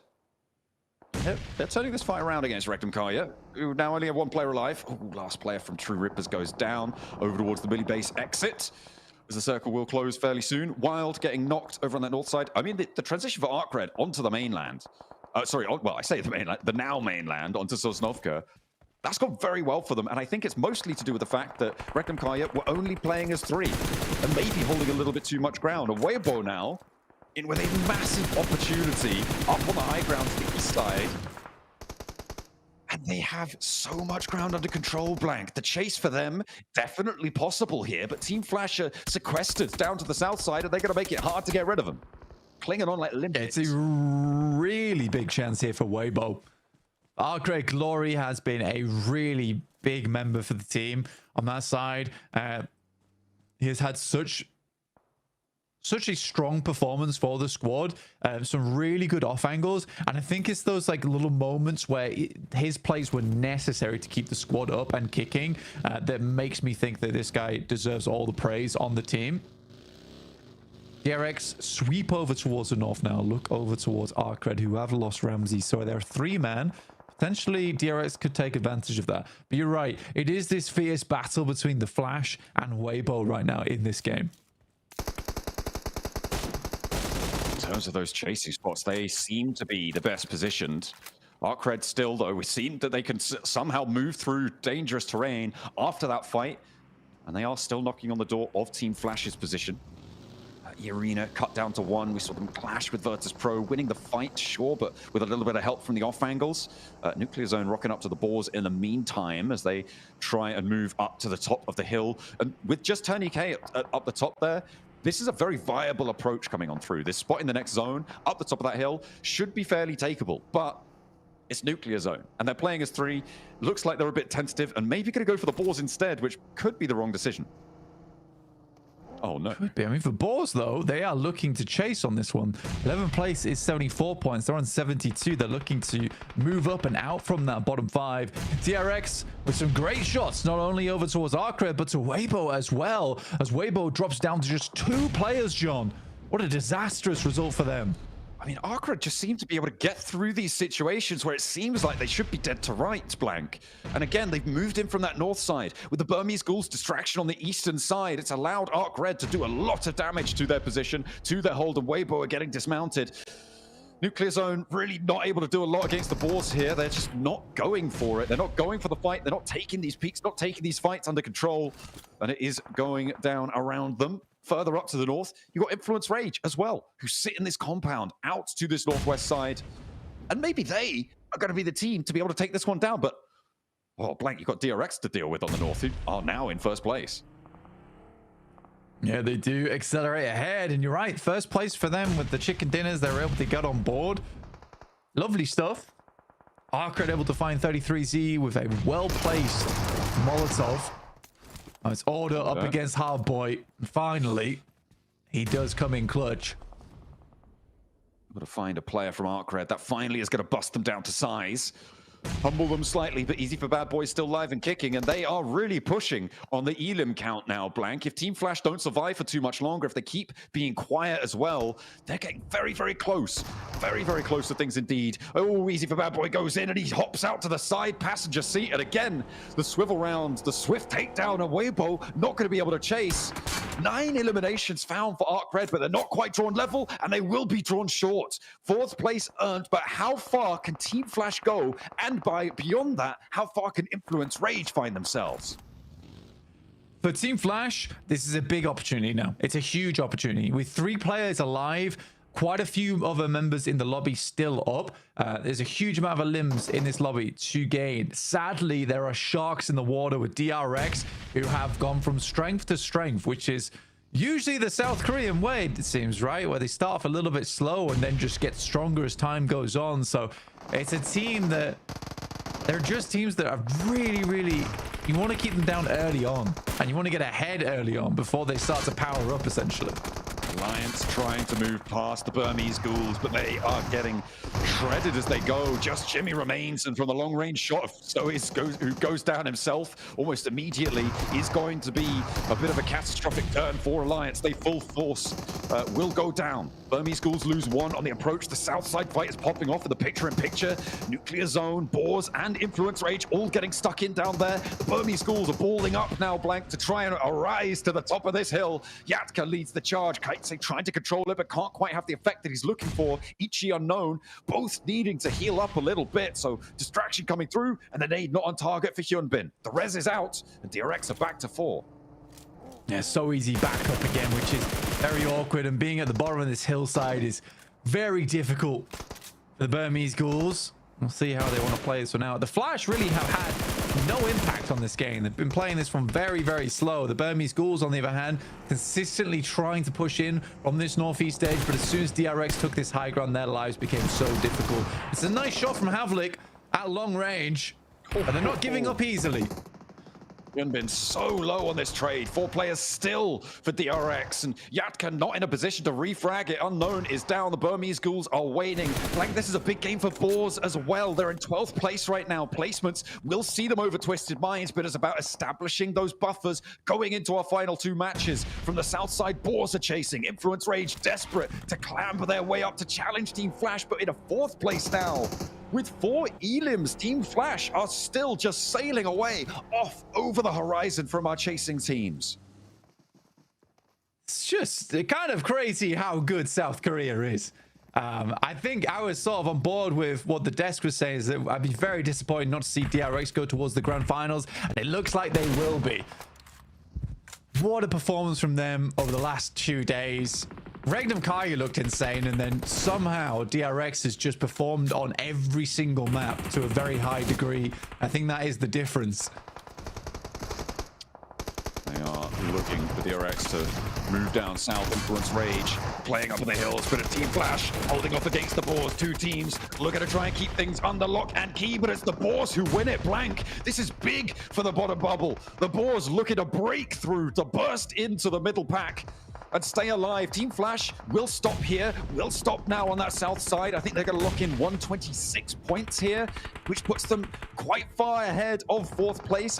Red do a lot this match, but it won't be enough to keep up. Influence Rage as well, looking to keep things going, but it's DRX who just will not stop on the transition down to the military island. With now 11 eliminations, Influence Rage look to open them up.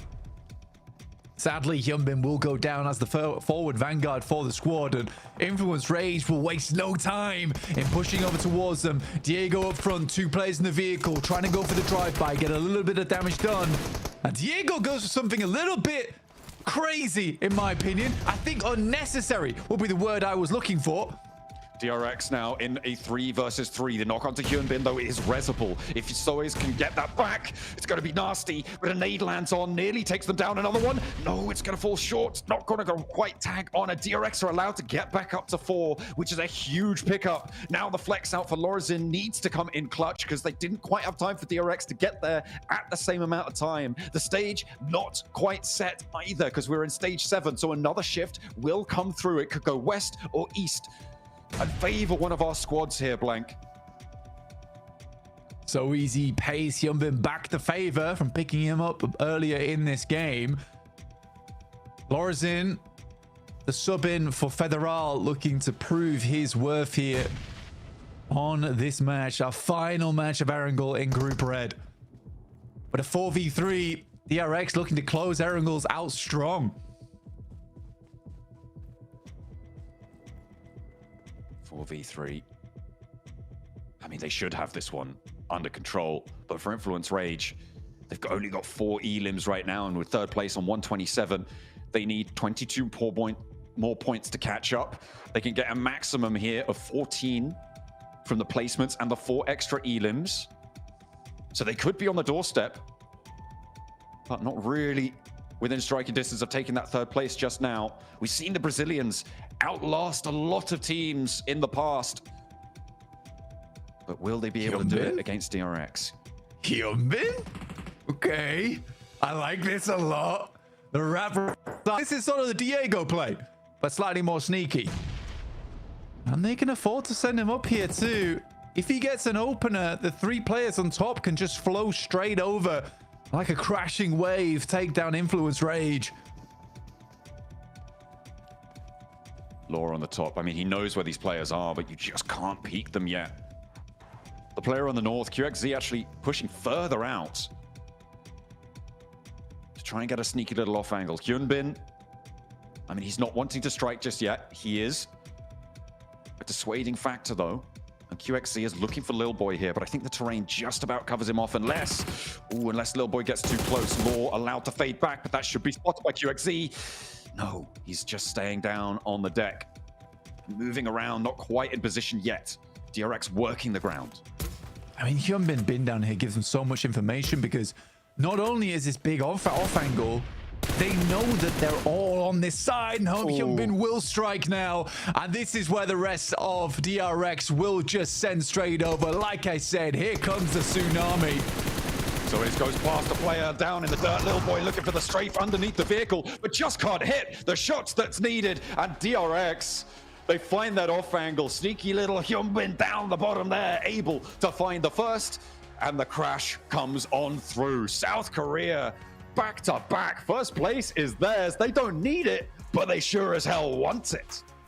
It is crazy to me that all 3 players do have coolant suits on. But at the end of the day, these guys' heads are a little bit sore, sure, but they're causing a splitting headache for the rest of the squads inside this lobby. Influence Rage kind of confused by how all that went down, with Hyunbin just sidestepping nicely into position.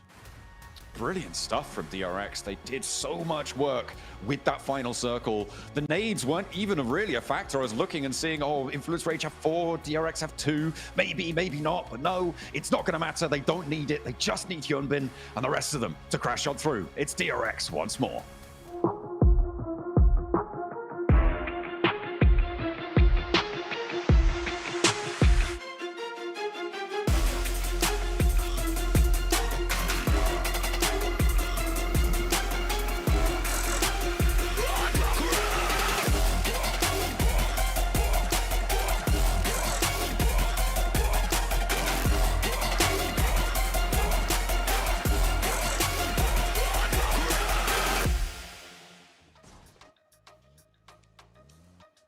DRX set the record for PMGC 2025 with the most chicken dinners in a single stage. 5 chickens so far, and once they got this zone, we knew these guys had it on lock. A good effort from Influence Rage, but this off angle from Hyunbin Max was just too good. I contracted a very bad illness, Hot Jukes, and it's called the #1 Hyunbin fanboy. That is my predicament, and you know what? I am loving what we're seeing. It was a slow setup for sure, but it paid off significantly in those finishing moments. And then they're like, yeah, we opened up the floodgates. You start swarming over the ridge. We take control. We take the win. 5 chicken dinners in Group Red. Niptura, at this point, they're just flexing. It is. They've taken a page out of Regnum Karya's book and they've gone, yeah, we might as well just go for it and have fun and just do what we need to do. Flex it on the rest of the lobby is style. I mean, that is a lot of eliminations coming in here. Let me try again at this math thing. That's, what, okay, 15? I think that's right. 15 eliminations coming on in. That is a lot. It's a lot. That's my math. It is a lot of eliminations. Some really great stuff coming in here. And I love when we get a win that's based on control of the zone. They were able to come up over that hillside and then just sweep down onto Arcred, take out Weibo Gaming as well, and just move across that northern side. I love seeing those kinds of finishes, Max. Yeah, it was so well played. But no, I was wondering, why was Sizzy always making this expression of like disgust on his picture? It's because this lobby's so bad and they're so good. It all makes sense now. He's just like, oh, man, Group Red, get me to the finals already. But no, QXE also shredding it with those 7 eliminations, almost 900 damage in this game. And keep in mind, this is a team. People better not start saying in the chat, oh, GRX gifted circle. They drop Gatka Field. Yeah. They don't complain. They make it work. And oh my goodness, those early transitions where they are fine surrendering their early looting stage. Niptura to just get priority on these positions is so well executed. I'm a big fan of it. Yeah, same here. I really love what we're seeing from them time and time again. They're a relatively quiet team for the first half of the game, right? We don't see a lot from them in the first. They generally keep to themselves a little bit, just waiting, biding their time. And I think we saw a lot of that self-control coming in that last fight with Influence as well, right? They were just taking it very slow, very quiet, waiting for Hyunbin to get in position. Then once Hyunbin had that position, he was able to give over so much info, but they still just waited for the right time, which is really, really great to see. Though, if we're talking about another team, Influence Rage right now, good finish, 2nd place, love to see it. Hot Jukes, what was Diego up to? Oh my gosh. That solo drive-by and trying to actually go into the passenger seat of the buggy and spreading it down when you have 3 players at that point up and looking at you. Ballsy would not even begin to describe my feelings about that play. Dude. As soon as I saw that, my head just hit the table. I was like, it's over, done. Because what are you thinking? That's a play for like when there's 1-2 players up left. You still got a full squad. Easy. But I mean, if you're elimination tracking, you know it's DRX here. It's just such a crazy play to pull. I mean, you know what the crazy part is though? It's one of those such like a wild play that if it works, you're a genius, right? Like you're just like, oh my gosh, you are the best of turn. But if it fails, everyone's just like, what have you done? And unfortunately, it's the latter. Unfortunately, it is, but I tell you what, I don't hate it from Diego. I would have liked to see more backup from the rest of his team because that's the kind of crazy play. I give it to you, it's crazy. But it's the kind of crazy play you make that completely subverts every expectation DRX have. So that means that it's like a classic bait move. That's the ultimate, there we go, the ultimate bait move coming in here. You rested with Influence though to just back that up. I would have loved to see them come over the hilltop at the same time as Diego was making that wraparound, because I think DRX were so distracted by him because they were like, what is this guy doing? They wouldn't really have noticed Influence come up over the hill. It would have been so instant. So it would have worked. I don't hate the play. It's just I think he kind of got left behind, or the rest of the team left him behind a little bit. I know what happened. They sent Diego out there as a human sacrifice to respawn and revive the Burmese ghouls for blank. It was definitely a ballsy play, but you know what? I love seeing it. Though, talking about ballsy plays, we're going to see that, and we better see this in the replay, guys. I want to see the hovercraft getting sprayed down from the heavens by that glider that was happening from Nuclear Zone. Please? I know we passed it. I don't think we're going to see it. No! We never see that. That was actually so cool. Ah. I'm sad. GG. My day. What a crazy game this was, right, Neptura? Oh my gosh. You had Boars there towards the end trying to push themselves out of the bottom place. And then we had, you know, Flash make it towards the end, trying to hold on to that third place. These Miramars are going to be so close. They really are, and especially remember that Flash has won every single first Miramar of the day so far in both days, right? So if we're seeing what Flash are doing in today, then I definitely think we could be in for another win from them in the next game. I really like what they've been doing, though. I really like how they're playing this. They're just making sure that they do enough, and they've not felt that pressure. They're not letting that pressure get to them, which is what I was really worried about, Max. Yeah, Silas hurting his desk again. Yeah. You know what? I want to ask, memes by Kana, if you're watching, can we have a highlight montage of every time a player just destroys his desk? When he punches, I'm telling you, that would be like a good 5-minute long. There's a lot. Because they are fuming right now. As DRX, all the excitement after this chicken dinner, the 5th one, you know what? Another day in the office. The entire team behind the squad, of course, really happy about it as you go over this one. By the way, what's up with all of these military island circles? I'm telling you, these teams have had enough. They've seen enough for a lifetime at this point. But you know what? DRX are just loving it so far. Also going with a hovercraft rotation across the water. And you know what? That early pivot from them. And also Boars that I think this game might push them out of bottom 5, Niptura. That early pivot on the southern coast was paramount for them this match.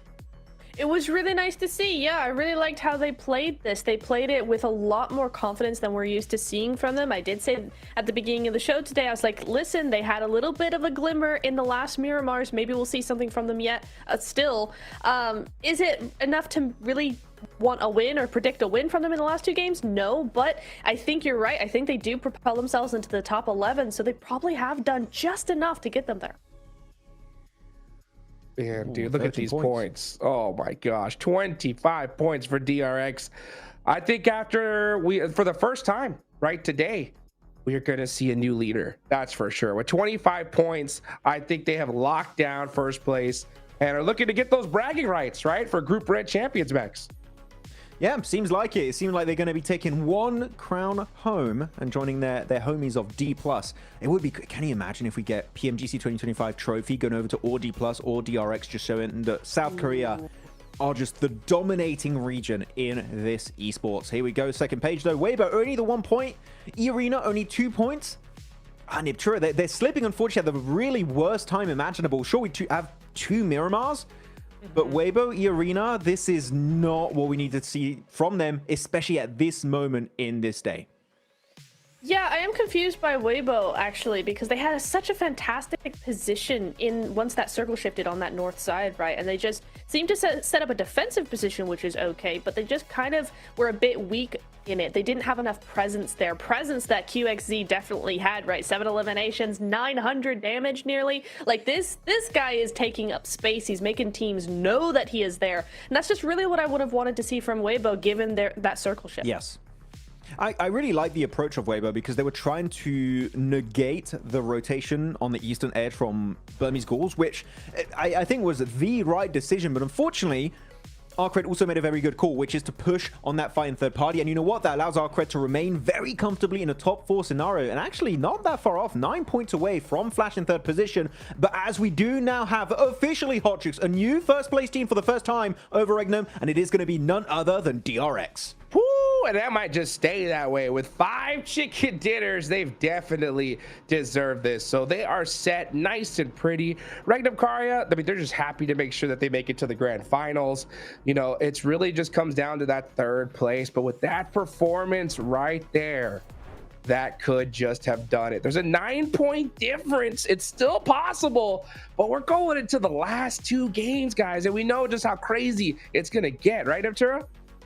Absolutely. I want to point out as well that Regnum and Flash both have the exact same amount of placement points, 51 each. The only difference in their points are those eliminations. So Flash, we know they can frag out. This is definitely something that they could do. So I almost want to say Regnum still kind of needs to be a little bit careful if they don't want to drop down further.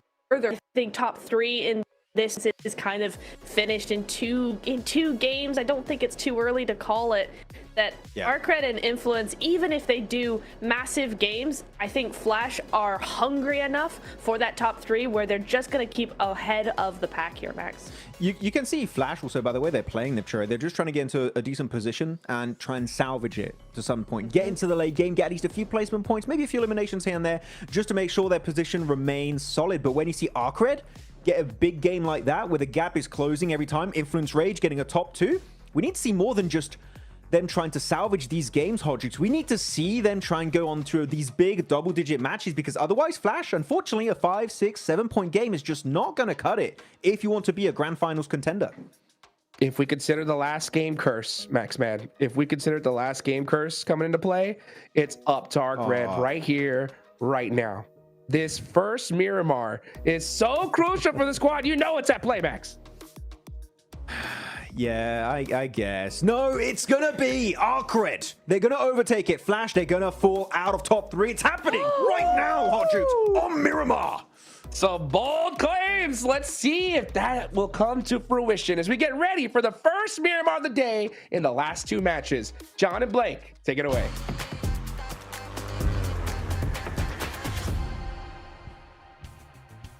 I mean, that last match was a good result for Team Flash, but they're right, it's not all done and dusted just yet. There are still 2 more matches to play. There is still that catch-up potential. The back-to-back the back-to-back military circles on Erangel have played havoc with that 3rd place spot. But Blank, it's all going to come down to the desert.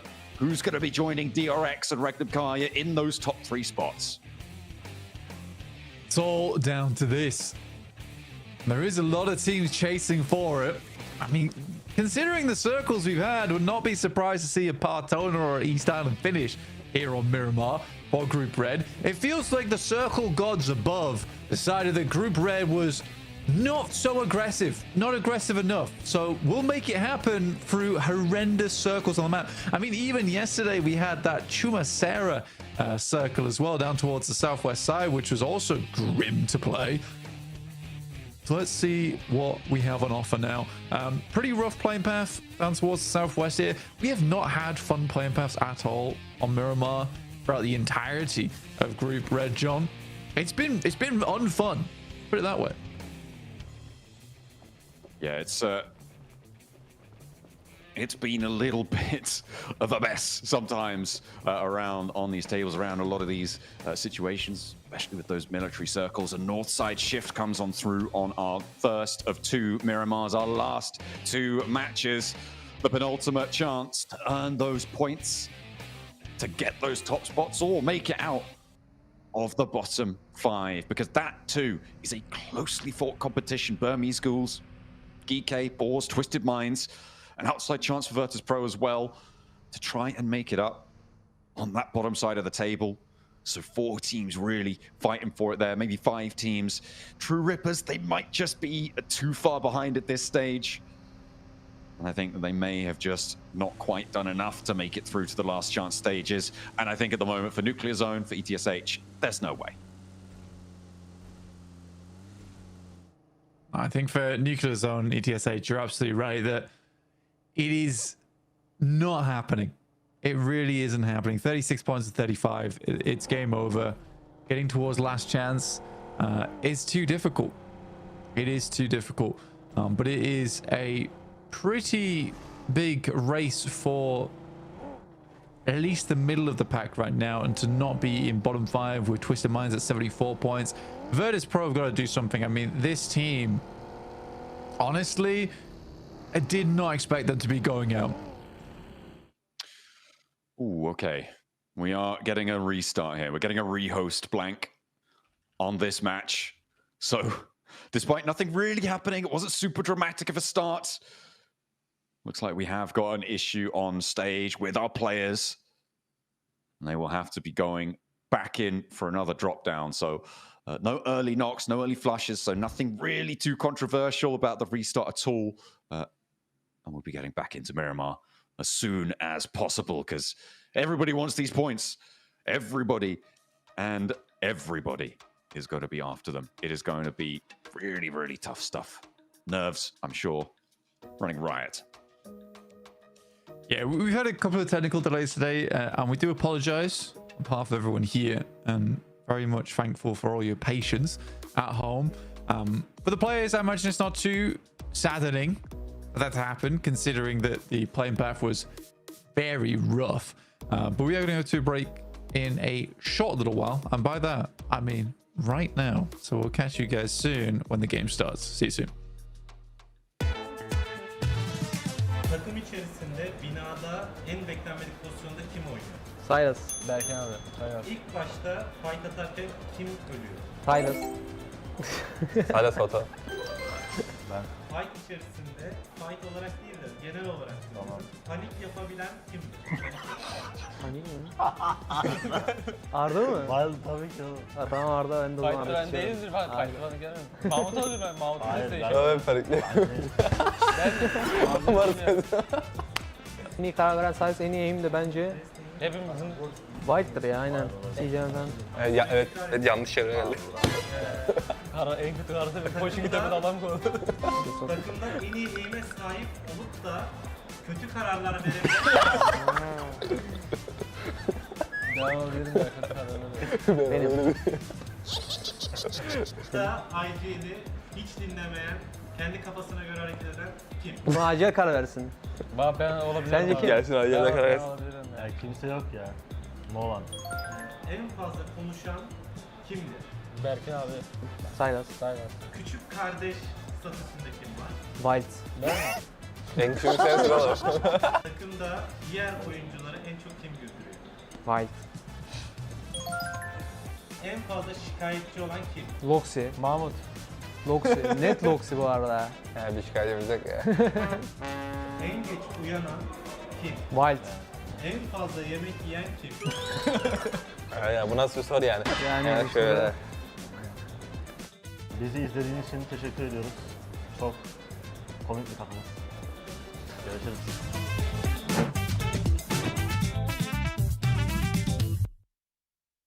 Virtus Pro çok iyi oynadı. DX zaten I don't think any PMSL champion teams are stronger than us. ممكن اقول لرؤوف طور لعبك لانه حبي احنا جايين ندمرك.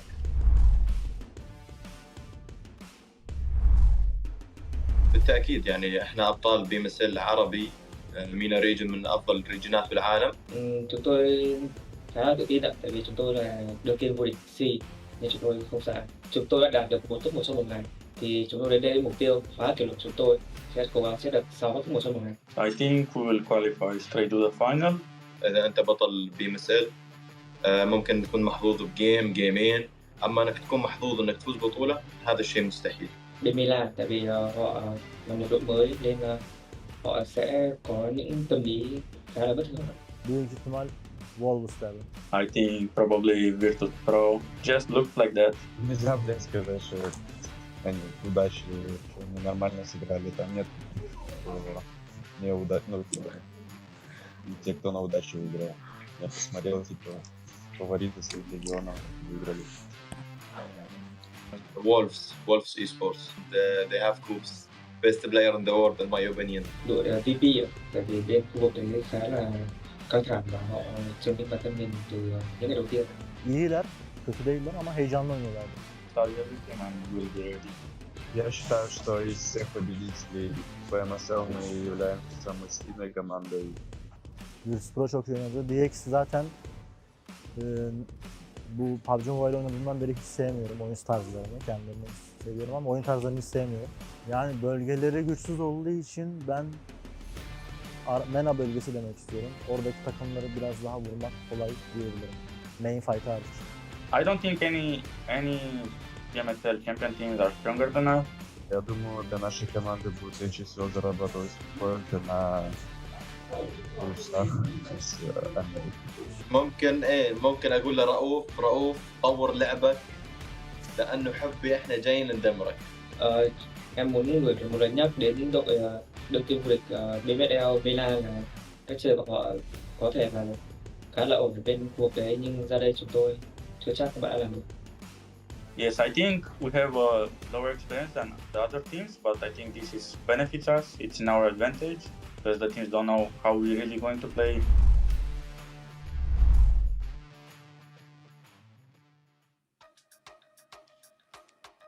Nerves are still riding high here as we're getting into Miramar, hopefully fairly soon. The 2 desert maps at the end of the day still await us. You can see some teams still looking like they're definitely not in the lobby. I could see a couple of sets of headphones not on heads. But our admin teams are working to get things under control. Oh, okay, there they go. They're popping them back on. So hopefully we're going to be loading in fairly soon. Everybody looking to keep things going. It has been an interesting day so far to close down Group Red. Obviously, there's 2 military circles, very predominant in the mind, but the fact that Regnum Karya and DRX have 3 of the 4 chicken dinners here, Blank, is kind of crazy. It's kind of a slap in the face to all the teams chasing those bubbles, right? Because they're the teams that need them kind of the least at this point. Yeah, I mean, the fact that they haven't stopped either is sort of cruel to some of our other squads in the lobby, where they are just fighting this almost isolated battle at the top of the mountain between Regnum Karya and DRX, and it is a tremendous fight indeed. And then everyone else is at the bottom of the mountain just watching, and that's really how it feels. Back to back there from DRX is just incredible, though. Miramar, also the fact that it's back to back on difficult circles too is crazy. But we're heading over to Miramar in 40 seconds. We'll see exactly how things pan out. I think the players weren't too happy with a rehost there, considering how brutal that playing path was. And we'll see if it's a little bit kinder this time around. I think that is that why we had a rehost just then in Arena? I think that looks like a nosebleed fallout coming through. Hopefully that's not the entire reason, but we'll see. We'll have to wait and see. So Plague maybe at a disadvantage there, certainly uncomfy with a wad of tissue up your nose. Maybe a little bit difficult to heal. The comms might be slightly messy. We'll have to wait and see. But I'm seeing a countdown nearly reaching 0 right now, Blank. I'm seeing a map on our map feed, and I'm thinking, Miramar, yeah, let's go for Miramar. Let's have a go around the desert again. This plane path, a lot kinder. Yeah, I mean, again, it's not bad. Teams are banking E-Arena if that's the case. Straight from the south side to the north side of the map and very central. So really easy to get wherever you want to go. Hopefully teams aren't getting baited by this, though, and the circle heads, like, I don't know, far down towards the southwest side, Minas del Sur. But yeah, right now I think most teams are pretty pleased with how this one turns out. There might be some hot drops here. There's continued to be hot drops throughout the entirety of the Group Red stage on Miramar, which is a weird map for the hot drops to be happening on. But there you go.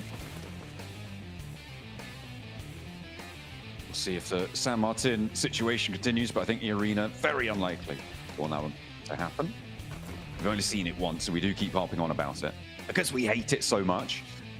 Out early, you've got Nuclear Zone, you've got Boars just to their north, trying their best to stay up in those top 11.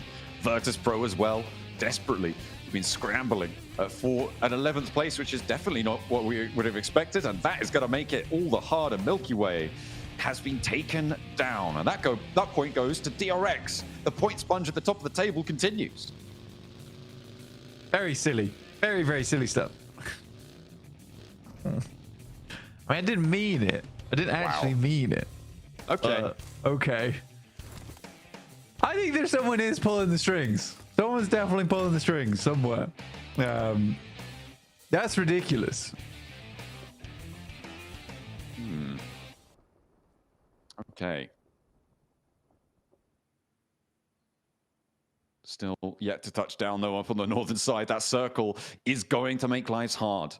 Up on this northern side especially, right? We're seeing Twisted Minds only just touching down. They're going to have to move quickly. Weibo wasting no time grabbing those vehicles. Going to be heading on in, maybe towards... No, they're going up towards Monte Nuevo to try and grab that north side of the circle. Nuclear Zone may be quite happy about this, but it's probably too little too late. One thing that has happened, Blank, is that we have confirmed that Team Secret will be our lowest scoring team from group stages. They were on 32 points at the end of proceedings, and that was with a chicken dinner right at the end of things as well. So our team's at the bottom. Really love to rub that in. Look, you know, it's always fun. But that does mean, yeah, they are going to be our lowest scoring team from all of group stage, which is unfortunate. You hate to see it, but you kind of love to see it. I don't know. I feel like you've brought it up so many times. It's cruel at this point. Absolutely. Yeah. I'm kind of not looking at which team's done the worst right now. I'm kind of looking at teams that are trying to get in. That's Twisted Minds and VP, with VP sadly losing that player, like you said earlier, to DRX, which is really rough. I think VP, it's a weird one as well, because you even see the videos that we have playing in the interim, that a lot of teams were scared of VP, worried about that team, thinking that they had a lot to show for us. But at this rate, they're going out. I think losing a player here on Miramar is really, really quite bad for them. And it wounds them in a big way for their performance to get into the middle of the pack, to get into last chance. And I think that might just kill them off in the bottom 5. Yeah, it could be terminal there for them. On their run towards Bangkok, it's seemingly a little late in the day for them to pick up their heels, but weirder things have happened, and we'll see if they can pull themselves together, pull their socks up. Influence Rage, they are at the moment 16 points behind Team Flash in 3rd place. They're moving currently through Graveyard towards Picardo. Coming in from this northeast side of the circle. Team Flash much faster into this circle. They're already towards Chumasera and have a little bit of a road in towards the Minister Valle Hills, towards the hills south of Chumasera. So Influence Rage definitely don't want them to get too far away with it. Arcred, they're still all the way out east in Impala, and the approach might be pretty tricky for them. We'll see how they can navigate that one. For Team Flash, though, getting into the middle might be all they really need to do. Consistent 4 points over these next 2 matches may be enough to fend off the teams beneath them. Realistically, for Team Flash, like you say, it is a case of consistent points and then hoping teams go down around them. I think in a circle like this, getting central on this one and getting 4 or 5 points would be the best idea for you. If you can take it further than that, fantastic. Great news, but it's a tough circle already for a lot of teams. With Arcred starting over towards Impala, that's a tough approach. That's the team closest to them chasing. Influence Rage, they're coming in from that northeast side, but they're still outside a lot of that high ground that is available, which has already been taken up by quite a few of our teams. So another team that might struggle there. And Ian Arena, I think they've sort of lost their mojo coming into day 3. It's not been what we've seen from them before. That edge style, able to see them right in the first 2, but they're just slipping now. Down and down, time and time again. And they're having a real rough time of it. Yet to leave San Martin as well. They'll be fairly late to the party on this circle. We'll see, though, where it is going to end up. It could still end up towards Montenuevo, right? And that might play well for them and see what they can get done. But with the circle as it sits, it's much more likely to be in those Chumasera Hills, in the dark brown section down towards the southwest side of the Miramar map, up on the rocky terrain down there. It is really, really nasty. I know a lot of our teams kind of hate playing in that area as well. So hopefully they can put their best foot forwards, because now more than ever, they need to. Reminds you to make that rotate down from El Pozo. So they're a little bit late to the circle here. We'll be rotating alongside him with ETSH, I imagine, slightly later on this western road. There are shots been taken, though, towards Nuclear Zone. Can't quite get their players to safety. Just on the bridge of Valle de Mar. My buddy gets some damage back towards ETSH. Bit of friendly fire towards the bottom of the tables.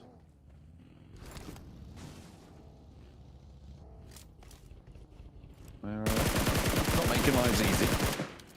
You just want points as much as you can, but again, it's one of those situations where if these 2 teams clash and the majority of the points get taken away, they're sort of inconsequential, blank. So if nobody is around to third party them, it becomes a tree falling in the woods situation. No one's around to hear it. Do the points even matter? A little bit. It would be nice to go to a team that actually needs them. Towards the top of the tables. Because they're taken out, like you say. Doesn't really matter. For Weibo, you see they're up on high right now. Arena trying to see if they can spot any players in this location, but again, it's such a long roll up for them. This point in time is better just to send away. Order as well with a spray down over towards Joker. Misses most of the shots on that one though. A single tag on. Not quite able to get that knock, that flush. The only one we've seen so far is Virtus.pro losing a player on the drop.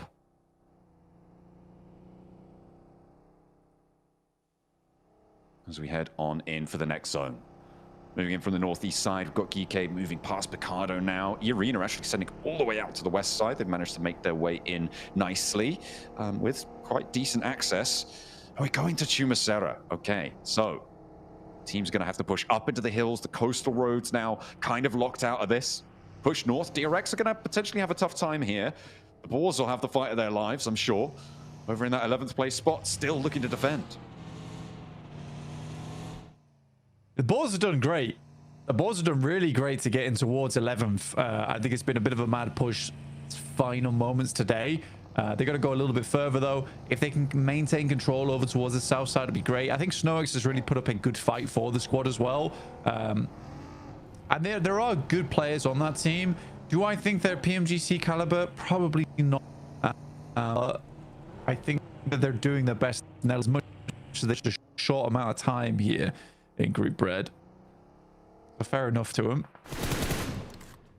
Magnum Kaya sits themselves off towards that side. DRX just floating on the south for the time. But yeah, Flash currently does have a nice lineup on the east with options towards the northeast if the circle does move that way, which is out back open ground and less away from these foothills. It could be slightly more favorable. Cred. Oh, they're close. They're right on top of Flash. This could be a big fight here unfolding. If these two teams clash, but yeah, Flash is going to get out of there. They know. They don't want any part of that. They're going to allow Arc Red to play into the buildings to their southeast side, a little bit downhill. There's Virtus.pro. They're losing more players, this time to Nuclear Zone. The heater does fall. Voston, the one to be able to find that shutdown. Will Virtus.pro be able to get too much more out of this game because Aragon's already fallen? Voston still desperately trying to trade back with them, but it's just not happening. Aragon flushed away. One knock down the stairs, runs out of ammo, spray down with the M4. He's good for another, and maybe he'll be able to be a bit of a lone ranger here against Nuclear Zone. As they step out, look for the cross, a 1v3 for Voston, and he's going to be able to find it here. Blank Nuclear Zone have lost 3 of their players in a 4 versus 2. This is not good news. Well, actually, as we said before, kind of doesn't matter for Nuclear Zone. Pretty important potentially for VP. Ish. Because they lose 2 more players. Right? They get 3 points, but they lose 2 players, and they needed like 10-point average on these games. Now this cuts them out into needing a chicken dinner game 6. Right? That's the hard part about it. For Virtus.pro, although they got 3 points there, it's likely that player is not lasting much longer in this match. This is a wide wrap from Alliance. You can't quite see them, but this is all the way on the western side. They're crossing on the other side of the road. Turn a wrap down towards Via de Mar, and then pass through back up towards the hills. We do send pretty central. Again, so Chumacera does become this big focal point for the map, and Weibo suddenly get a lot of that high ground cut out towards that western side.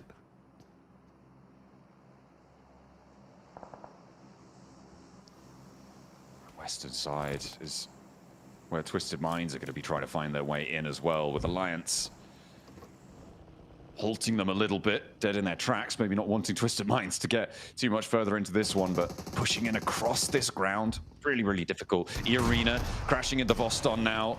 It may just be the end of Virtus.pro's push. A 1 versus 4 against Nuclear Zone, you think maybe just about against the Arena? That's a little bit taller of an order, but we've seen Loxy at those 1v4s before. Is it going to be a repeat? Voston, the nades say no, but they're not connecting.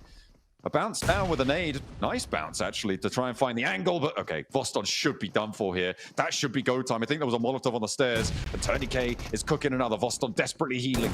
Doesn't take the damage from that one. Mormon up into the floor. One shot, two shot. Voston still going. Still a little bit of life in the old dog. Desperately first aid punching right now. Looks to try and hold it through, but needs to go for the barrel. Will not be able to find it. E-Arena. Oh, they cling on, but Voston gave them a good go. Unfortunately for Virtus Pro, they go down. 13th place, 3 elims, 10 points behind the Boars. But the Boars are set up a little bit nicer on the south side. Yeah, it was almost insane. It actually almost was insane. I respected him going for the fight as well, basically on 0.1% HP. He had to take those shots. Couldn't really force the first aid kit. But Virtus Pro, I think that might be them done. Again, it does require a massive game, and Virtus Pro just cannot find these chicken dinners throughout Group Red. So the likelihood of it happening is just so low at this point in time. I think that's the scary thing with Virtus Pro. Yeah, they definitely wanted more out of this one. They wanted to extract more value. It is unfavorable, but that is just how it goes sometimes. The Boars, I mean, they are seemingly a little bit more stalwart than I gave them credit for. Still in that 11th place right now, and on the south side, as I said before, a bit of a solid potential to earn into this match. Pushing up north towards Shumasera, though, not always the easiest, especially with Arc Red up the top there with Team Flash beyond them as well. That could be a tough time for them. Moving through. For Twisted Minds, though, the main team chasing them at this point, they're quite isolated. Up towards Ladriera on that northwest side. Next circle, coming on in.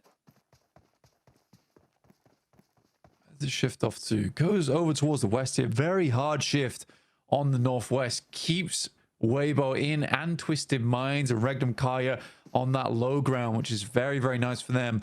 On the other hand, though, it really does hurt the Flash. Because now they're cut out over towards the southeast side. There's a lot of teams they need to pass through. And I think they're going to immediately move over towards ETSH. This is the smart decision. Get this done early and basically create a small path for yourself out. That's not great, though. That's bad, actually.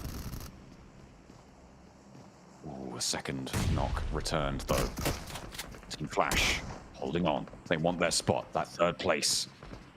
Currently in their possession. Baby not able to stop the res over towards tops.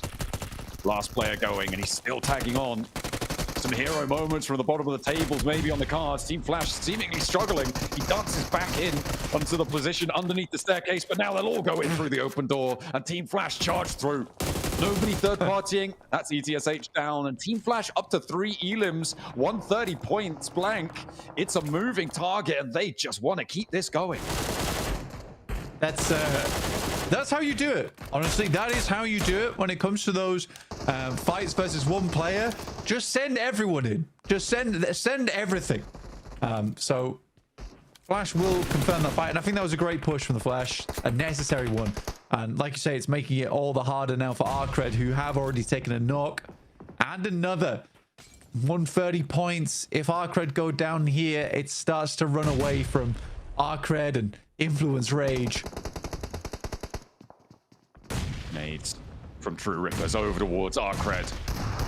A nade back, not quite finding the knocks, but the hop in from Jelly. Hydra is there as well. Harsh on the off angle, taking Glory down. Arcred still trying to make this work, but the health bars are starting to get lower and lower for True Rippers. That makes it so much harder, and the flashes are coming through as well. Just Ramses remains blank against the True Rippers, trying to stay alive themselves. They're looking for the res and might be able to find it. Pick themselves back up to 4. A bad nade, and Ramses nearly takes himself out of the running. Desperately needs to try and find this heal now, and True Rippers, they're going to slow down somewhat, and the Boars are going to find the open door, find the angle over towards Harsh. The nade, not going to be able to find it, and the nade into the open door, not connecting either. Harsh is still down, though. That was the Boars doing. True Rippers do not want to charge. Ramsey still with a little bit of life left in him. Steps up, and it's Hydro to close down Arc Red. One of the chasers is down. They've only got one more match to do it. Team Flash don't show any signs of slowing. Team Flash can just push this even further in this game, and it looks like they will. I think Team Flash has been the biggest surprise out of anything inside of this lobby, other than maybe Virtus Pro being in 13th place. But I think for Team Flash, a lot of people weren't expecting them to be here in top 3 of 130 points, challenging out with one of the best teams in the world, Regnum Karrier, as well as DRX, who are newly invigorated into this lobby with 5 total chicken dinners over the stage here, which is just an unbelievable margin. Oh, this is...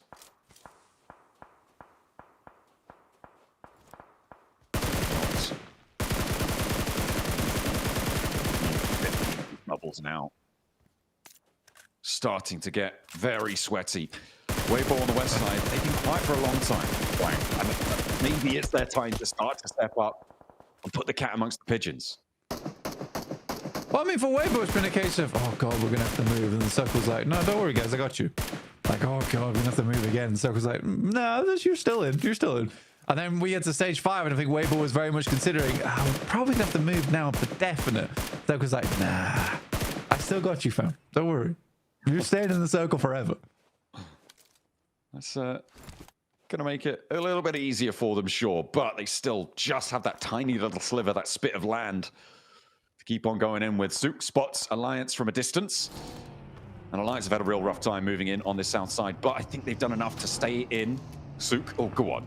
Give us a long-range shot. And, oh, it tagged. He actually hit it. He hit the damage. Is there more? Not on the second, the third? He's got so many arrows going. Oh, this is a really long-range shot. A look at the bombardment received to the outside of this shack. It's a wonder it's standing. Cluck. Oh, you've got to be careful because there's more arrows coming. He is now on the outside. White tag on more. Looking to thread the needle through the open door, but not quite managing it. The range on this is, I think it's approximately... He hit again. Oh my goodness me. He hit the moving vehicle and Hero sprays it down. The vehicle's up in smoke. Oh my God. Souk with the bow stops half of Alliance out in the open, and everybody chimes in. Regnum Karrier take one of those points, but that is nasty. It is actually insane. Robin Souk in the lobby, causing havoc. Just must be a terrifying thing. See arrows start to pop out from the top of your vehicle, make you look like an exploding porcupine. Yeah, it's bad news. It's very bad news. But for Weibo, they're glad to have him on side. The aim, though, is, I think, the most impressive thing. 400 meters out that with the bow on a moving target. That is tough stuff. The Arena wants to give it a go against Regnum Karrier though, because we're focusing in on a chasing team. Regnum Karrier take the first knock their way, but Wild has the door frame. He's got 2 out. Taken down by Arena will be a price to pay for it. Mormon and Tony K have got the other 2 of Regnum Karrier to deal with, but they're across the road. Blank, they're not going to be able to get back into this one. Arena should find the reses unless there's a crash coming in. Hydro wants to pick up the pieces on this fight, maybe. Sidles into the backline. Tony K has the challenge, a nade, a bounce on it, not going to find it. Hydro will look to cook one of his own. Alliance could get stuck into, bounces it badly, not going to find the inlet there. And Jelly's going down in the meantime, so it's all up to just the one man for True Rippers. Final alive here for Hydro. He has a lot of life still left in him, and maybe a bit more to give here for India, but Tony K launches the nade. It's on the outside. Doesn't get too much done with it. Small amount of chip damage, but he could have ended it right there and then. Order with the K9 as well. What is happening with Weibo? They use all sorts of weaponry. A true arsenal on side. Okay, finally the circle moves away from them. Unorthodox in this approach to the weaponry. You're right. Order with that K9. Oh, I know Hot Jukes is going to be happy about this. They're going to rock straight up towards Twisted Minds as well. 33Z leading up to this one. And remember, Twisted Minds are chasing towards that 11th place spot, trying to get rid of the Boars in this qualification spot for the last chance stages. Weibo looking to chase up towards the top 3. And Arena as well, stuck in a fight. Everybody has their troubles this match. But Weibo can't quite push over the top against Twisted Minds. They can't clear out their flank, not just yet. Yeah, for a team that can hit arrows at about 400 meters, they are struggling with the nades here. I don't think they've got any left. I think Weibo realizes that chance to hit these shots very minimal now. Burmese Ghouls will take a lot of damage from both Geeky as well as DRX. Attempting to make a bit of a wild rotation on that north side, but they have done, I'd say, just enough to stay towards that middle pack right now. Twisted Minds look to make a move, and Yaka here taking shots over towards Lord. Yabakam, he is just ripping through this ammo so quickly. Ooh, finds the knock on Tudo. For the Burmese Ghouls, they've got Godspeed, they've got Yatka, and this high ground is working out for them. Godspeed with the off angle there as well. That's actually Weibo, sorry, chiming into the fight. And Boars go down in 11th place. Twisted Minds need to go a little bit further. It'll be still very, very close on the bubble, but if they can get through this, maybe they'll be able to extend the lead over it and put Kike in the hot seat instead. Maybe the Burmese Ghouls too. Blank, it's all to play for. Influence Rage. They take a knock against Arena as well. Oh my goodness. It is so fraught with danger. Every fight in this zone matters. Flash is one last player alive, and I think he's done for here. The Flash with 6 points on this game, 133. They are ahead of Arcred, but with Influence Rage being the ones to take them down, they're looking to send this a little bit further in this game. Burmese Ghouls look to move up over towards Twisted Minds. You've got Freak in front. Yaka with the pump shotgun will send the Molotov, forces him on the right side of the building. Or through the building if he wants to go for it. Yatka with the peak wins out against Twisted Minds. And the Burmese Ghouls don't want to let Twisted Minds come with them to survival stage. The last chance not going to be there, and they are locked out in 12th place. Blank. There is a really minimal difference here, but 7 points might be the boundary that the Boars need to stay alive in this tournament. It is so possible. And Virtus Pro still very much in the running going into this next match. But now we have to focus up towards the teams chasing third place, because Team Flash, I mean, they're still alive and the placements are going to start to kick in. Yeah, one more team goes out. You get that extra placement point coming through. You can see from the leaderboards here how clear the difference in skill level is between our squads, with 11th downwards all out. My God. Opening up a ventilation hole in the front of the ghoulish head of Godspeed. In order, bringing disorder to the brains on that side of the map. It's tough stuff to come up against, and you just don't expect it as well. With the K9, you expect to have a little bit of reaction time to those shots, so playing that unorthodox off meta. As soon as teams start to realize you're doing it, it becomes a lot easier for them to deal with it, but who brings a K9 into this match right now, especially for Weibo in 7th place, right? You're chasing, and then all of a sudden you see a bow and arrow, a K9 start to bark out towards you. It's got to feel really confusing for our teams in this lobby, but Res comes through from Geeky. Will not be able to get that flush. I mean, the thing is that in this kind of circle, actually the K9's not a bad choice. I mean, it's just long-range fights you have to take. You get the one shot, one elim. It's nice to see. Kevin, inside the smoke, does his best. But his best is not good enough versus Influence Rage, who are the chasers here, alongside with E-Arena, who do have 4 players. Great nade from Nerzed. Brilliant little pickup there to open up, and Yatka all too happy to take shots and suppress Influence Rage on the angle. Looks for Ragnarok downhill. Diego does not connect. Lorzin, he's not getting picked back up here. Influence Rage going to be moving on as 3. As Lil Boy looks for the shots, and he will find them over towards Nerzed. Just Ragnarok round remaining. I said Lorzin wasn't getting picked up. Maybe they could have done it, but down into the shack he goes. Holds with a P90, but he's got 2 players bouncing in towards him. And Influence Rage take them down. That's Team Flash going out as well. Blank, the moving target has stopped for the time being. It's on 134. Big match is needed for E-Arena, for Influence Rage, for Weibo to catch up anywhere near for the final hurrah in the last Miramar. I mean, everyone's chasing right now. E-Arena with 8 elims on this game, and they still hold on to 4 of their players as well. Burmese Ghouls do go out. They were rid of the Arbiters down towards the bottom of the lobby, alongside with Alliance. So it is still this brutal battle towards the top side of the lobby. Weibo look to make this one happen, but what they don't realize, the Influence Rage, E-Arena still here in this game. It's all their main competitors still going. Got the UMP coming through from Regnum Karya, but also the SLR from Wild, which I thought was crazy. Weibo takes down the final players there from Influence Rage, which is a really big deal. Oh, we got to stop doing this, man. If you see teams getting taken out and you assist in that, don't immediately move into that position. I feel that's pretty obvious. But it looks like Weibo are going to be able to get that res coming on board, right? For them, it's only 2 players for Regnum Kai to deal with. The match right now is on tenterhooks for E-Arena and Weibo, both looking to challenge it out. 8 elims already for E-Arena. A chicken dinner necessary to put them up in contention. It would put them up on 128 points, and then whatever elims extra they were able to get. That is very, very close to Team Flash. And in fact, they would draw, I think, exactly level. If they get every elim left in the lobby for E-Arena, they would be exactly level. They would be 2 points behind for Weibo if they did the exact same thing, though, in the process. So very important stakes here for both Weibo and E-Arena. Rectum Kaya are up on 150 already, and then whatever placement points they get here, guaranteed at least 5. So a 155 minimum tally for them. They are still definitely locked away. It's just going to be a question of who joins them, and it could be one of these 2 teams. E-Arena's already been a big match here. Been a very big match, but the real prize is the chicken dinner points. It's the cherry on the top of the cake.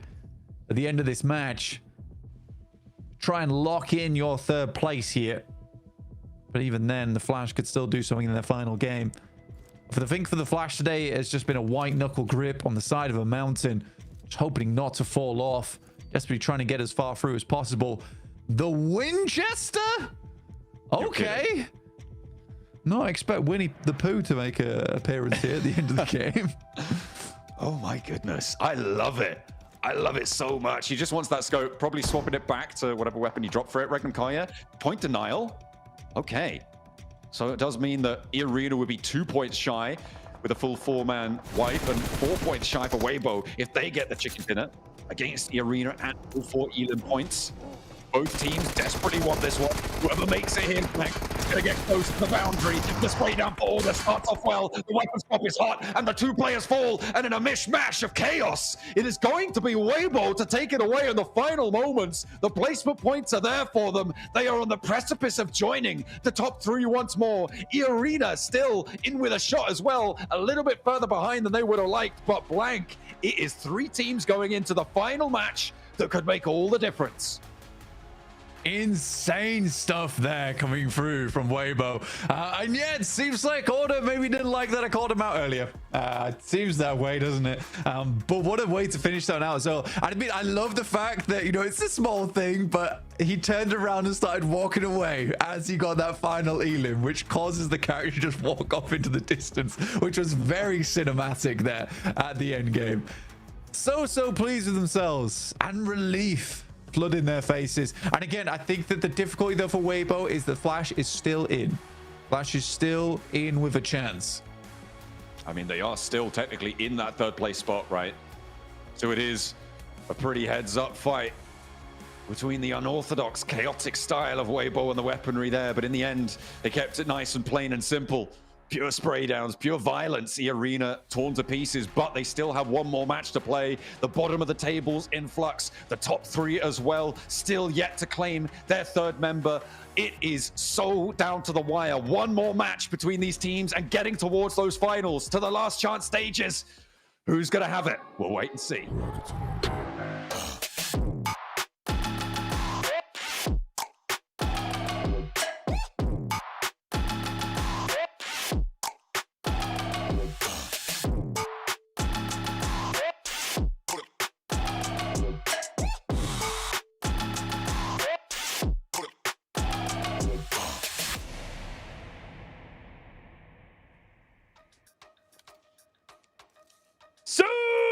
Channeling his inner Apollo, shooting that bow miles across the sunny desert. Weibo get the win right at the last second. That's it. I'm sold. Weibo, make it happen. End the curse to Daymax. I am loving what I'm seeing from Weibo. What a game. And yeah, Order, he did not like that blank comment from early. He's like, huh? What are you saying? I'm not stepping up to the plate right now? Oh, look at me with my insane spray down. The double spray down with the UMP swaps over right away. CQC instantly does just so much damage. Even if he doesn't find the knocks, which he does eventually, his team is there to back him up, Niptro, because they're fully committed on that fight to defend that position and make sure they lock down that chicken dinner. The elimination spread all over the board is looking magnificent. What a match from Weibo. It's not just Niptro, that was a good game, right, from Weibo. It was fun to watch because the weapon variety also was just so sick to watch. Yeah, it wasn't just the weapon variety. You bring up such a good point because we had the explosive bow. We had the Car 98, baby. I love seeing that coming into esports again after so long. But you're right, not just the weapons that were being used that made it entertaining. It was the control. It was the spread. It was the pushing up onto Twisted Minds and then deciding to fall back a little bit. It was the backup of their players. Everybody had each other's backs. They were just moving around the circle so effortlessly. And it just really goes to show you that when Weibo play well, they play so effortlessly. Oh, effortlessly indeed. We finally get to see some bolt action here in the PMGC. I'm on my knees, PUBG Mobile. Come on, buff these bolts. Nothing more exciting than seeing that crazy flick headshot from Order there. This game was pretty crazy here. Boston tried to hold Virtus Pro alive here, but just not able to make it happen here, Max. Yeah, unfortunately not quite able to stand their ground in this game, and Virtus Pro slipping again. They were in the bottom 5 before this game. I'm pretty sure, unfortunately, that they will remain in the bottom 5 after that one, and we'll see if they can do a last-ditched effort in the final match of the entirety of Group Red. One more game remaining, which is absolutely wild to imagine, as we had a replay there of the side of True Rippers. Actually, not bad engagement versus Arcred. I was hoping to see Arcred do something, but True Rippers, that fight, despite sure being a bit messy, Niptura, worked out wonders in their favor. Yeah, it did. You know, another team that I was actually really interested in was actually Burmese Ghouls. I mean, I know that's so sick, but Burmese Ghouls, despite that, right, were playing so much more how I wanted them to play. I think they were so much more active in this last game than they have been in the last 2 days. It was so nice to actually really step up and actually see them play as a team. So that was really awesome as we look over onto these rotations, and barely anybody's zone. Another hardship for these poor teams. But yeah, some crazy rotations coming on through here. EA having a nice long one, but everybody just moving up onto these cliff sides, Max.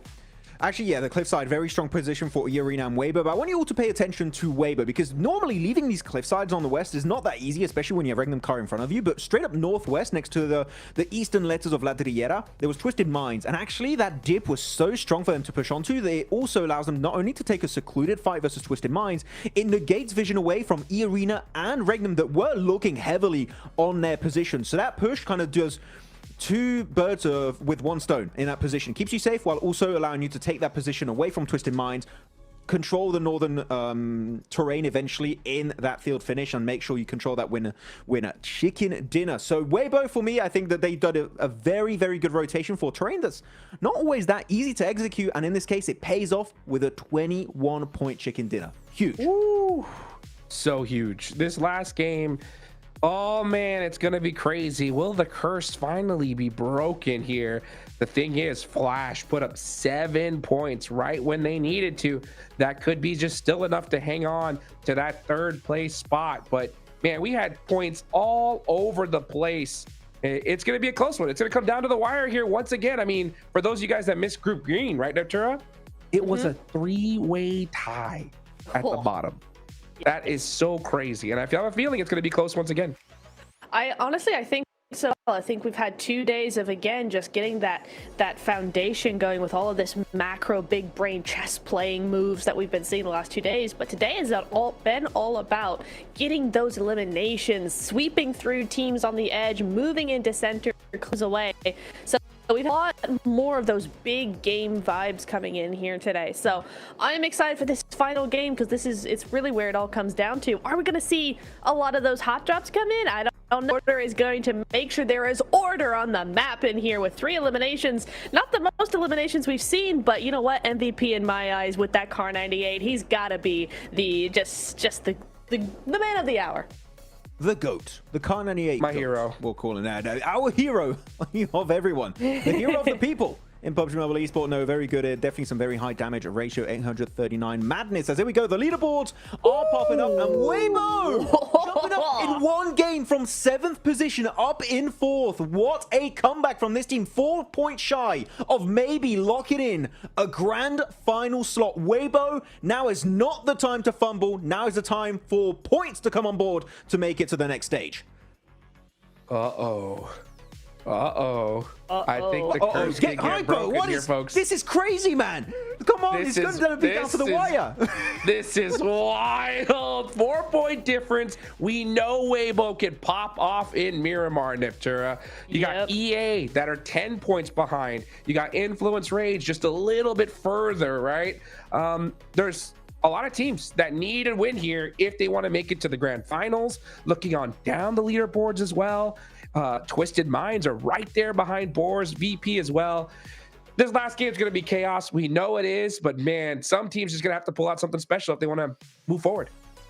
I mean, the points being so close. I mean, WBG coming in 4 away now. Flash really feeling the heat now, but just on the other side of that, you got EA 10 points away from 3rd. Influence Rage still 13 points away from 3rd. Like, none of this is impossible for those teams like 7th and above, theoretically, right? I think that 8th to 11th, you got to just make sure you're still going to last chance, but those top 5 teams, man, it's all to play for. One final match and so few points between them. It's just wild that we have not only just Weibo getting a big game, but Influence Rage getting points on board. You have also E-Arena getting points on board, right? All of those teams, they're so hungry, Hodrix. I would even go to say they're desperate, because last chance having to be in top 2 in the lobby, and you got the teams of Group Green that we saw was just absolutely mad over on that side of the group stage. They want to try and qualify now, so this is going to be a last-ditch effort here to try and make that ascent, make that final push in the last game. Will they be able to break the curse, Hodrix? There's a lot to play for, and Team Flash are the ones that need to hold down the fort here. Yeah, for those of you guys that don't know what the curse is, right? Just to preface it, it's just the last game. There are so many teams that need points, so many squads that know they're not going to make it, or they're just going to go to last chance, that they end up pushing everything. By Zone 5, we have like 20 players left, and we don't see changes on the leaderboards. And so far, in the Gauntlet, we didn't see a change on the last day. Group Green, we didn't see a change on the last day. This is the chance to finally break that curse, and it is close. 4 points. The big X factor, I think that's different than before, Max, in my eyes, is the fact that this is the first PMGC appearance for Team Flash. Okay, this is where things get hard, because this is your first time here, okay, and you have a shot to make it into the finals. You got Weibo of all teams right behind you in the last match. This is I do not want to be these guys. Let's put it that way. If they had fingernails, they're gone by now. Yeah, you have the new guard being chased down by an ex-PMGC champion. Order, he knows how to deal with these exact scenarios. And you know what? I'm sure he's definitely going to be ready going into that last game. But you know what? I think this is a great test, Niptura, because this is going to be a rough scenario for Team Flash. If they are able to defend their top 3 rank, make it to the grand finals, for me, they showed potential that they are worthy of a grand final slot. And you know, maybe even then, able to actually get up some good performances in that next stage. Yeah, I agree, right? Because I think there's nothing more formidable than Weibo in the final game, 4 points behind, coming off of a big win, right? So that momentum, the potential, the confidence is at an all-time high with this team. And we know how good they are as well, how smart they are with macro. So Flash really have to be on their game, just the top of their performance if they want to keep that slot. So definitely a test for them. Oh boy, Max, this is it. Last game of the day. Is Weibo gonna do it? Yes, it's happening. It's looking like it, man. They're going to get a podium finish, and they're going to qualify. And Flash, I'm sorry, you're falling down. You're going to be out. You have to go to the last chance. Not going to be great, but Weibo, you know what? They showed potential, and especially the bow, the Kar 98. It was all looking so good, Hodjuk. So yeah, Weibo will make it and will qualify for the finals. It's happening. Let's see. Let's see what's going to happen, folks. Last game of Group Red. Last game of the group stage. We're going to Miramar for one more time with John Allen and Blake.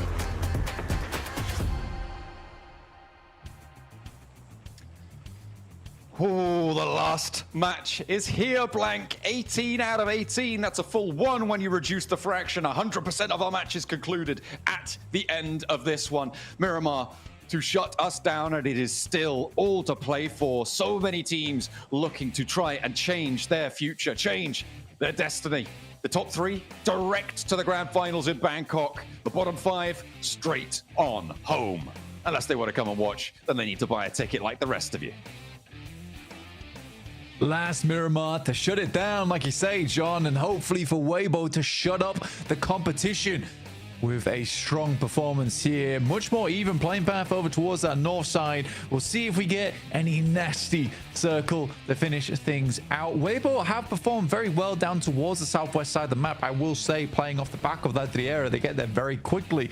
Now, let's see if they can play elsewhere on this map if we end up with a new circle. Like teams are still yet to touch ground. Arcred, they've had their moments. The piranhas of the lobby. We're going to try and keep things going. They're chasing up again one of those teams. It's another hard south circle. Blank. Oh, that is nasty.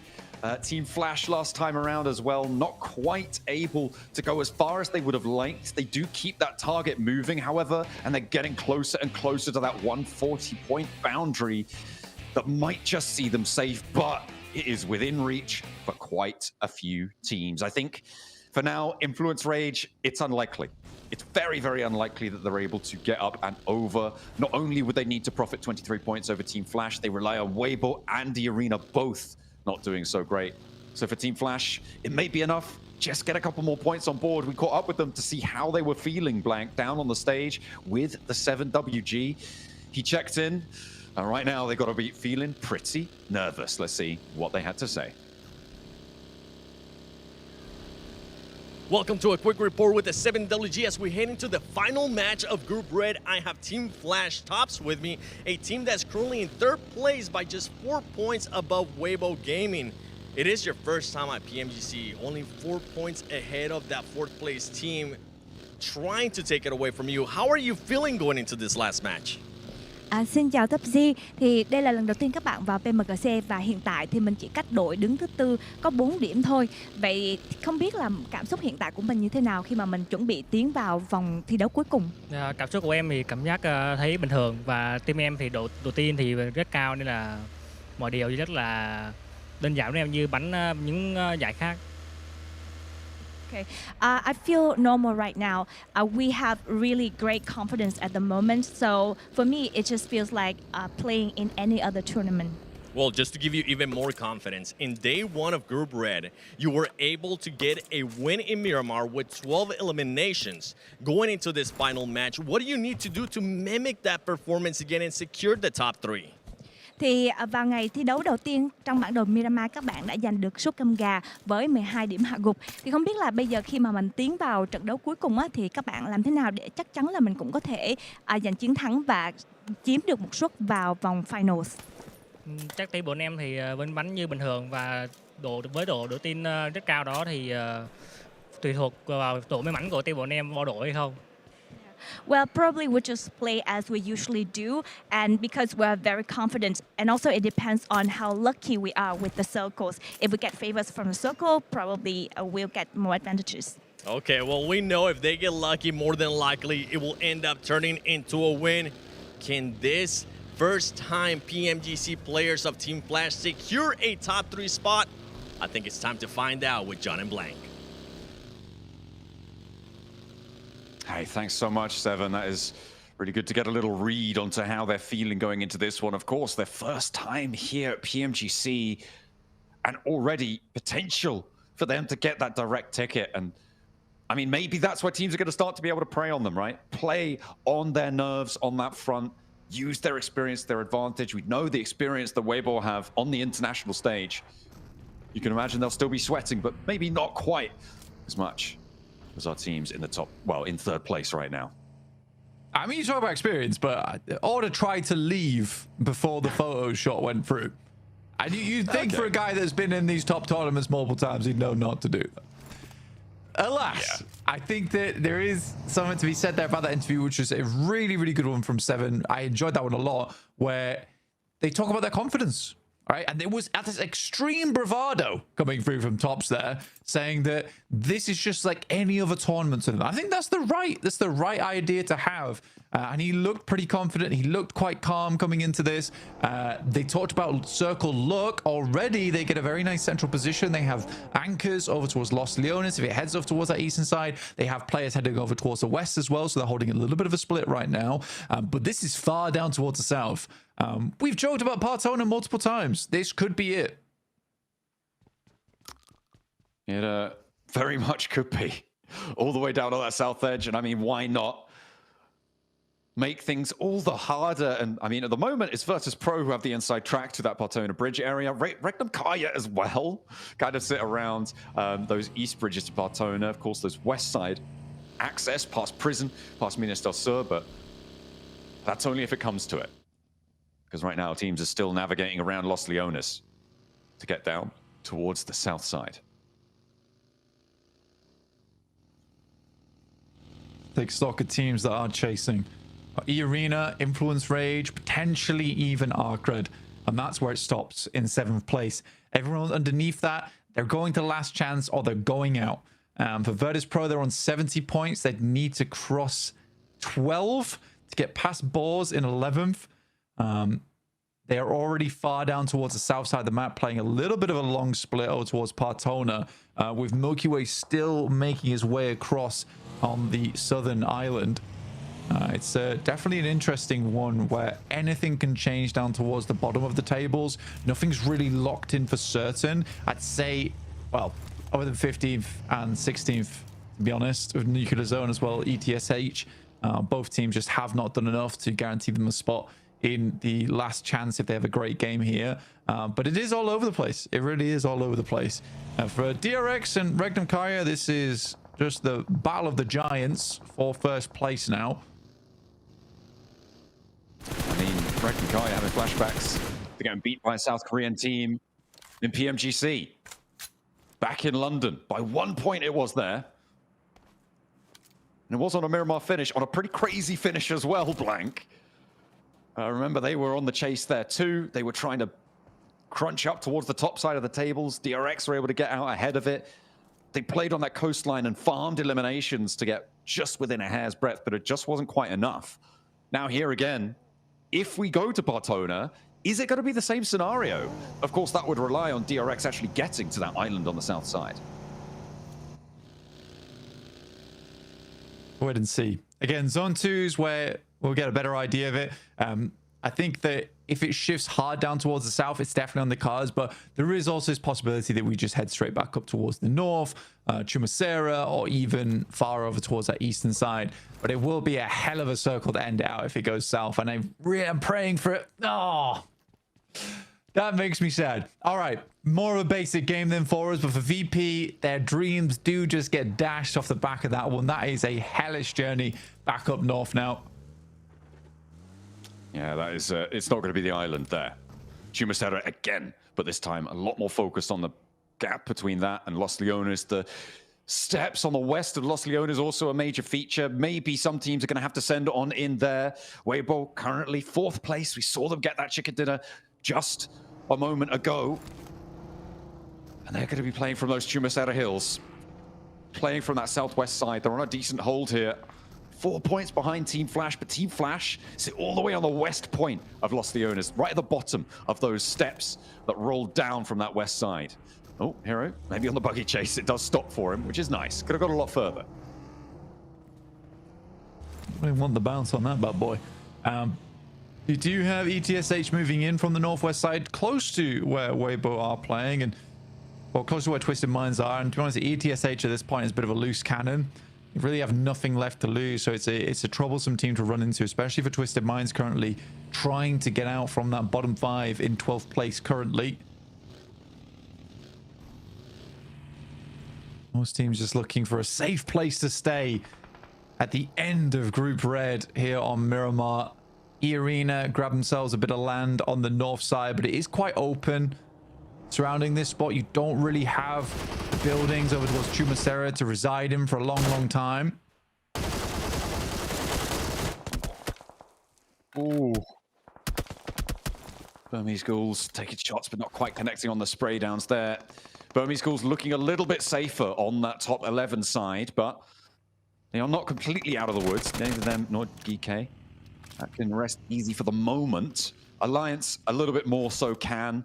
Very unlikely that enough teams jump up over their points tally, and they're fairly unlikely to be jumping up far enough. Well, it's pretty much impossible for them to be jumping up to third place. So I feel like Alliance right now, probably the most chill of anyone in the lobby in terms of what they're expecting from this match. Yeah, for Alliance, they don't have to do too much. It's just live it through. You go into last chance. Realistically here, very unlikely they get knocked out. In fact, I think almost impossible at this stage. So I think for Alliance, it is a very easy and casual game for them.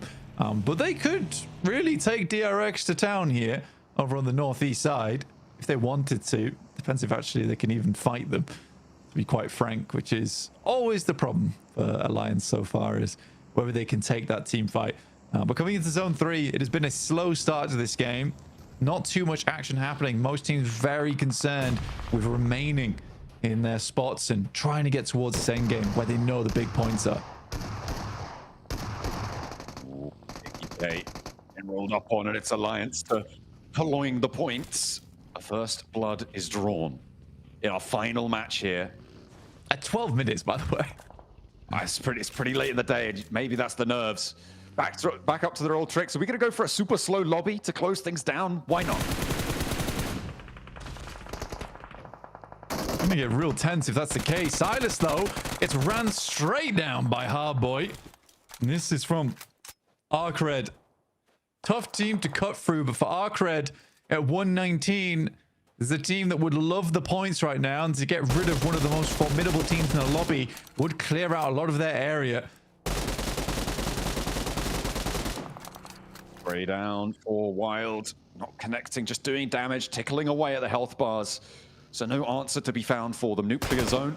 They've taken a knock up the top. True Rippers as well. Looking to try and take that scrap down towards the south side of this circle. They will have to transition further forwards. The team that matters most in this area, well, there's two really. It's Virtus Pro and Boars. Further southwest of this fight.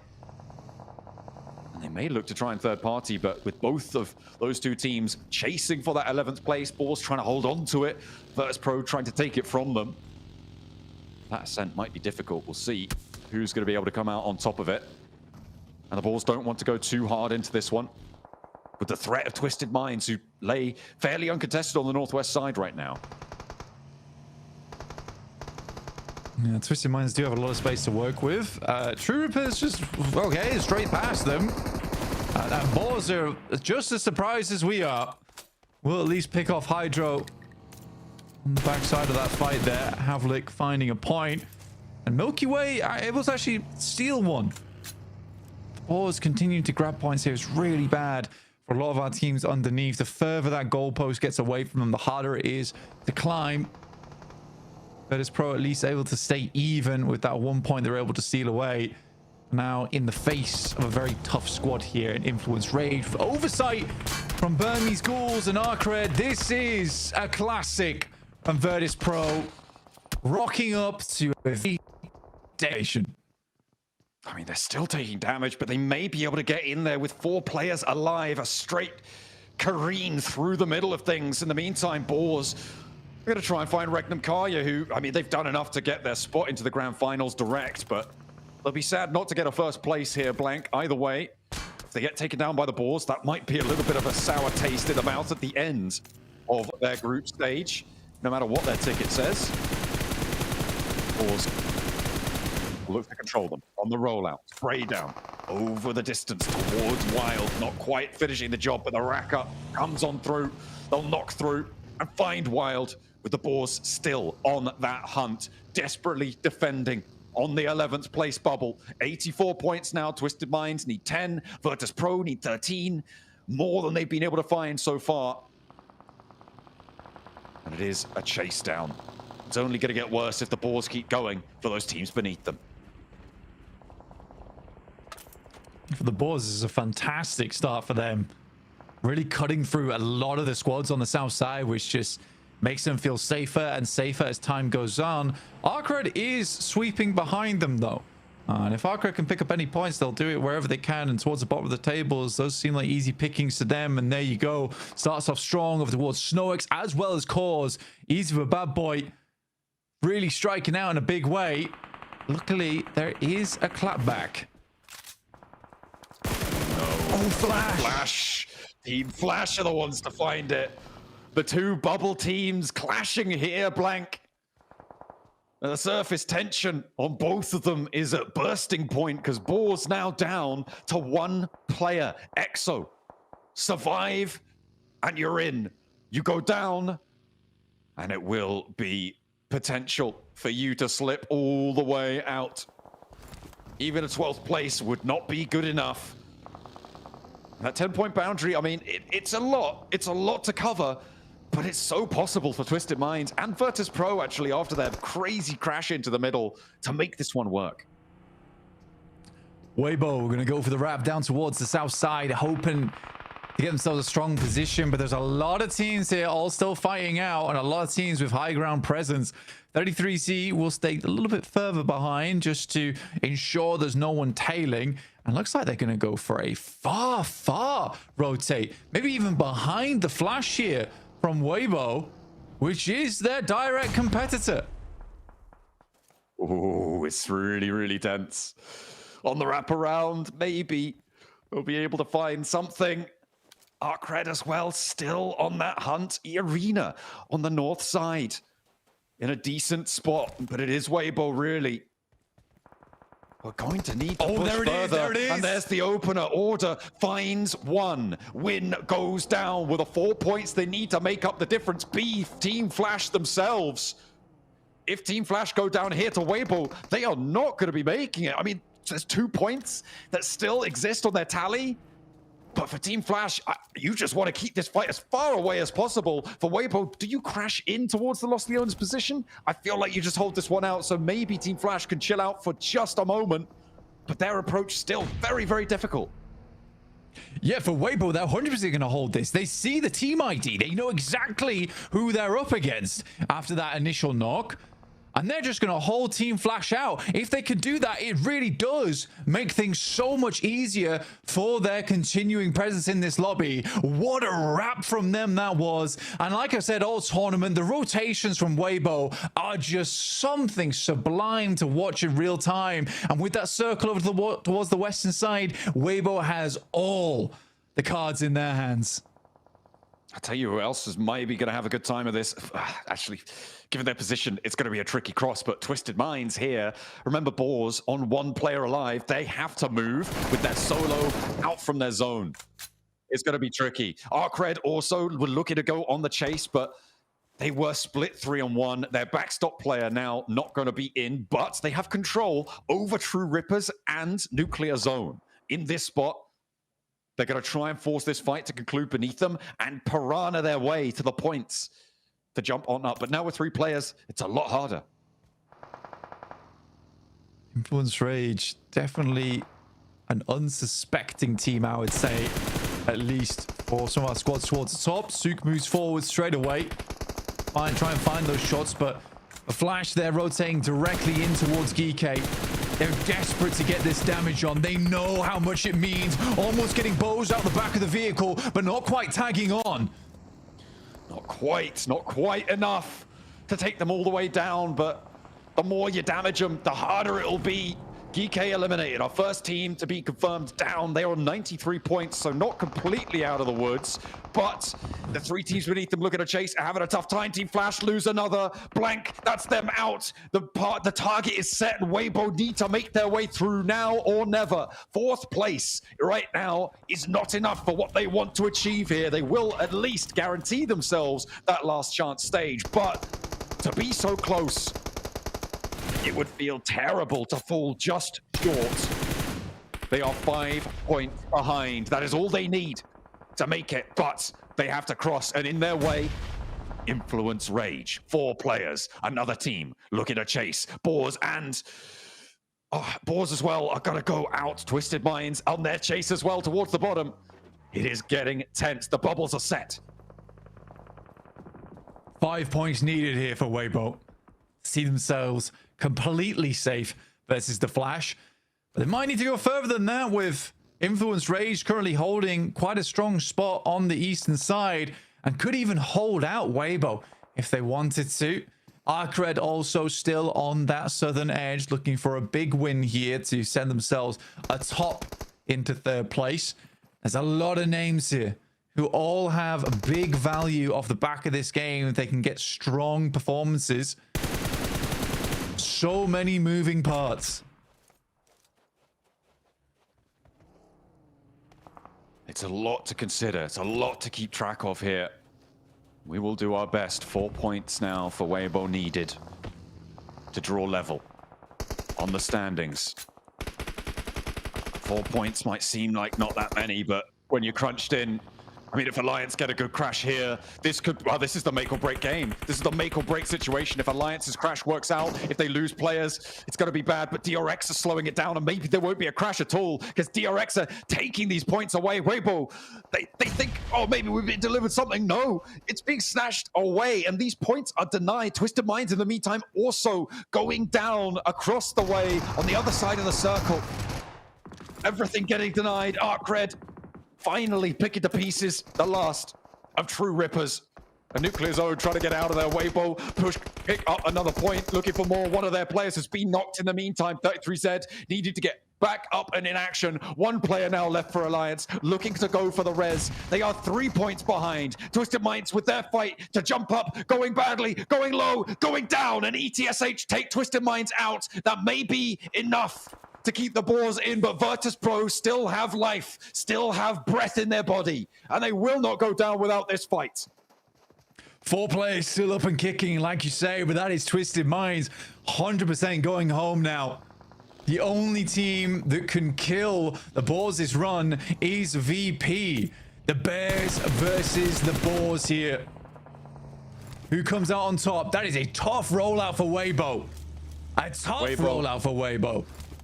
Weibo, if they get a draw, they lose on placements unless they get, I think, more than 4 placement points blank, which means a 4th place needed for them to draw level. So it is going to be a free and clear win on the game, more than 136. They need 4 points to be able to cross that boundary against Team Flash. And doesn't sound like a lot, but their prey's running away. Arcred are out of there.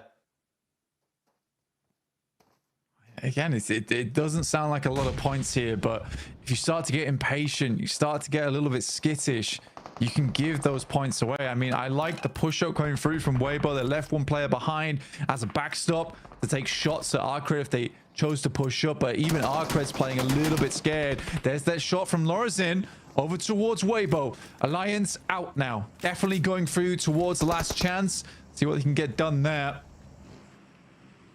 The placements are soon blank. Goodness me. The placements are soon. And Influence Rage looking to try and take down one of their major competition points, but it might just be giving them the win. It might be giving them everything that they need. And Weibo now under pressure. Plenty of teams are going to look to this and try and third party. Potentially, they got 4 elims blank, 2 points shy. They need more.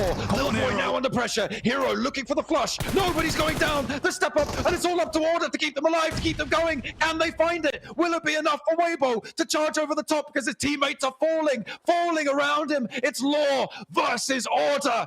Will they win it out? It's Influence Rage. They're not going to be able to make it, but they may be able to drag Weibo back down with them, and they fall short. Weibo eliminated.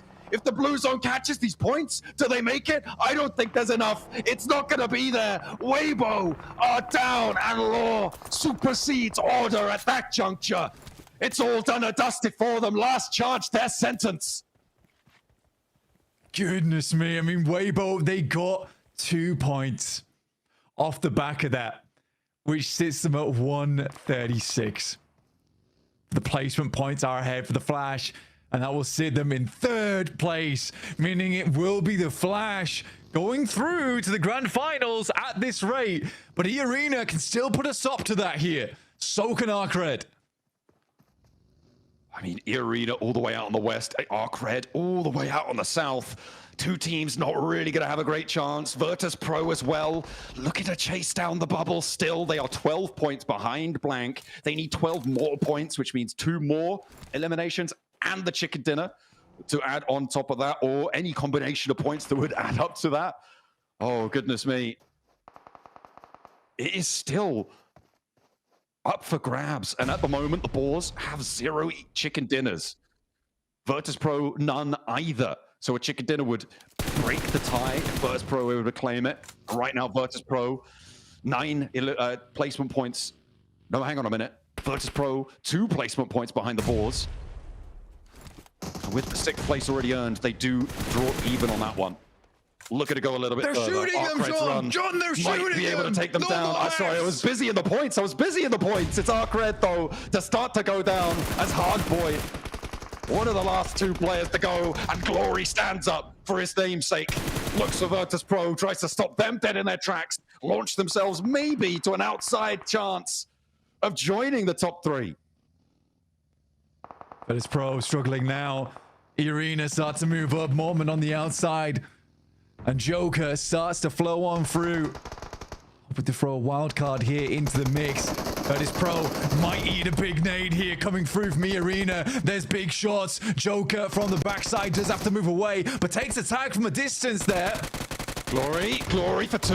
Looks for more as well. Milky Way to his front. Has to deal with Malloy on his side, but will not be there. But Virtus Pro are low. They are flagging. They just need a little bit more, but it is so much to ask of them right now. With E-Arena putting the pressure on, they need those points desperately too. And Huge. Virtus Pro falls short. E-Arena now, the only team that can make a difference in this. Regnum Kaya, they've survived. DRX will keep themselves up into that top spot. Your Ghouls on the north side might be able to close down another chicken dinner here, but to the chagrin of E-Arena. E-Arena, the big thing to look at right now. Turney K on board, looking to cause some big havoc. Kyumbin versus Regnum Kai. You got Zed Wolf inside the shack right now. Burmese Ghoul starting to take control of the lobby on the north side. Right now, E-Arena on 129 points. When you factor in the 5 elims they've already found, Blank, they are currently 7 points shy. A chicken dinner would do it. A couple more elims, maybe. No more second place, a 3rd place. Oh, it's so close for E-Arena. They definitely have the possibility of making this one. The placements that they've earned already guaranteed up to 5 points. Blank, they'd need 2 more elims to draw level. For E-Arena, that is doable. That is achievable. If they can spot DRX and take that elim, they may be able to bring themselves into a 2nd place and guarantee that 3rd place. This is their time. Will the tiebreaker be for nothing? On the 136, Turney K thinks they can do it, thinks they can step up, mount the pressure over towards DRX, but one goes down early. The spray down from Hyunbin. QXC looking to hold on. They're 1st place already. They don't need this. The nades are going to start to land, and the Burmese Ghouls are here as well. The nades over the top. Now it's just the 1 player, and the E-Arena do it. Over the top, 7 elims. Blank, I think they've done enough to join that 3rd place spot. We'll have to wait for confirmation, but now they set their sights on the Burmese Ghouls, who have corralled them into a corner. E-Arena play this game so well so far. It has been amazing to watch in these final moments. Sadly, Weibo couldn't do it. The Flash couldn't do it. Tied up, and E-Arena are going down. The Ghouls rise up right at the final moments. They have had some good improvements throughout this game, but E-Arena, from an outside chance to a sudden position in a potential 3rd place, is insane. That would put another home ground team back into the finals. They were going to Thailand either way, Blank, but they're going to look to stamp their ticket with a purpose this time. Their return will be met towards the grand finals, but have they done enough to get across that road, to get across that 136-point boundary? It was so down to the wire. Weibo denied And in the final moments, Team Flash as well potentially pushed aside. They were winning on that tiebreaker, but we'll see who's going to be able to make it.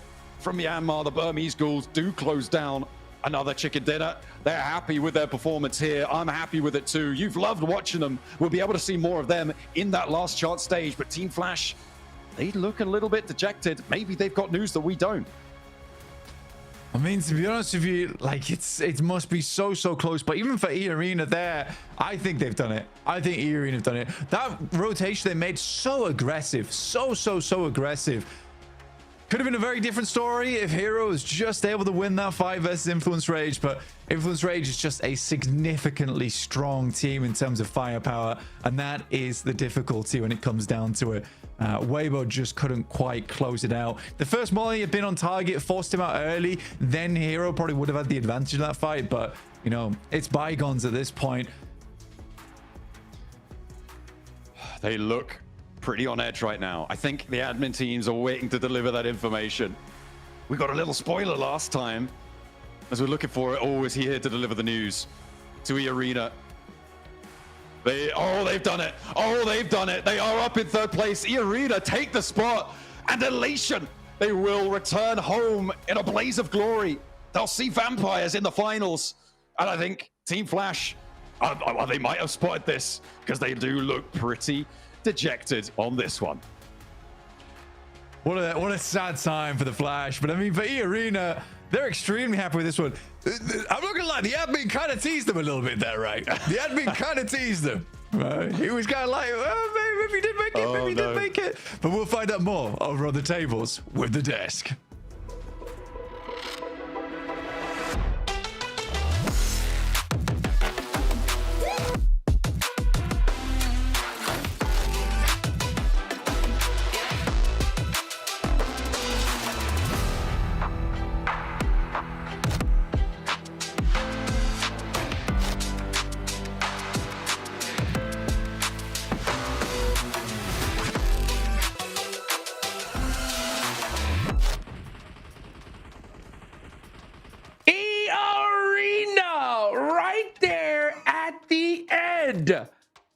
Of day one, we're on top.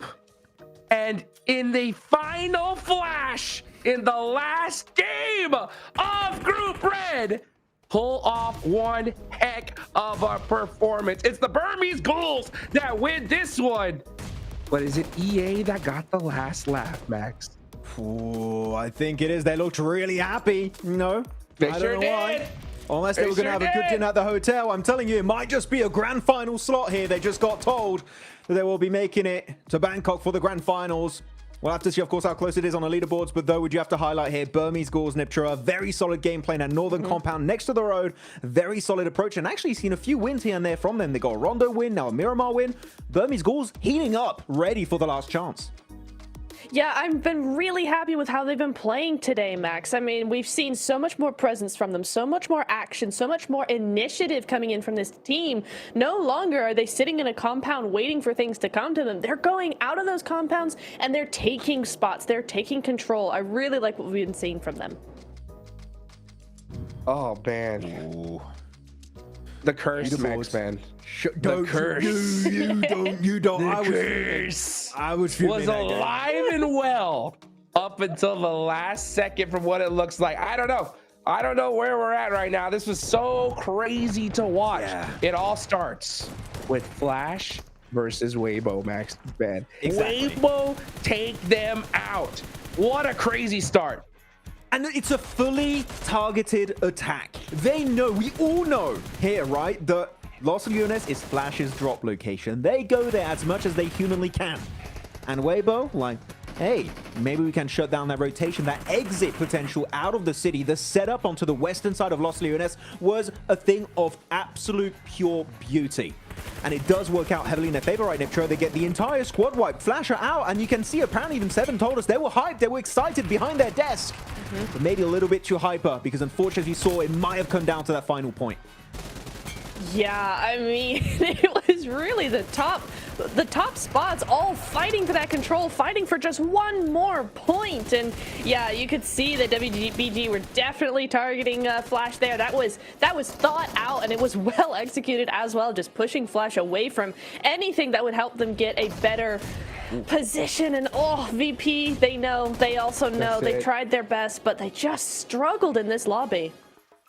Yeah, just couldn't succeed, it seems. But yeah, Burmese Ghouls really excited about that one. Again, very excited about how they'll be able to do in the last chance stage. But our cred, also a team that, you know, were not out fully of the conversation. Maybe a big banger could have made it possible for them, but they almost clashed versus Weber, right, Niptro? We'll see at one point as we go later on these team rotations, but WBG fully sent it onto Arcred, and Arcred just did not want to get involved in that fight. I was surprised Arcred just like noped out of that fight entirely. Right. I thought that was for sure going to be a massive thing, like WBG going to get upset by Arcred making that push over the cliffside. They had so much advantage there, but I just think they didn't feel confident in the rest of the teams around them. They didn't really want that third party, and I don't blame them, right? They were so close to that top 3. They knew that one win could possibly do it, so I don't hate that at all. Ugh, I hate it. I think in this stage, you need every elimination you could get. I don't think you could take that chance. I think this was any other stage, any other moment, they would have taken the fight, right? But with so much pressure, last game on the line, you second guess yourself even a little bit. I mean, Arc, they needed the win here. They needed that and some eliminations to make it happen. It's just unfortunate that they couldn't do it. Yeah, it's very sad indeed. Influence Rage also able to get 7 points on board. You know what? Also a team that could have done something at the end. I think 7 points is just shy. We'll have to see exactly on the leaderboards what has been achieved. But man, DRX and Regnum Karia, the rivalry just kept happening the entire time, Hodrix. It's such a cool little clash between these two teams. But you know what? They are 100% sure to make it to the grand finals. And you know what? Niptra, deservedly so, because these guys have been bringing their A game here for Group Red. They have. I mean, both of them struggled day 1. They came just raring to go in day 2, and they've kept that consistency in day 3, and that's what I'm looking for in a team. Not just for those pop-off days, but can they, before or after those pop-up days, actually do something with it on the other days and just keep that consistency going. So really nice to see that from them. As we look over at Ichi from the Burmese Ghouls, he's going to be our MVP for the last match of Group Red. Yeah, very good stuff from Ichi. Of course, he's already had PMGC experience playing in the past. Actually, I think it was 2 years ago, if I'm not mistaken, with Genesis Esports. So this guy, he knows his way around a global battlefield here, Hodgux, and he's able to do it once more, being the MVP of the game. But I know the leaderboards are just around the corner. Who's making it? Let's see. Oh, no way! It's EA Arena! And they've done it by 1 singular point. The curse is over, Maxman. I am over the moon. E-Arena able, against all the odds in that final game, able to get just enough points to make it. Because, by the way, if it's a tiebreaker, they only have 1 chicken dinner. Flash go in, they qualify. So that singular point, that 1 elimination they confirmed, maybe even on day 1, that they were just like, let's secure it, because why the hell not? Had the impact just needed for E-Arena to make it. So well played indeed. And the White Rabbits going to be bouncing right into those grand finals here, Niptra. Hey, but you know who else? It's not just the White Rabbits, it's the Boars as well. They move in to the top 11, just sneaking ahead of everybody else. And so in the final 2 games rather, they sneak into the last chance. They have done it, Max. Yeah, and Sizzy's going to be our daily MVP. But who is going to be Group Red MVP? You know what? Because we've had QXC, we've had Sizzy now. It has to be a player from DRX, I'm thinking. Or it could also be Regnum Karia. I'm not sure. Place your bets. 5 chicken dinners. There's no way it's not from DRX. It's wild! I was gonna say Regnum! Oh! The bait and switch. Are you kidding me? Oh my goodness. Well, to be honest, I would love to see the list of how close it is, because oh my goodness, this guy's been on absolute point for the side of Regnum Karia, putting again Turkey in a very good position the entirety of this tournament. Going to be joining their brethren, right, of Kara into the grand finals, and Ulf also, if I'm not mistaken. So man, a lot of Turkish powerhouses in the finals already, Niptra. Yeah, it's crazy to think about that, right? I mean, we got a bunch of Turkish teams coming in here. We've also got a bunch of those Korean teams, right? So DRX joining now, D plus Kia in the finals. We have a fully stacked lobby going straight to grand finals next week. I cannot wait. Wow, this was so crazy. E-Arena, I mean, after their day one performance, I thought we were going to see them for sure. It's crazy how we didn't really think it was going to happen until like the last couple of minutes of the last match, and they do it. It's so crazy. I mean, Weibo tied. They tied with Flash. They had equal chicken dinners, so Flash would have made it by just like 4 extra placement points. But EA was able to get that 1 extra point, which makes their dreams come true. Hey, Crazy if you're match. E-Arena, buy a drink for Weibo. They helped you out tremendously. The setup and eliminating your main competition was kind of wild. But here we go. The Grand Finals team lineup currently is looking so stacked, Niptra. I mean, look at all these massive names. Thunder Talk, you got Alpha 7, you got your DXev, you got RA impressing everyone in the Gauntlet, alongside now DRX, Regnum Kara, APG, D plus Kia, the reigning champions. Man, these finals, absolute cinema incoming. I'm telling you that much. Gosh, and it's such a great mix as well. You got some aggression, you've got some sneak attacks, you got some macro coming in here. I can't wait to see who's going to be joining them, because these are the teams going over to Last Chance Jukes, and only 2 of these teams will go to finals. This is a stacked last chance, folks. This is crazy. So for those of you guys, mark your calendars. We get a day off tomorrow, and the day after, we're going straight into last chance. 2 teams moving forward with only 2 days of play. So this lobby is going to be insane. We get the craziness, the hyper aggression from Group Green, the chess match play style from Group Red, battling it out. And with how Weibo played here, you know these guys are going to be coming for blood in the last chance here, Max Man. Oh, definitely. They're going to go so hard in last chance. And I cannot wait to see which are going to be the top 2 teams to make it in that stage. It's going to be intense, man. And I'm so excited. This year's PMGC has been incredible to witness. Yeah. Well, let's take it on over to the 7WG to wrap things up here for Group Red.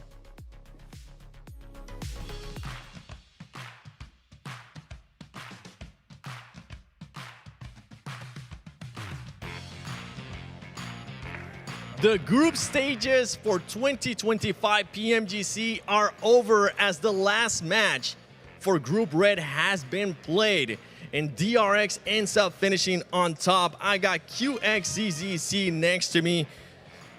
In Group Red, I mean, what an outstanding performance from you guys. You guys were able to achieve 5 wins, the most out of any team that was able to achieve at any stage so far in 2025 PMGC. What will be your main focus heading into the grand finals? 글로프 레더에서 치킨은 5번 먹었잖아요. 그리고 또 지금까지는 치킨 제일 많은 먹는 팀이에요. 혹시 이렇게 자신감 가지고 그랜드 파이널에서 어떤 부분은 제일 집중할 거예요?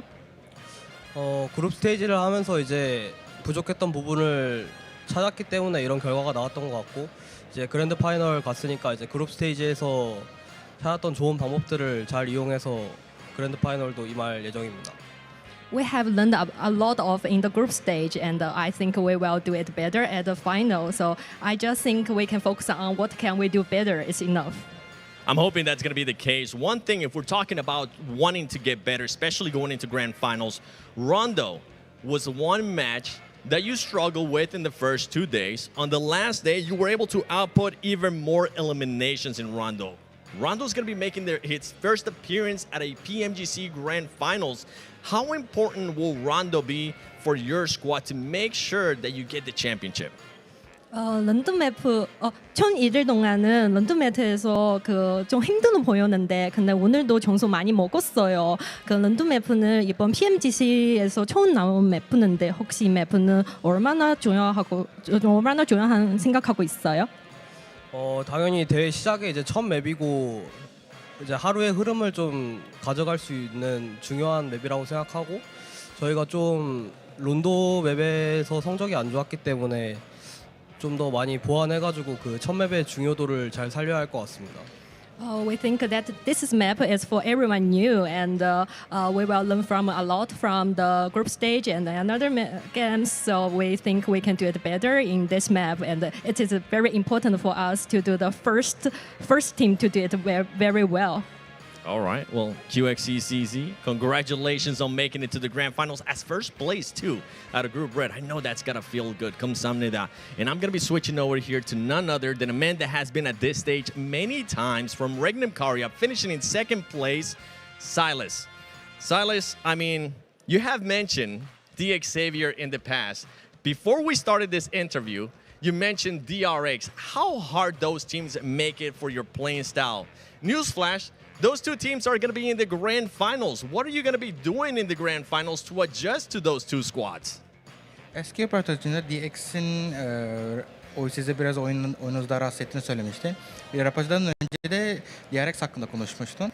Şimdi bu iki takım grand finale girdi. Sizin oyun tarzı bozacaklar mı? Yani biz çok etkilemiyorlar aslında ama çoğu yerde özellikle DRX'le fightlıyoruz, denk geliyoruz. DX ise eskidendi yani. Eskiden çok denk geliyorduk. Onlarla şu an çok denk gelmiyoruz. Finalde hızlı olan kazanacak. Okay, so technically don't affect us that much, but I can say that in this tournament, DRX actually we have a lot of main fights with them. But about DX is actually currently they don't have that much effect, but because they did have an effect before of this tournament. But I'm gonna say that the fastest gonna win for this match, this tournament. I bet the focus is gonna be to win that, because if you do end up winning that, it would be the second time you win that, and you would be in contention to be the GOAT of PUBG Mobile. What would that mean to you to be able to get a second win at PMGC Grand Finals and possibly be considered as the best player of PUBG Mobile esports? Şimdi ikinci kere şampiyonluk kazanmak ne hissettiriyor seni? Çünkü kazanırsan bu turnuvanın en iyi oyuncularından biri oluyorsun. Yani elimizden geleni yapacağız. Ben ve takım kazanmak için her şey yapacağız. Ne gerekiyorsa. Yani eğer kazanırsam nasıl hissederim bilmiyorum şahsen. Okay, we will do our best, me and my team, to win this championship. But I cannot say right now how I'm gonna feel that when we win the championship. I know you. I know you're not trying to jinx it. That's what it comes down to. And because I know you, I gotta ask you these questions, because there is other top dogs in that grand finals lobby. You got APG, you got Alpha 7, and the list goes on and on and on. For those squads more than likely currently watching you, is there any message you got for them before the grand finals? Valla bu turnuvada çok büyük kuvvetli takımlar var. Bu takımlara bir diyeceğim bir söz var mı? Yani hepsine bol şans dilemek istiyorum. Hepsi çok iyi oynayarak finale kaldılar. Özellikle Türk kardeşlerime, Türk takımlarına başarılar diliyorum. Umarım Türkiye'den bir takım kazanır. So I'm gonna say good for them to have good luck, because they actually made it to the grand finals. I also want to wish the best for everybody, and especially my Turkish same country teams, to make it in the grand finals. Well, hey, I can't wait to see what these two squads are going to be doing in the grand finals. But don't forget, ladies and gentlemen, it's not over yet. Before we go to the grand finals, we'd still have last chance where the top two teams will qualify to the grand finals, and the rest 14, their dreams will be shattered. Make sure you tune in 2 days, because I'm excited to see who else will be joining these squads in the grand finals.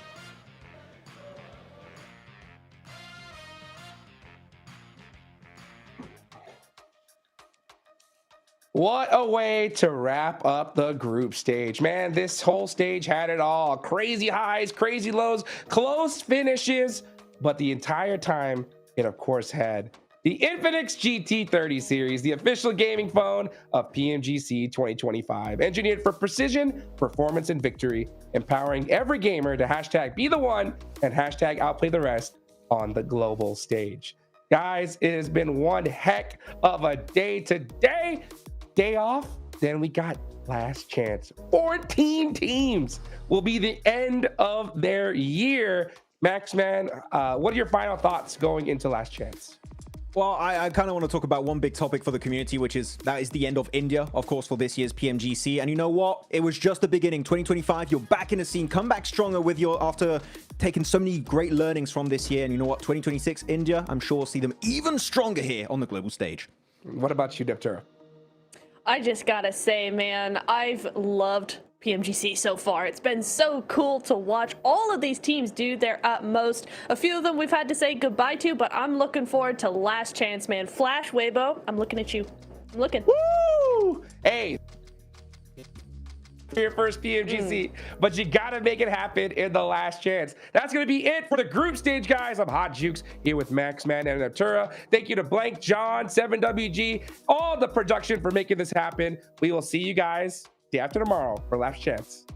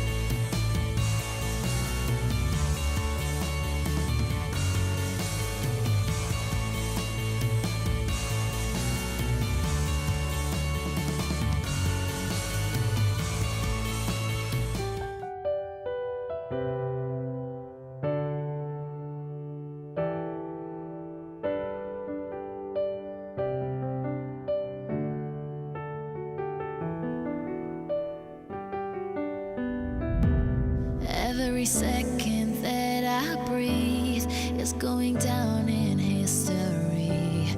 We are victorious, can't stop me. Maybe today we'll fight our battles. I'll show you the way if you can handle it. You follow me.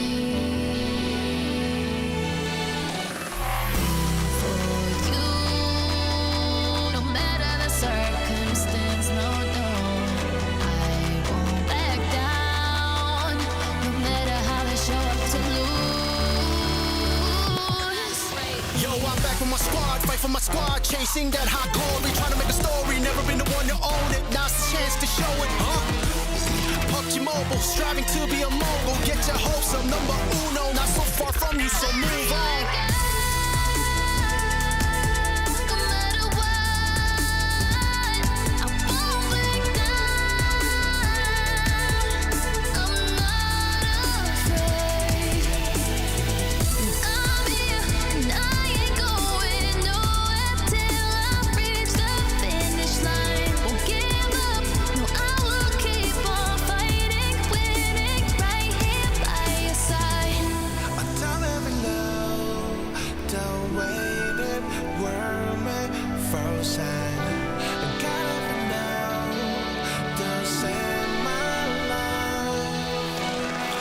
when you thought it was over. Better keep goals on different types of. Don't keep your focus, feet below. Your hoe is an enemy, and so keep yourself cautious. Never see me strike like that.